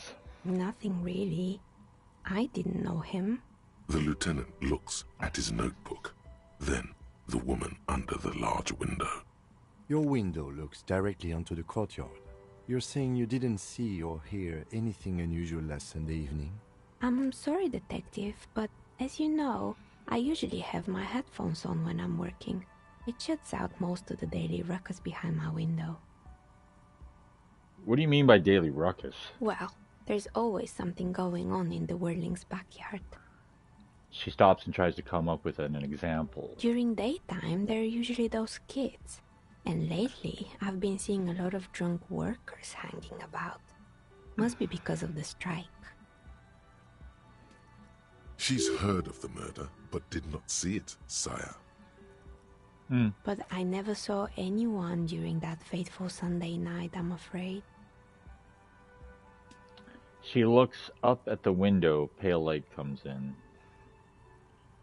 And you never took your eyes off your work to look out the window? I might have, but in this case, all I would have seen is my own reflection staring back from the darkness. She admits. It's light here, but dark in the yard at night. They referenced that concept in an episode of The Wire. It's really hard to make anything out in the yard when it's dark outside. Besides, I rarely get up to look out the window when I'm in the zone. Do you often work Sunday nights? It's an odd profession, making dice for people. But I like it, and I prefer doing this to sitting at home. Well, it's now 10 o'clock. I see. Thank you for your answers. She nods. Anything else, officer? Hey, where are we anyway? What is this place? Look around the room. We're inside the chimney of an old central furnace. It's strange, I know. Oh, so that's updated. Ask the novelty dice maker about the curse. Stats change any at all? Good cops up to 2. Honor 1. Moralist. Yeah, no. Yeah, no, yeah.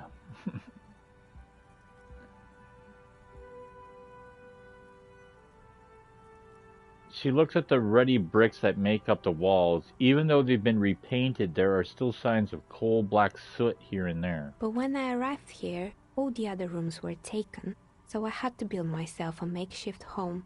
Besides, I don't really have to pay any rent here, so that's a plus. Fuck yeah, that's a plus. Creative. The lieutenant looks around the spacious room, its ceilings fading into the shadows above. I've heard this place is cursed. Did you know that people call it the doomed commercial area? I've heard the stories, but I don't think those stories are true. She nods as the wind howls in from the furnace shaft above. Wait, how do you explain what happened to all those companies then? It's just capitalism. We only hear about tales of success, so it's often surprising to realize how many ventures actually fail. Yeah, I suppose that's true. I would say it would be fucking hard as shit to be a fucking business owner and get that shit afloat. Like, how many fucking fail, within the first few years where shit starts off, banging, and then reality, I don't know, the conformity of it all sets in. Where I live, the town I live, they love a fucking new whatever the fuck. Be the hottest fucking thing. I remember one time, the Dairy Queen, it got renovations. That's it. Just renos. We already had the Dairy Queen. They just renoed it. And it was the hottest place for like 3 weeks. It was the fucking dumbest thing I'd ever seen. I'm like, yeah, you go to Dairy Queen lately? I'm like, no. Yeah, it's new there. And like, yeah, the building, yeah, cool. Food's the same. Yeah, I haven't been there in a while. Like, yeah, now you've been there all the time. The weirdness of it all. Anyways, Plaisance is the one who sent me. She's convinced that this place is swarming with malicious energies. Plaisance, the bookshop lady? I've heard that her business is doing rather well. Have the energies spared her somehow? She raises her brows. Plaisance is a wise woman. She has 70s trinkets protecting her against the curse. Actually, the bookstore isn't doing that well. There are hardly any customers, and she has to exploit her own daughter to keep the company going. The curse is just biding its time before it strikes again. Sooner or later, everyone will fail, even her. I don't know why the bookstore hasn't gone bankrupt yet. That's why I'm here to investigate. All right. But it's not just the bookstore that's still up and running.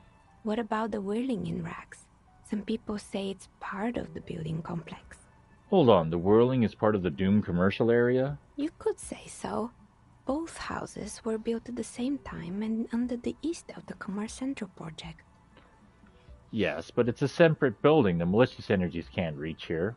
No, the whirling isn't doing well either. Its waitress took off and the customers have trouble paying the bills. To be not, too specific, to give an example. You're right, the whirling doesn't really look like it's cursed. Yes, but it's a...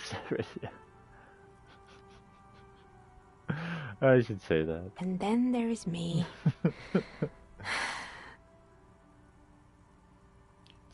She sighs, looking at her messy work table. All kinds of tools lie there scattered, from knives to carving files to wire cutters. I've been here for 14 years, selling novelty dice to role-playing enthusiasts. Not exactly a million-real business idea, yet somehow I've survived despite the talk of malicious energies. Strange, isn't it? It's because she's in cahoots with the demons. Half-Light's got it. Maybe it's just because she's so talented that she's been able to woo the curse. Maybe. Both are valid points. Drama raises valid points. My fight or flight also raises valid points. Plaisance thinks it's because you're the source of it, a malignant entity. It's because you're competent, dedicated to your craft. The curse doesn't affect people like you. The curse will get to you. Have no doubt about it. It just doesn't care about earthly time frames. I'll be the first to admit there are many inconsistencies in this so-called curse.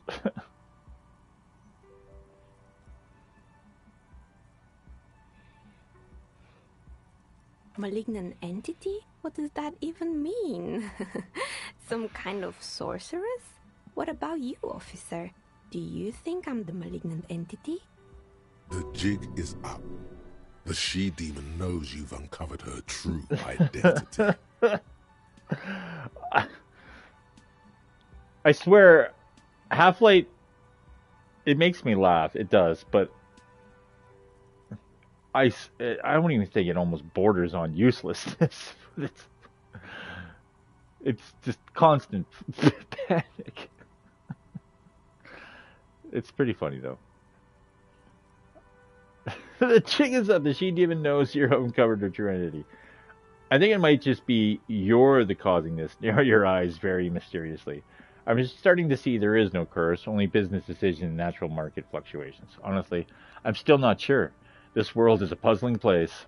Is it now?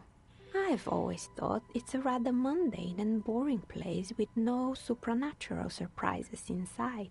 She squints at you from her desk. Well, if you ever find a way to explain all those inconsistencies in the curse, let me know. She turns back to her work. That's all she has to say on the subject. She's been thorough and truthful, as far as we can see. The bookstore closes starting 2100. You'll have to do that tomorrow. Do you know what happened to the other tenements? Or tenants? Everyone else is gone. More or less. Are you interested in anyone specific? She adjusts the yellow scarf that covers her hair. Oh, quite a lot of them spring to mind. Rats scuttle in the dark rooms, under the abandoned blow-dryers and dusty mannequins.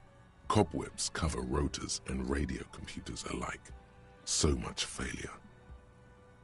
There used to be a hair salon here, right? Yes, I think it was called Androgynous Orlando or something similar. They weren't a big hit around here. Turns out that working class men don't like genderless haircuts. They're scared of that word. You wouldn't like it either. The others would laugh at you. A bit of experimenting every now and then isn't bad. What's wrong with a little bit of experimenting? The customers should have been more open-minded. I would never let anyone androgynous touch my hair, not even if my life depended on it. I guess I'm a simple man. I don't really have any opinions on hairstyles. I guess it just wasn't the time yet. She tucks a strand of hair under the headscarf. What happened to the gym? It wasn't merely a gym, it was Artemitep's boxing club, a community project created to steer at-risk youth away from drugs and crime. And who was Artemitep? A kind man, from Zemsk. I heard he had some trouble with the law when he was younger, and that's why he wanted to start the gym, as his way of giving back. And how did that community project work out? It didn't. If anything, it made the youth situation in Martinez even worse. At some point, someone started a rumor that the punching bag downstairs was full of amphetamines. You should have known it. It's not really full of that. No one would store their drugs like that. Eventually, the coalition took away the funding and the club went bankrupt. This was a few years ago. It's gotten much more peaceful around the plaza ever since. Oh, the coalition took away the funding.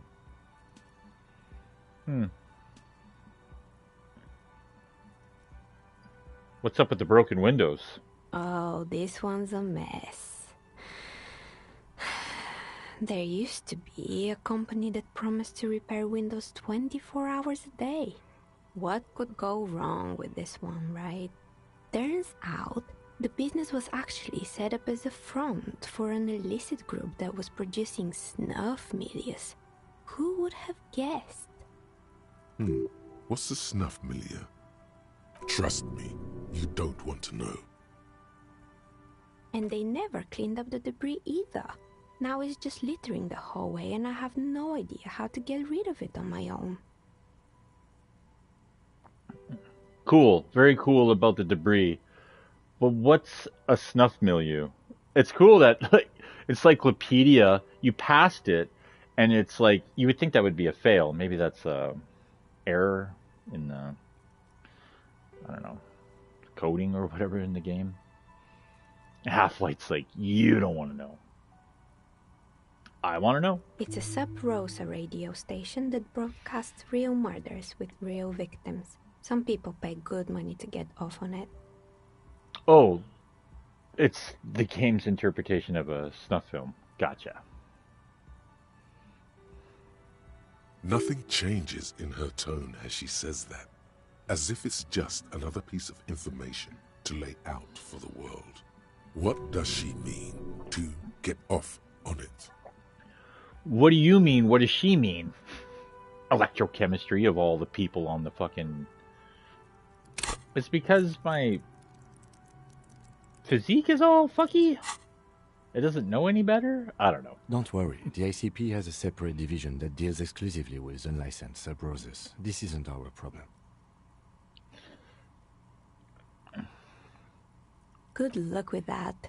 It's not easy catching those perpetrators. Did someone here make stuffed animals? I saw mounts lying around. You mean Mr. Fabron, the taxidermist? No, he mostly just did drugs. But what drugs exactly? I need to know what drugs he was doing for my police report. No, let it pass. Anything else? I found creepy mannequins. There used to be a fashion atelier here, but I have forgotten the head designer's name. They were doing well for a couple of years, until the insect rights activists came. Insect right activists? What in the name of? The atelier produced a certain collection that used chitin among the materials. Apparently chitin is made in the Occident, where it's extracted from beetle wings. And you know how all kinds of political movements are big in the Occident. The activists shut down the biggest chitin supplier, which of course caused the price to skyrocket. And, naturally, all the most fashionable tastemakers refused to be seen in chitin from then on. The atelier went bankrupt before they could finish the collection. I'm glad that someone took care of the little guys. I like insects. But insects don't have any brains or feelings. They got what they deserved. Making clothes out of beetle wings is a terrible idea. At least it had some spark to it. Most young designers just combine lace with leather and call it original. Hey man, L&L go a long ways in life. She shifts in her simple workwear shirt. As she shifts around, you notice several dead flies on the windowsill in front of her. Legs up. They're not moving. Anything else?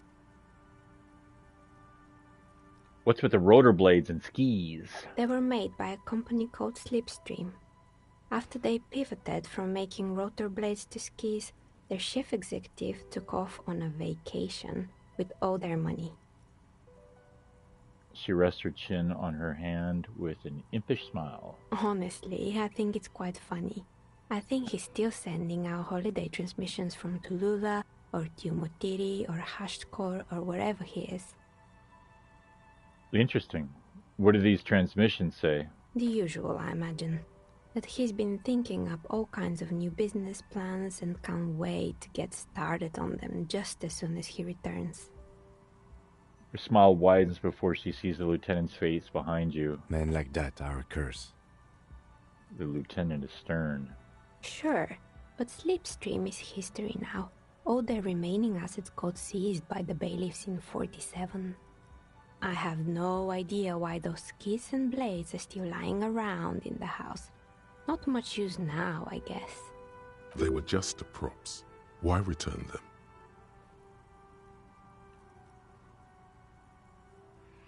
There was a terrifying taxidermy bear in the cellar. Oh boy, the fabled Revachol ICT.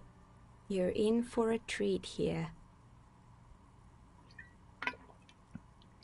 She smiles and leans close, her hands on her knees, like a stand-up comedian ready to tell a story. What stand-up comedian has her hands on knees?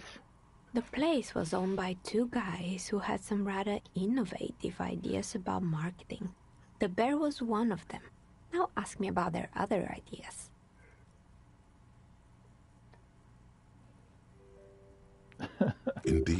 What were the other ideas? All right. What about the other ideas? There was really just one, and it involved picking out the prettiest girls in the neighborhood and paying them 20 cents per hour to man the booth. And by man the booth, I mean slump behind the counter with a face that could maim you if you ever dared to disturb their bored magazine browsing. Oh, I think I met that chick at the Frita.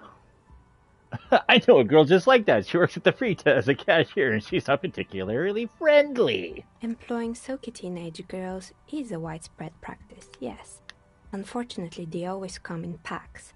I'm talking about acne-ridden girlfriends and gorilla-like boyfriends loitering near the shop. At least that's what happened with Ravachol ICT.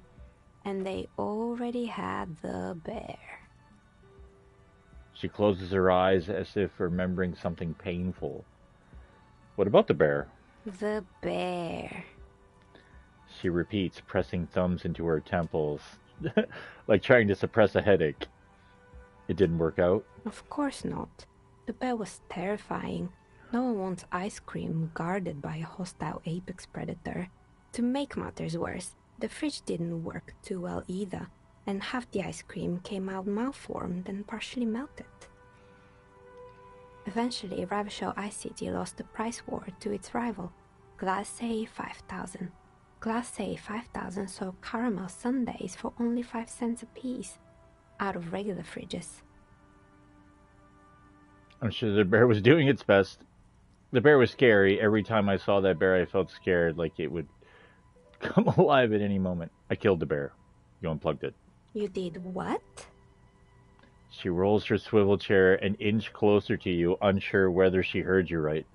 I had to kill the bear to become the bear. I murdered it with my own bare hands. I laid it to rest. It's my trophy now. I unplugged the fridge to help Ravachol Ice City cut their losses. Oh, of course they left it plugged in. Even in death, the bear is costing them money. The taxidermist who made it said it was his vision beast. He said he met his vision beast while high on desiccants. He called it Megatherion. Sounds cool. Yeah. Scary, but cool. Megatherion? Megatherion. A mega wild beast. What's a mega wild beast? It's an imaginary beast that guides you through life. By telling you to do more drugs, mostly. A wise and noble beast, guiding you toward the land where the streets are paved with drugs. I don't do drugs. I do drugs. I've got a vision beast myself. Do you? Well, good luck keeping it under control. The dice maker raises an eyebrow. Anyway, now you know the story of the fallen ice cream empire. She seems almost sad finishing the story. The temperature has dropped in the cover of the night. You see frost on the windows. Anything else? Another failed business, perhaps? I've been here for a long time. Actually, I had other questions. Good. I hope it clarified things a bit. What else? I have more questions about this building. I'm listening. Oh, no, sorry. That was highlighted. Good. Because... I hope it clarified things a bit. What else? Well, so, Shivers is at 5. This... I can't remember...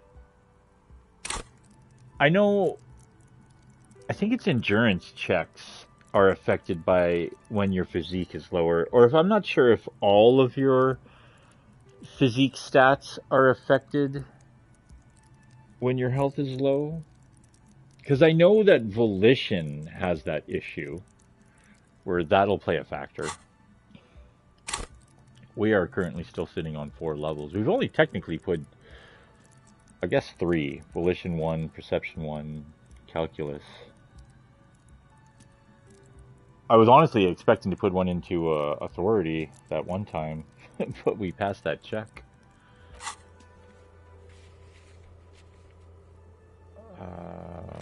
What updated with this?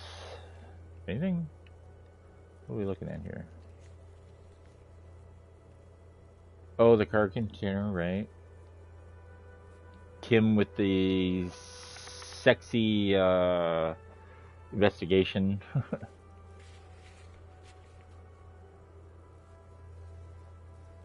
Oh, pry bar with the trash container. Yeah, it's so weird. Like, this shouldn't be there anymore. This shouldn't be there anymore because they no longer apply. Even the measure head, you could argue, but I guess, you know. Oh yeah, we do have to put one into authority because we did fail that one with the old lady. That is true. But yeah, pain threshold for smashing through the door. It makes no sense. Anyways.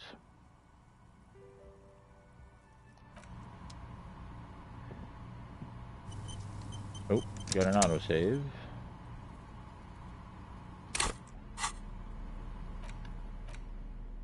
So our new dice.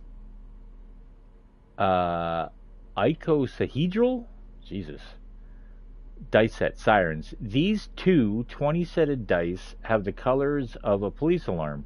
Bloodstone for red and lapis lazuli for blue. If you roll them and squint your eyes, it looks like you're arriving on the scene. And it's raining. Note, look at the map tab in journal to see what white checks have opened. Oh, okay, so that's why. Okay.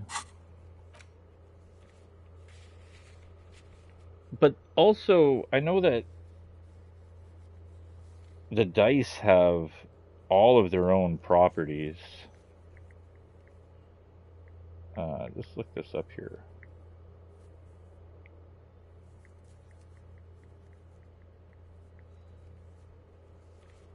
Dice effects.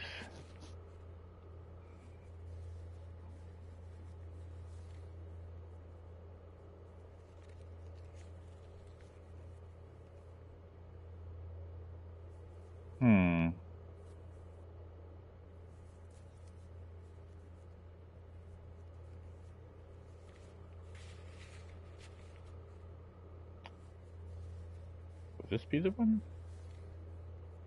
So she made... Okay, let's see here. Oh, we'll talk to her again before we talk to Kim. Oh, it's you again. Are you... Of course. Tell me what you have in mind. So the standard anti-whirl die. So I guess there's two different types you can order for that, but I believe those ones only have properties towards the actual game, which would be something that Plaisance sells in the store, so that doesn't really apply. But the curse die, we'll look at the curse die here first.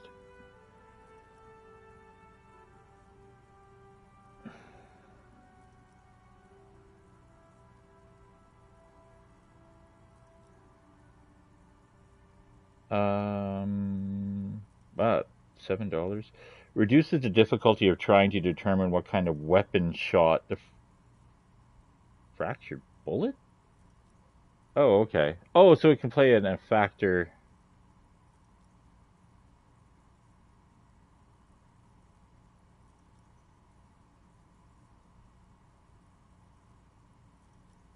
Interesting.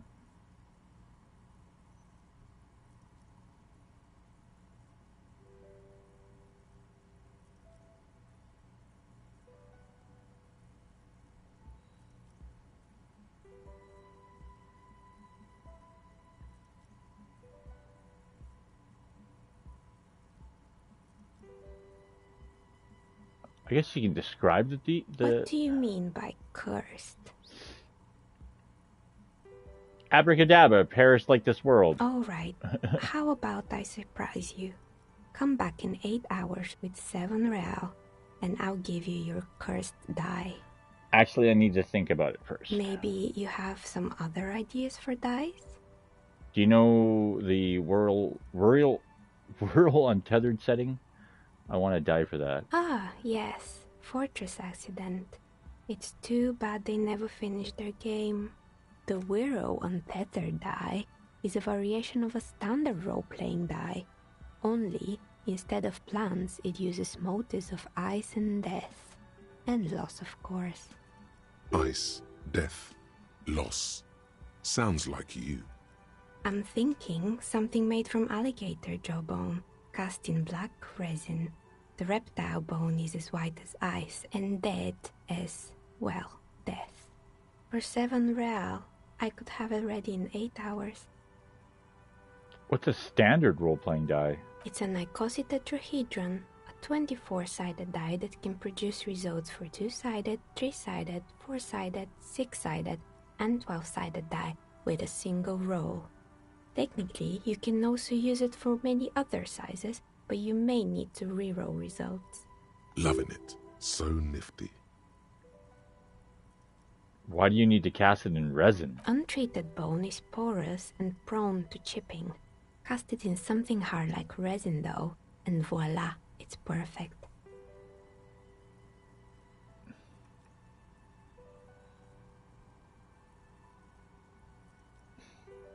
So the standard world die...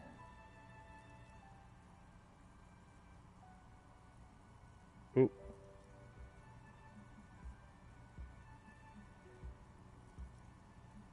She'll only sell you the one set too.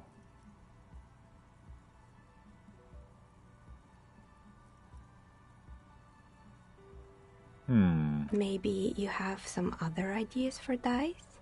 A star that fell from the firmament? Those cost more than 7 real. Are you sure?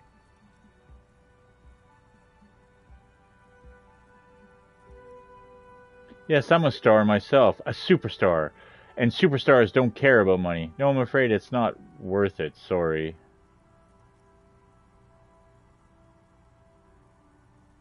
Alright, maybe some other die then? I'm sorry, I don't actually know what die I want. How about an amber die? Amber die with a mosquito? Amber? A poor man's gold? Who told you amber was cheap? It's beautiful, really, and has been treasured since the ancient times.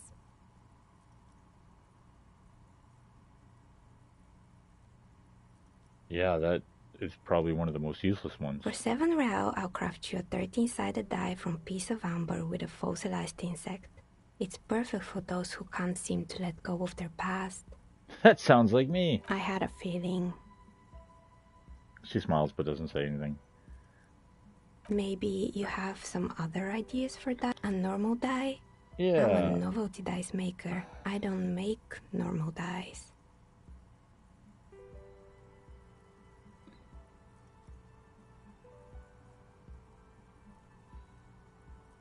The siren set that we got from her too.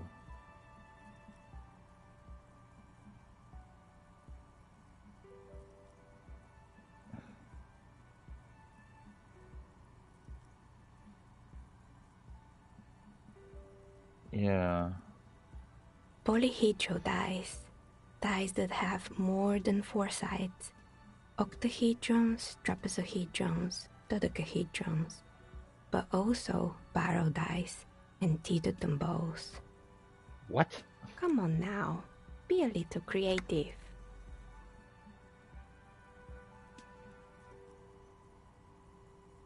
Actually, I need more time to think about it. No need to rush.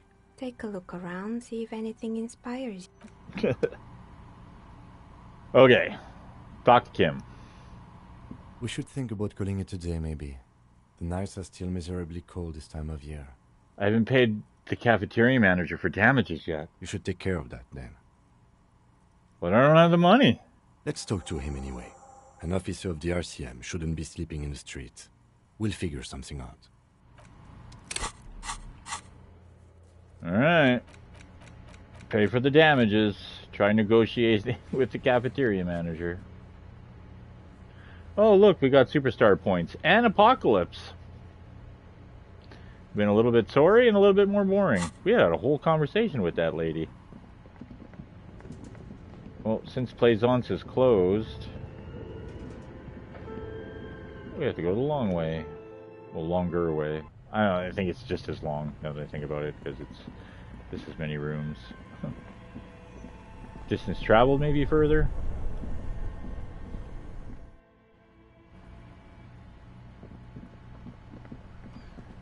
Wow, she's still out here. Hello again, officer. How are things? It's so late, and you're still here. I'm a Nighthawk. What can I say? She flashes a smile. There's a little meanness in that smile.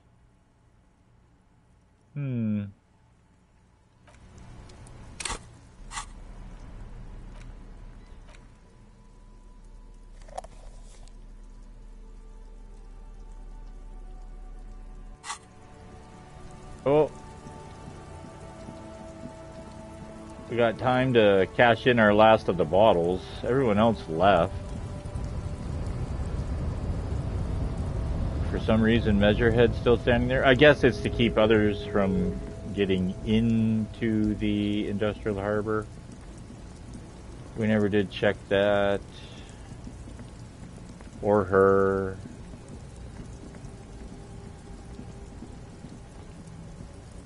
Even Tommy is gone. That's interesting.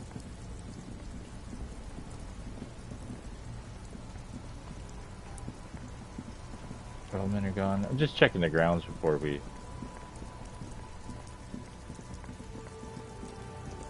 Kuno should still be outside.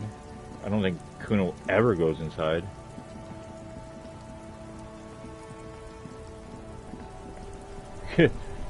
The 12-year-old speed freak doesn't sleep, go figure.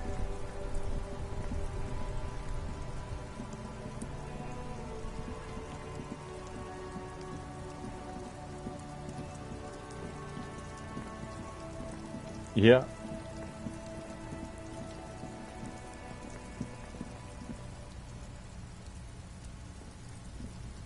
An inconspicuous pile of the roofing material, Eternite. Why am I looking at this pile of roofing material? What is this? It's nothing. Someone just left some roofing material slanted against an old shack. Glad you asked. When junior researcher Olari Tal invented Eternite in the Vatna Polytechnic Institute some 30-odd years ago, he thought it would last forever. Hence the name, Eternite. Sadly, the only lasting thing turned out to be the material's highly carcinogenic effect. Why am I looking at this pile of roofing material? Because there's a secret door hidden behind the panels of Eternite. That's why they're too orderly. Pull the panels aside. There it is. You see a shabby little door.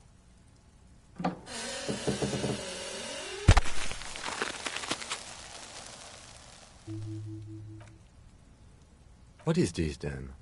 A tool shed? Let's investigate. Oh shit, wait. Ah, it doesn't matter. I was like, oh, take the bottles in, but it doesn't matter. You can even do that in the morning.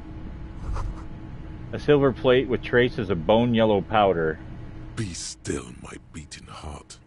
It's amphetamine. Sweet amphetamine. The lieutenant isn't studying the powder in the mirror. He's studying you. There's a good vague way to ask where he stands on drug use. Professionally, I mean.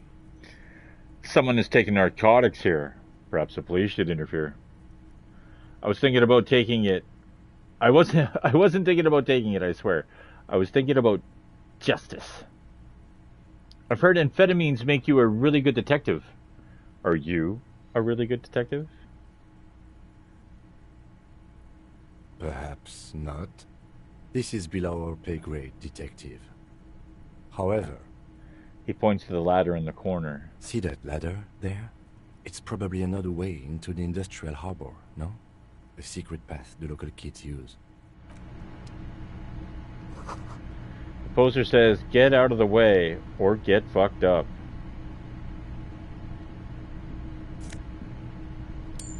Hey, 34 cents.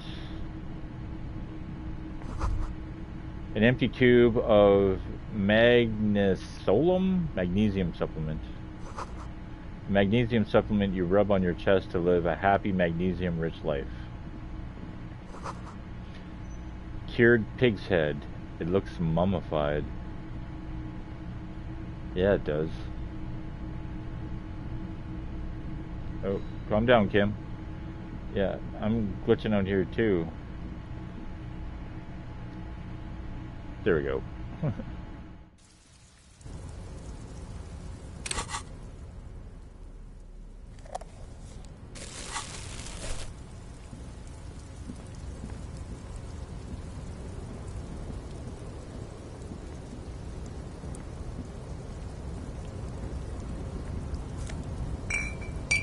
Oh, can never have enough Nosafed. Oh, lovely.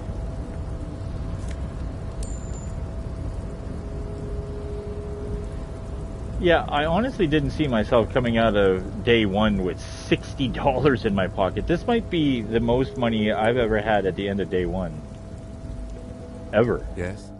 Oh, nope. I didn't mean to talk to you, Kim. Sorry. The story's going to collapse soon. Restoration pillars keep the ruins together. Postcard, Grand Couron, 37.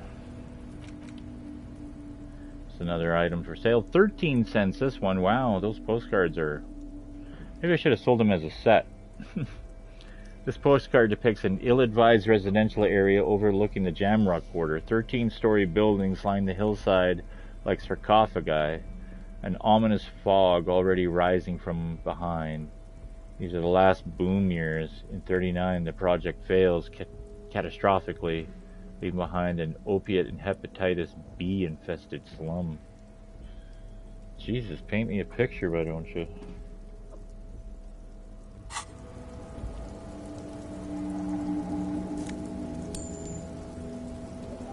Wow.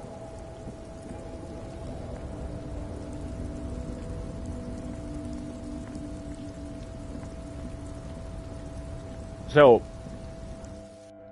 if we didn't kick Measurehead's ass, this is an alternate route into the harbor.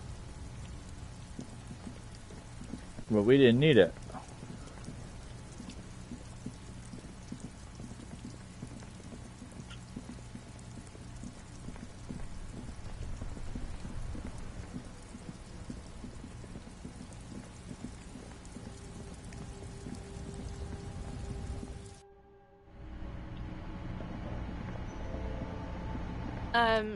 Is this about the questions again? Because I don't really know anything.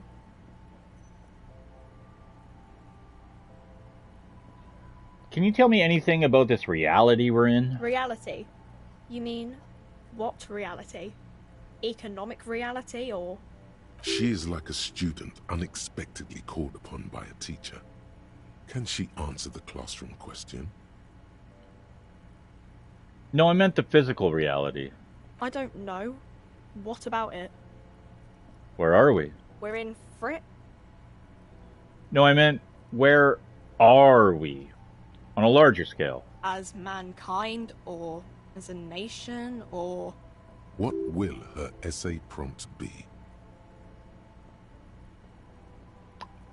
As a mankind. In a good place. She rubs her face, thinking. I mean, science is doing great, and this radio computer thing seems to be kinda big. I don't know. She shrugs, then folds her magazine back. What time is it? I don't know. Look at the clock. It's right behind you on the wall. The clock shows the time at 10:09. The hands seem to be still. It's apparent the clock doesn't work. What's the revolution? When ordinary people take over the government and demands democracy. What about the one we had here in Revachol? Yeah, it happened like 50 years ago or so. Sorry, I'm not very good at this. At history, I mean. The coalition. What's that? Someone told me there is one. Our government? Or do you mean something else? Sorry, I really need to finish this article. She taps the magazine on the counter. I won't bother you with this nonsense anymore. Cool. She seems happy to return to her reading. The tear machine your bottles clunk into...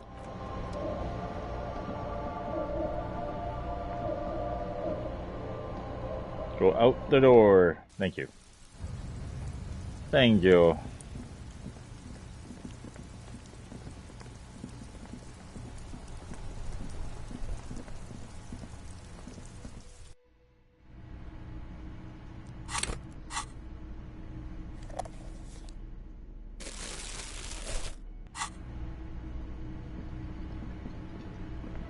Hello again, sweetie.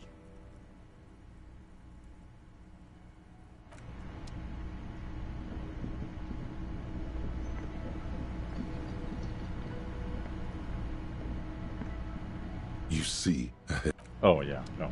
We already used it before. Okay. Truth and reconciliation. Can I help you? So about that money I owe. Yes. Have you got it? How much do I owe you again? A lot. For the room and broken window, 100 real. I was wondering if we could come to some sort of arrangement for tonight. Does that arrangement include you paying me what we already agreed you owe me? I will pay you back tomorrow. I'm an honest cop. It's cold out. I'll freeze to death because I'm losing this stupid money game. Come on, man. After everything I've been through. What about what I have been through, huh? You're not the goddamn protagonist of this story. I am. This is my hostel cafeteria, and I need my money. Literary demotion. That's the worst. Hold on. I still have my key, you know. Good luck trying to use it. He taps his foot against a metal box installed in the back of the counter. All the locks have an electronic component. They have to be unlocked down here with a master key before your guest key will open the lock. This conversation isn't going anywhere, is it? Not until you bring me the money. Okay. I might have something in my motor carriage we can use when you're done here. He turns to you with a heavy sigh. Oh, Lieutenant, we're done here.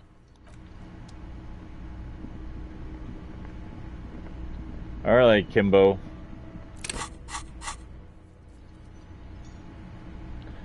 Kim was offered to help go to his motor carriage in front of the whirling.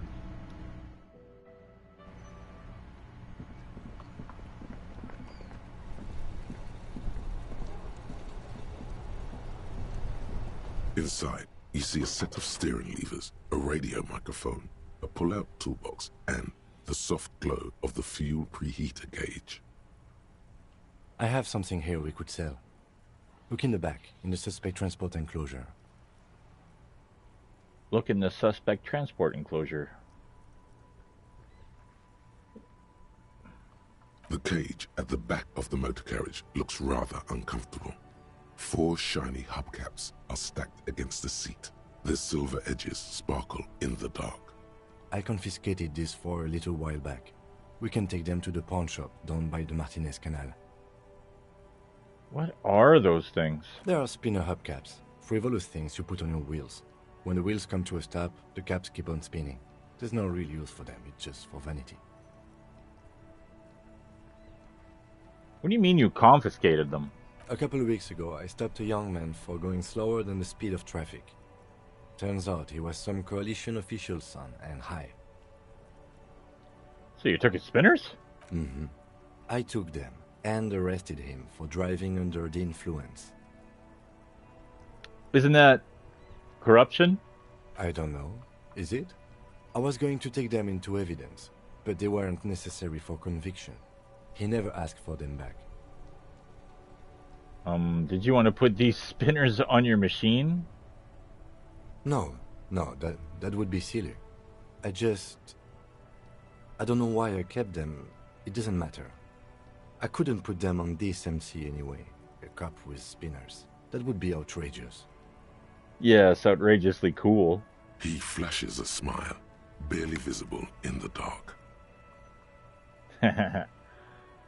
I'm sorry you have to sell them because of me. As I said, they are useless anyway. I should have remembered I have these earlier. You said something about a pawn shop? Yes, the Burton Asteroid, near the canal. We've been there. If I'm not mistaken, it should be open late. Thanks. I appreciate your help. The lieutenant nods as you take the spinners. Tap on the fuel preheater gauge. As you tap on the gauge, the indicator pin jerks as if startled. It's in the large orange sector, indicating the engine is warm. Next to the gauge is a red switch labeled heat. No, that's enough fun with the foldable headlights. Oh. I thought something else was going to happen.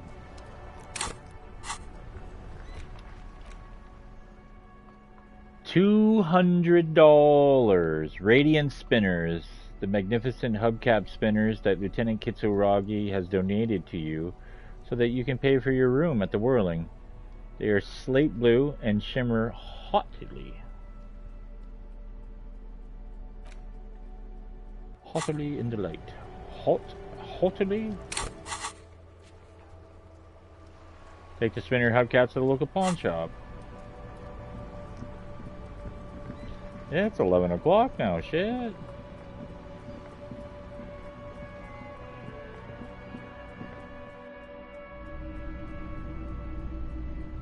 Thanks for keeping weird hours, Roy. Hello. Let me know if I can help you with anything. I have something else to sell. Yes, we'd like to sell these hubcaps. Lieutenant steps in and hands him the spinners. Roy takes the hubcaps from the lieutenant and inspects them.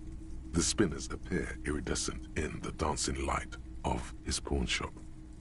Yes, these are very, very good. Did you defraud some foreign prince for them? Jump a mesk banger? No matter. I'll give you 200 real. No one was defrauded or jumped, I assure you. The lieutenant explains as the pawnbroker opens the register and counts the cash. Of course. I meant no offense. 200 real for you, officer. Delightful doing business with you. Do come again. Thank you. He takes the cash, then turns to you. Here's the 100 real you need for your bill. Do not waste it. The rest goes in his pocket. The rest is for him, to compensate for the pain of being separated from his radiant spinners. Anything else you're thinking of selling? I'll check my pockets. Anything else you're thinking of selling?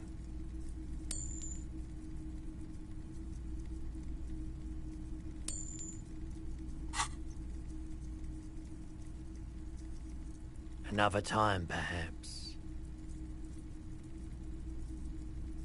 Yes. Fortunately, I still have it. 3:30 and it's yours. Here you go, officer. Anything else I can do for you today?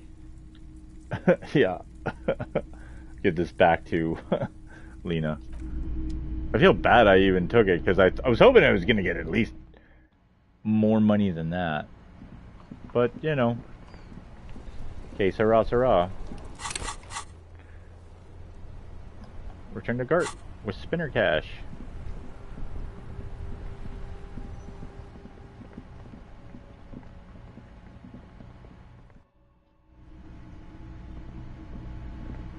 Oh, even Lena's gone. Can I help you? Yes. Have you got it? I have your money. Well?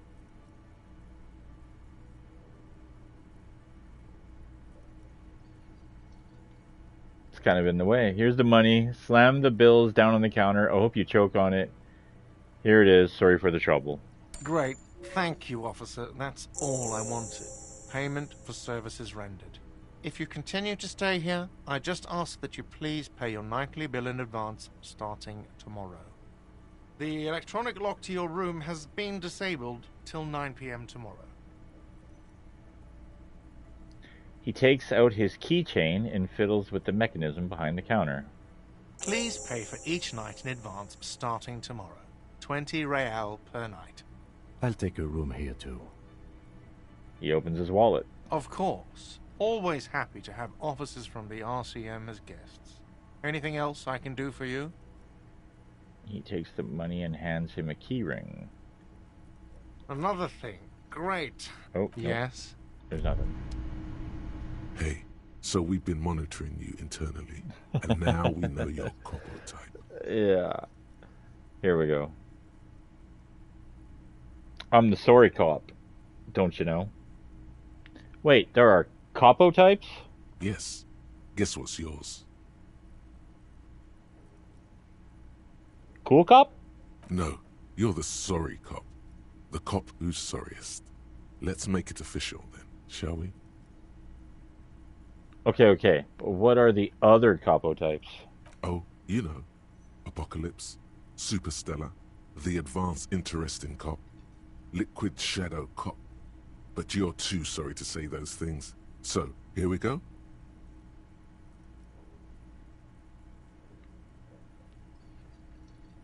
Won't the other capo types be jealous?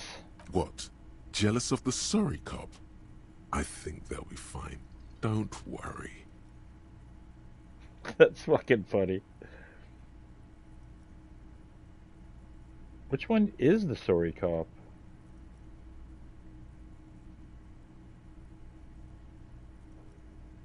They'll be super fine. It'll be totally okay. You can dual capo type from sorry to anything.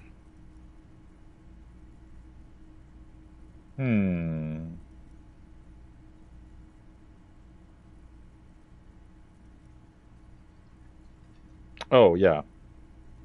Sorry cop is rigorous self-critique. So we'd lose one to authority. I don't know if that's... No, yeah, it's temporary.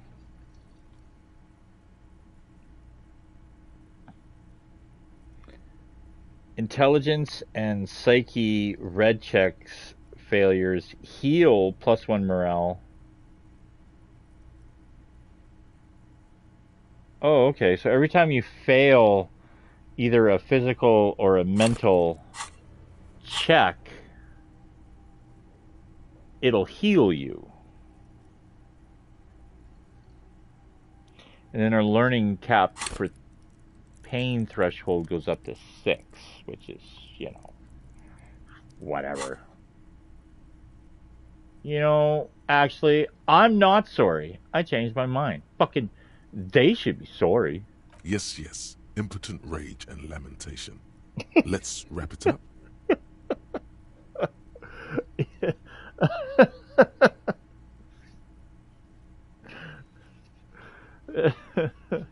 Yes, the lamentation of the women. You know what? I'm not sorry. I changed my mind. No, you don't. Come on. You'll be back to saying sorry in 2 minutes. Stop wasting time and begin the repentance.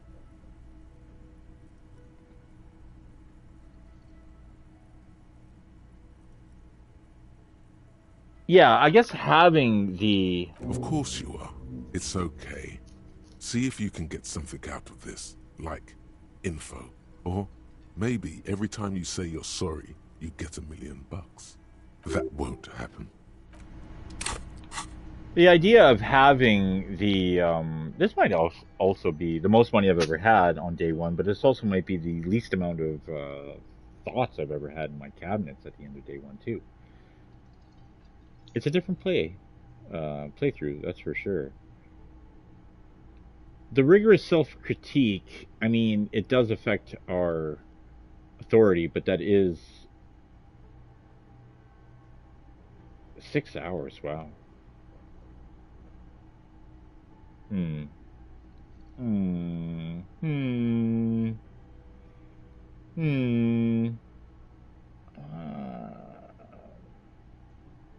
I think you get, like... Yeah, the first 3 thoughts are free. They don't actually cost, you, what do you call them? Skill points.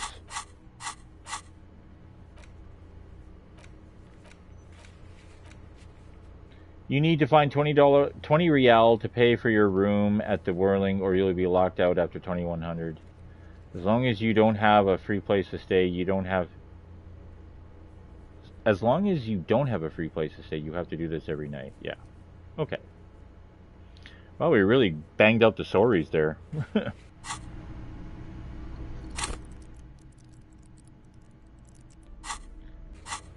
Yeah. I mean, the healing factor alone, yeah, I should take it. You're one sorry piece of shit. A cop penitent. A flagellant cop monk. This is not the right line of work for you. You should be groveling at the feet of a feudal lord, providing lurid evidence against yourself at a Mazovian show trial, or ripping the flesh off your back with a cat of nine tails. Yeah, Opus Dei style. Whatever made you this way, you can be damn sure it was your own fault. Do it. Really criticize yourself. Who knows? You might uncover something of importance from your guilt-ridden past.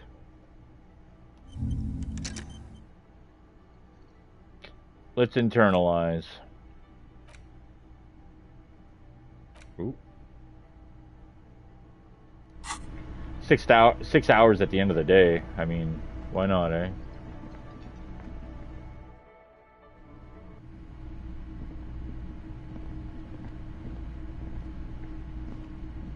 The door is closed.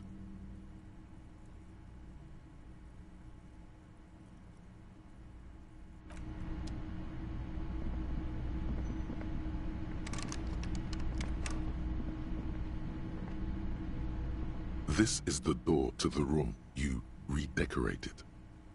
Good night, Lieutenant. Just a moment. You had some questions earlier, I believe. And besides, we should discuss our progress on the investigation. Let's go out to the balcony.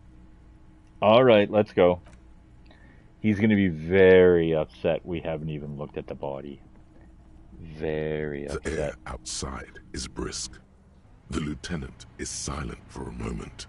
He listens to the traffic hum. Then... Where shall we begin? We should talk about the investigation, first and foremost. But I also remember you wanting to discuss the RCM? He lights a cigarette. I didn't know you smoked, Kim. I have a cigarette every night when I go over my notes. It's something of a ritual. Oh man, he looks so devastatingly cool with that cigarette. A cigarette is such a cool idea. I think I'm going to have one too. You're cold, Detective. Again, I only have exactly one every night. How'd you get so cool, Kim? You mean this? This isn't cool. It's an unnecessary trial of will, and unhealthy. The light of his cigarette illuminates a fleeting smile. He flicks the ash. Keeping the habit within the parameters he's given himself takes a lot of focus. It would be easier to simply quit. Right then, the debrief. Yes. It's been a long and eventful day. How do you think today went? Well, we didn't even look at the body.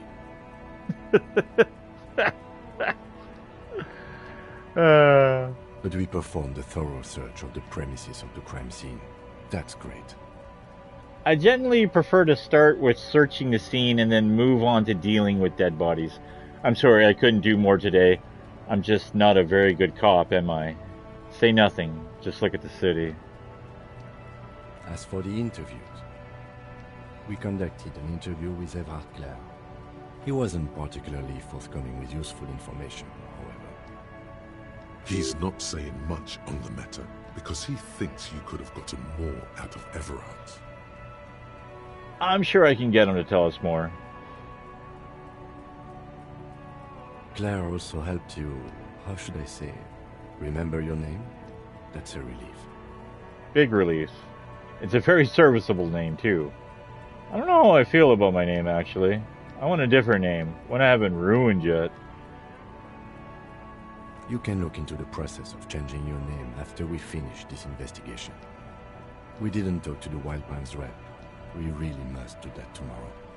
Above all, though, today was exhausting. What's with all the running? You run a lot. Is that a standard Precinct 41 practice? I have a really good theory about why you're running so fast, son. Just you wait until we get up tomorrow.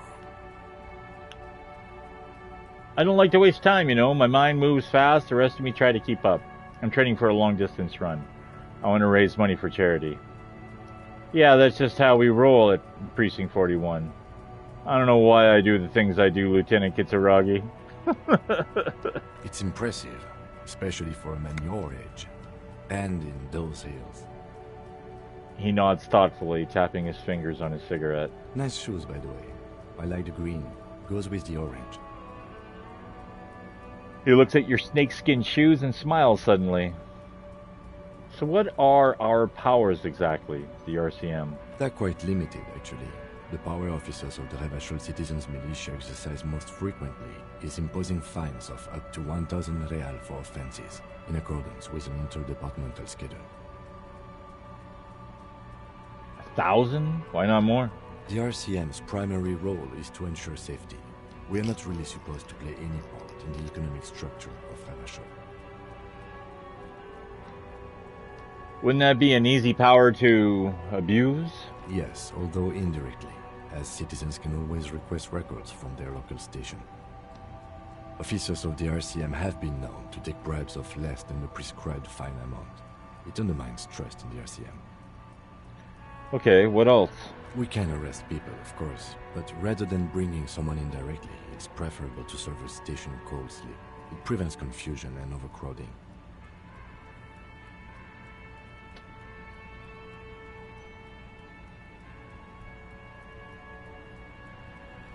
Wait, how can you be sure the arrestee will show up? You can't. Those who don't show up become fugitives, though, and have fewer legal rights when they are eventually caught. It's about power projection. Thus far, they seem to mostly show up. I see. And if someone resists? As you may have gathered from the fact that we are expected to carry a record of our kills, like the one in your watermarks, we are permitted to use whatever force is necessary, and strongly admonished not to abuse that power. Wait, so if I kill someone while on duty... You have to supply compelling evidence for why it was necessary to use lethal force. In these cases, your partner is usually your witness. Not a good position to be in, by the way. Internal Affairs handles these cases thoroughly, by cross-examining you for inconsistencies. It is hard to cover for anyone, which is for the best. What happens to the people we convict? We don't convict. We arrest and send them to coalition government courts in Couron and La Delta. The prosecution works off our testimonies and records, which is why it's paramount to keep them. He taps on his coat pocket where he keeps his notes. And who makes all these rules? The coalition government, and the moral intern more broadly.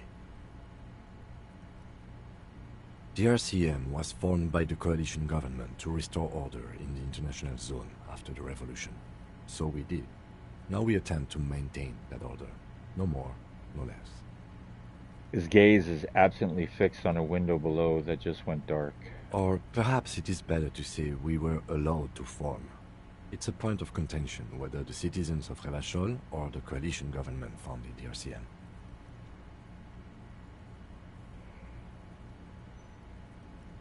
Citizens of Revachol or the coalition government? Let's say it was the coalition government. It's probably more honest, yes. Either way, the moral intern leases us the right to keep the peace in this city, and they will take it away if we misuse it. Or if they think you do.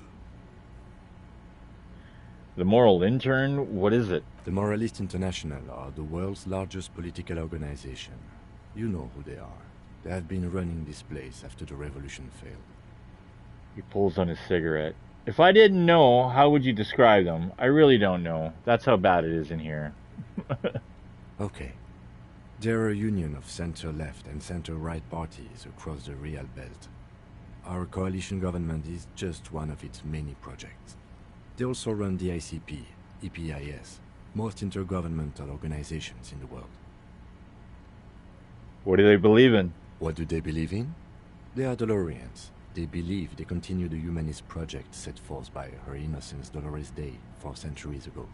Others say they are just technocrats. Those others say they continue the humanist project set forth by Dolores Day. What is their symbol? Interesting question. It's a blue forget-me-not. Their motto is love, compassion, self-discipline. I think you can gauge what they want you to think of them from that. Something kind and usual. Something almost self-explanatory. Something even a little feminine, but in a strict manner. Who is Dolores Day? A historic figure? The author of the modern age? You will have to look elsewhere for opinions. The subject of humanism is too abstract for me. For you, she is something painful, though it's hard to say why. What do you think of them? The moral intern are a fact. I try not to have opinions on facts until they change. And it doesn't look like that's about to happen. He looks below the city. I have an opinion on the moral intern. Do you? Things are bad out there, point to the city. We need them here, giving us the right to police rubbish all. They've done an awful job here. Have you seen this place? This isn't humanism. We are stooges of the world's biggest bourgeois organization protecting bourgeois rights. Mutters silently. Immigrants, liberal kips, fucking... Men are turning into women.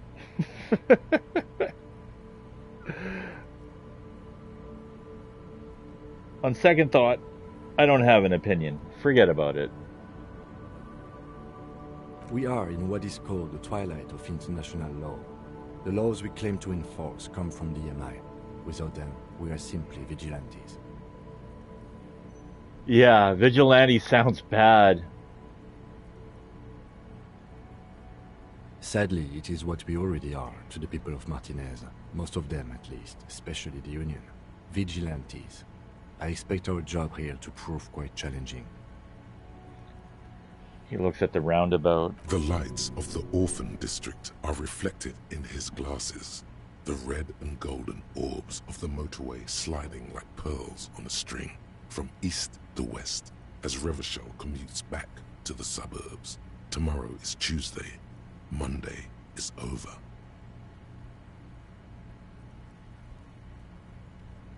Say nothing, just look into the night. The dying lights of the city shimmer below. Slowly, like luminous clouds, they pass on his lenses. The lieutenant looks at his slim cigarette, contemplating the next drag. An aerostatic passes overhead, the whiskers of its floodlights on the ground below. Kitsuraga's glasses light up as he looks to the sky. Two glowing circles. They really don't like us here. The Union, the teenagers too. It's different inland. In Jamrock and the GRIH. He pulls on the cigarette. Why are they like this? It's our fault for leaving this place to the dogs, to the Union, to the company. Not daring to come here more often. This place has fallen between the cracks, the jurisdictions of our two precincts. And in Jamrock and the GRIH? We run this city. West of the river is RCM land. He looks at the dark silhouette of the equestrian monument cutting into the night sky. It's incredibly hard. Human beings are... But we are in control, and it's worth it. The organization works. Our systems work. If they didn't, the city would disintegrate. He shakes his head. I hope our investigation will help improve the situation here. At least do some good. Me too. But I wouldn't count on any drastic changes in our lifetimes. Thanks for this. Yeah, it's getting very cold now. Let's go.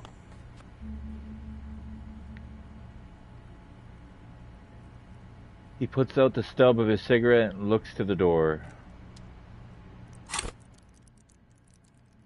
All right. We outie.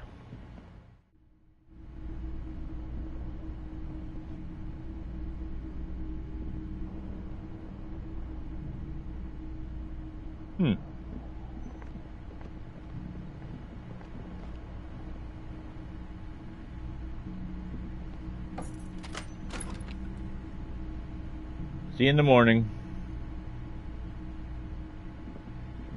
Bye. With our perception now. I guess our perception is 3, yes, with our amphibious hat. We can see the tape on the floor. Empty cassette case.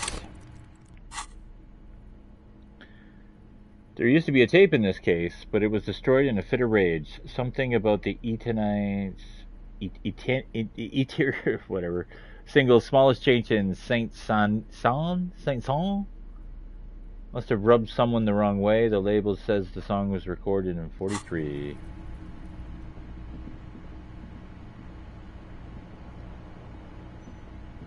The fan stands still. The lights are off again. The switch must be broken, because nothing happens. The air in the room is starting to feel like vaporized urine.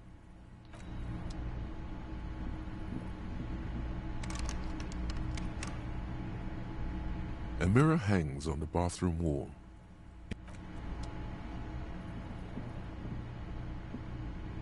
The bed is cold and not particularly inviting, but it's yours. The sheets look awful. The sheets feel at once coarse and clammy against your skin. The bed sags beneath your weight as you stretch out and finally close your eyes.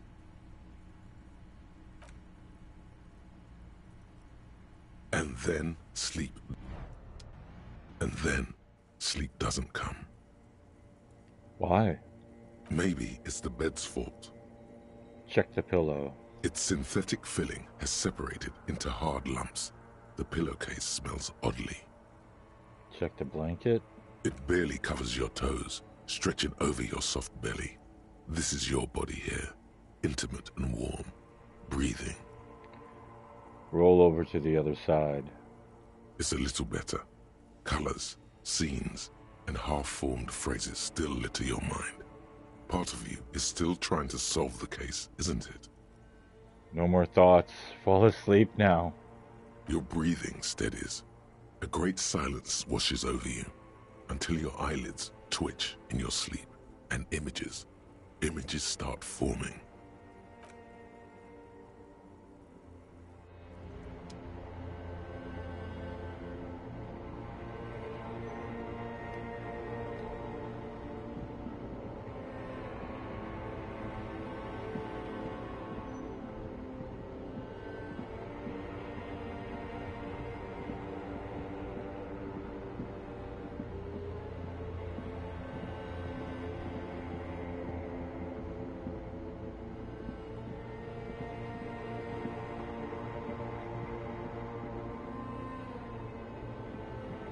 Do you remember the scent of your childhood? What is this? What it says on the can, Harry. Answer the question. I remember nothing. Do you remember your wife's hand on your face? Tell me what this says. I'm not answering before you tell me who you are. You know who I am. I'm the bad day. The one where you ask her, and then later in the streets, wandering. It's the worst day of all time, Harry dear. And it's coming. She will hear about it on the phone. Reality will turn into a grotesque nightmare. This will be the last thing you did to her. Tell me, do you remember the love of your life? You said... who? Do you remember the warmth of her thighs, between her legs and in her mouth? I was left. That's right, funky baby. And you just stood there. One hand on the bottle and the other on your dick. Watching her go. Let it all be dragged away from you. Tell me, where are your friends? Human beings have friends, Harry boy. Where the hell are yours? I can get it all back. No, it's gone. 3 times gone and never coming back. You failed. You failed me. You failed Elysium. What is Elysium? Everything. The Pale and the Islas. On the surface. The outer magnetosphere. Burning, furious truth. 8,000 years of written history. You really dropped the ball, Harry. 4.6 billion people. And you failed every single one of them. You really fucked up. I can come back from this. You're not coming back from shit. Thrashing around in that high conductivity state of yours. Bumping into things and acting like a clown. Who are you kidding? I'm trying to solve this case. My mind is tired and broken. Your mind is what now? I can't hear you. The rest is just a word dream. Jumbled up garbage. The pictures are gone. The bed rises to meet you. A thin, sleep-like state. More glass than velvet grinding in your head. So something is wrong. Sleep shouldn't be this bad, this dry, this unnourishing. There's something wrong with your thoughts. Some kind of new type of hangover. God. There's another type? What? No. Oh yes, party boy, and it's worse than the one before. Just think of the shit you saw. Here it comes too. So soon already. A silent alarm goes off in your head like clockwork. Barely let you sleep at all. Time to get those clothes on, Harry. Time to go to work in the shit factory.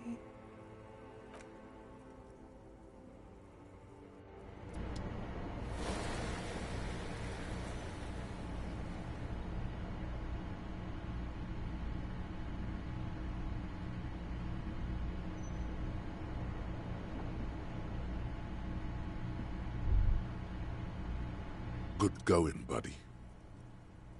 Oh my God, what the hell was that? I just had the most beautiful dream. Uplifting. Rejuvenating. Is that how it's going to be now when I close my eyes? Oh, just a dream. You have ones like that all the time. You feel even worse this morning than you did last night.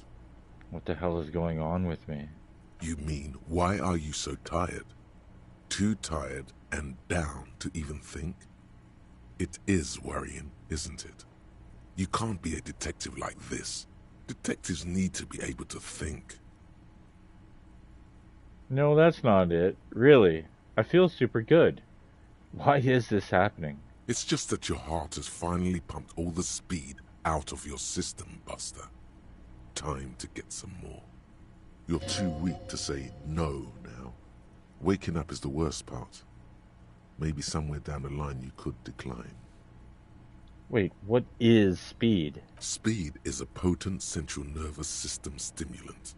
It kept you propped up all day yesterday, despite your debilitating hangover. How else did you think you even got up from this floor? It's power, man. It's professionalism. It makes you feel like you're young again and ready to detect. Ready to go to war against the world. No, I can take this. I'm not going to go look for speed. Are you sure? Ready to live as this pathetic shell of yourself for days? Basically, a week. Let's be honest, 2 weeks. Maybe 3. You won't make it. Half the town will be dead by then. You will be fired. That's a lie. I can do this without speed. Half the town won't be dead. Who am I kidding? Of course I want some speed. Fast recovery, man. Quick turnaround. Super detective back in action. Okay, so that just gave us another... Oh yes, because it's now categorized by the days. Find speed and sniff it. The hangover is coming on mega strong now.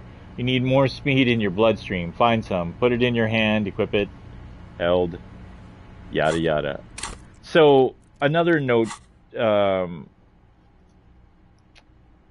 cabinets do not work while you're sleeping. You have to be consciously thinking. So that's only at 8%. We only put a half hour into it. That's okay. But anyways, that's enough for today. That's good for the stream for tonight. We'll continue this in the not too distant future. Probably we'll bang out some more Kingdom Come Deliverance tomorrow, and then yeah, we'll get back into the further adventures of Harry and his self-proposed decline. Anyways, thanks for hanging out, folks. Take care. See ya.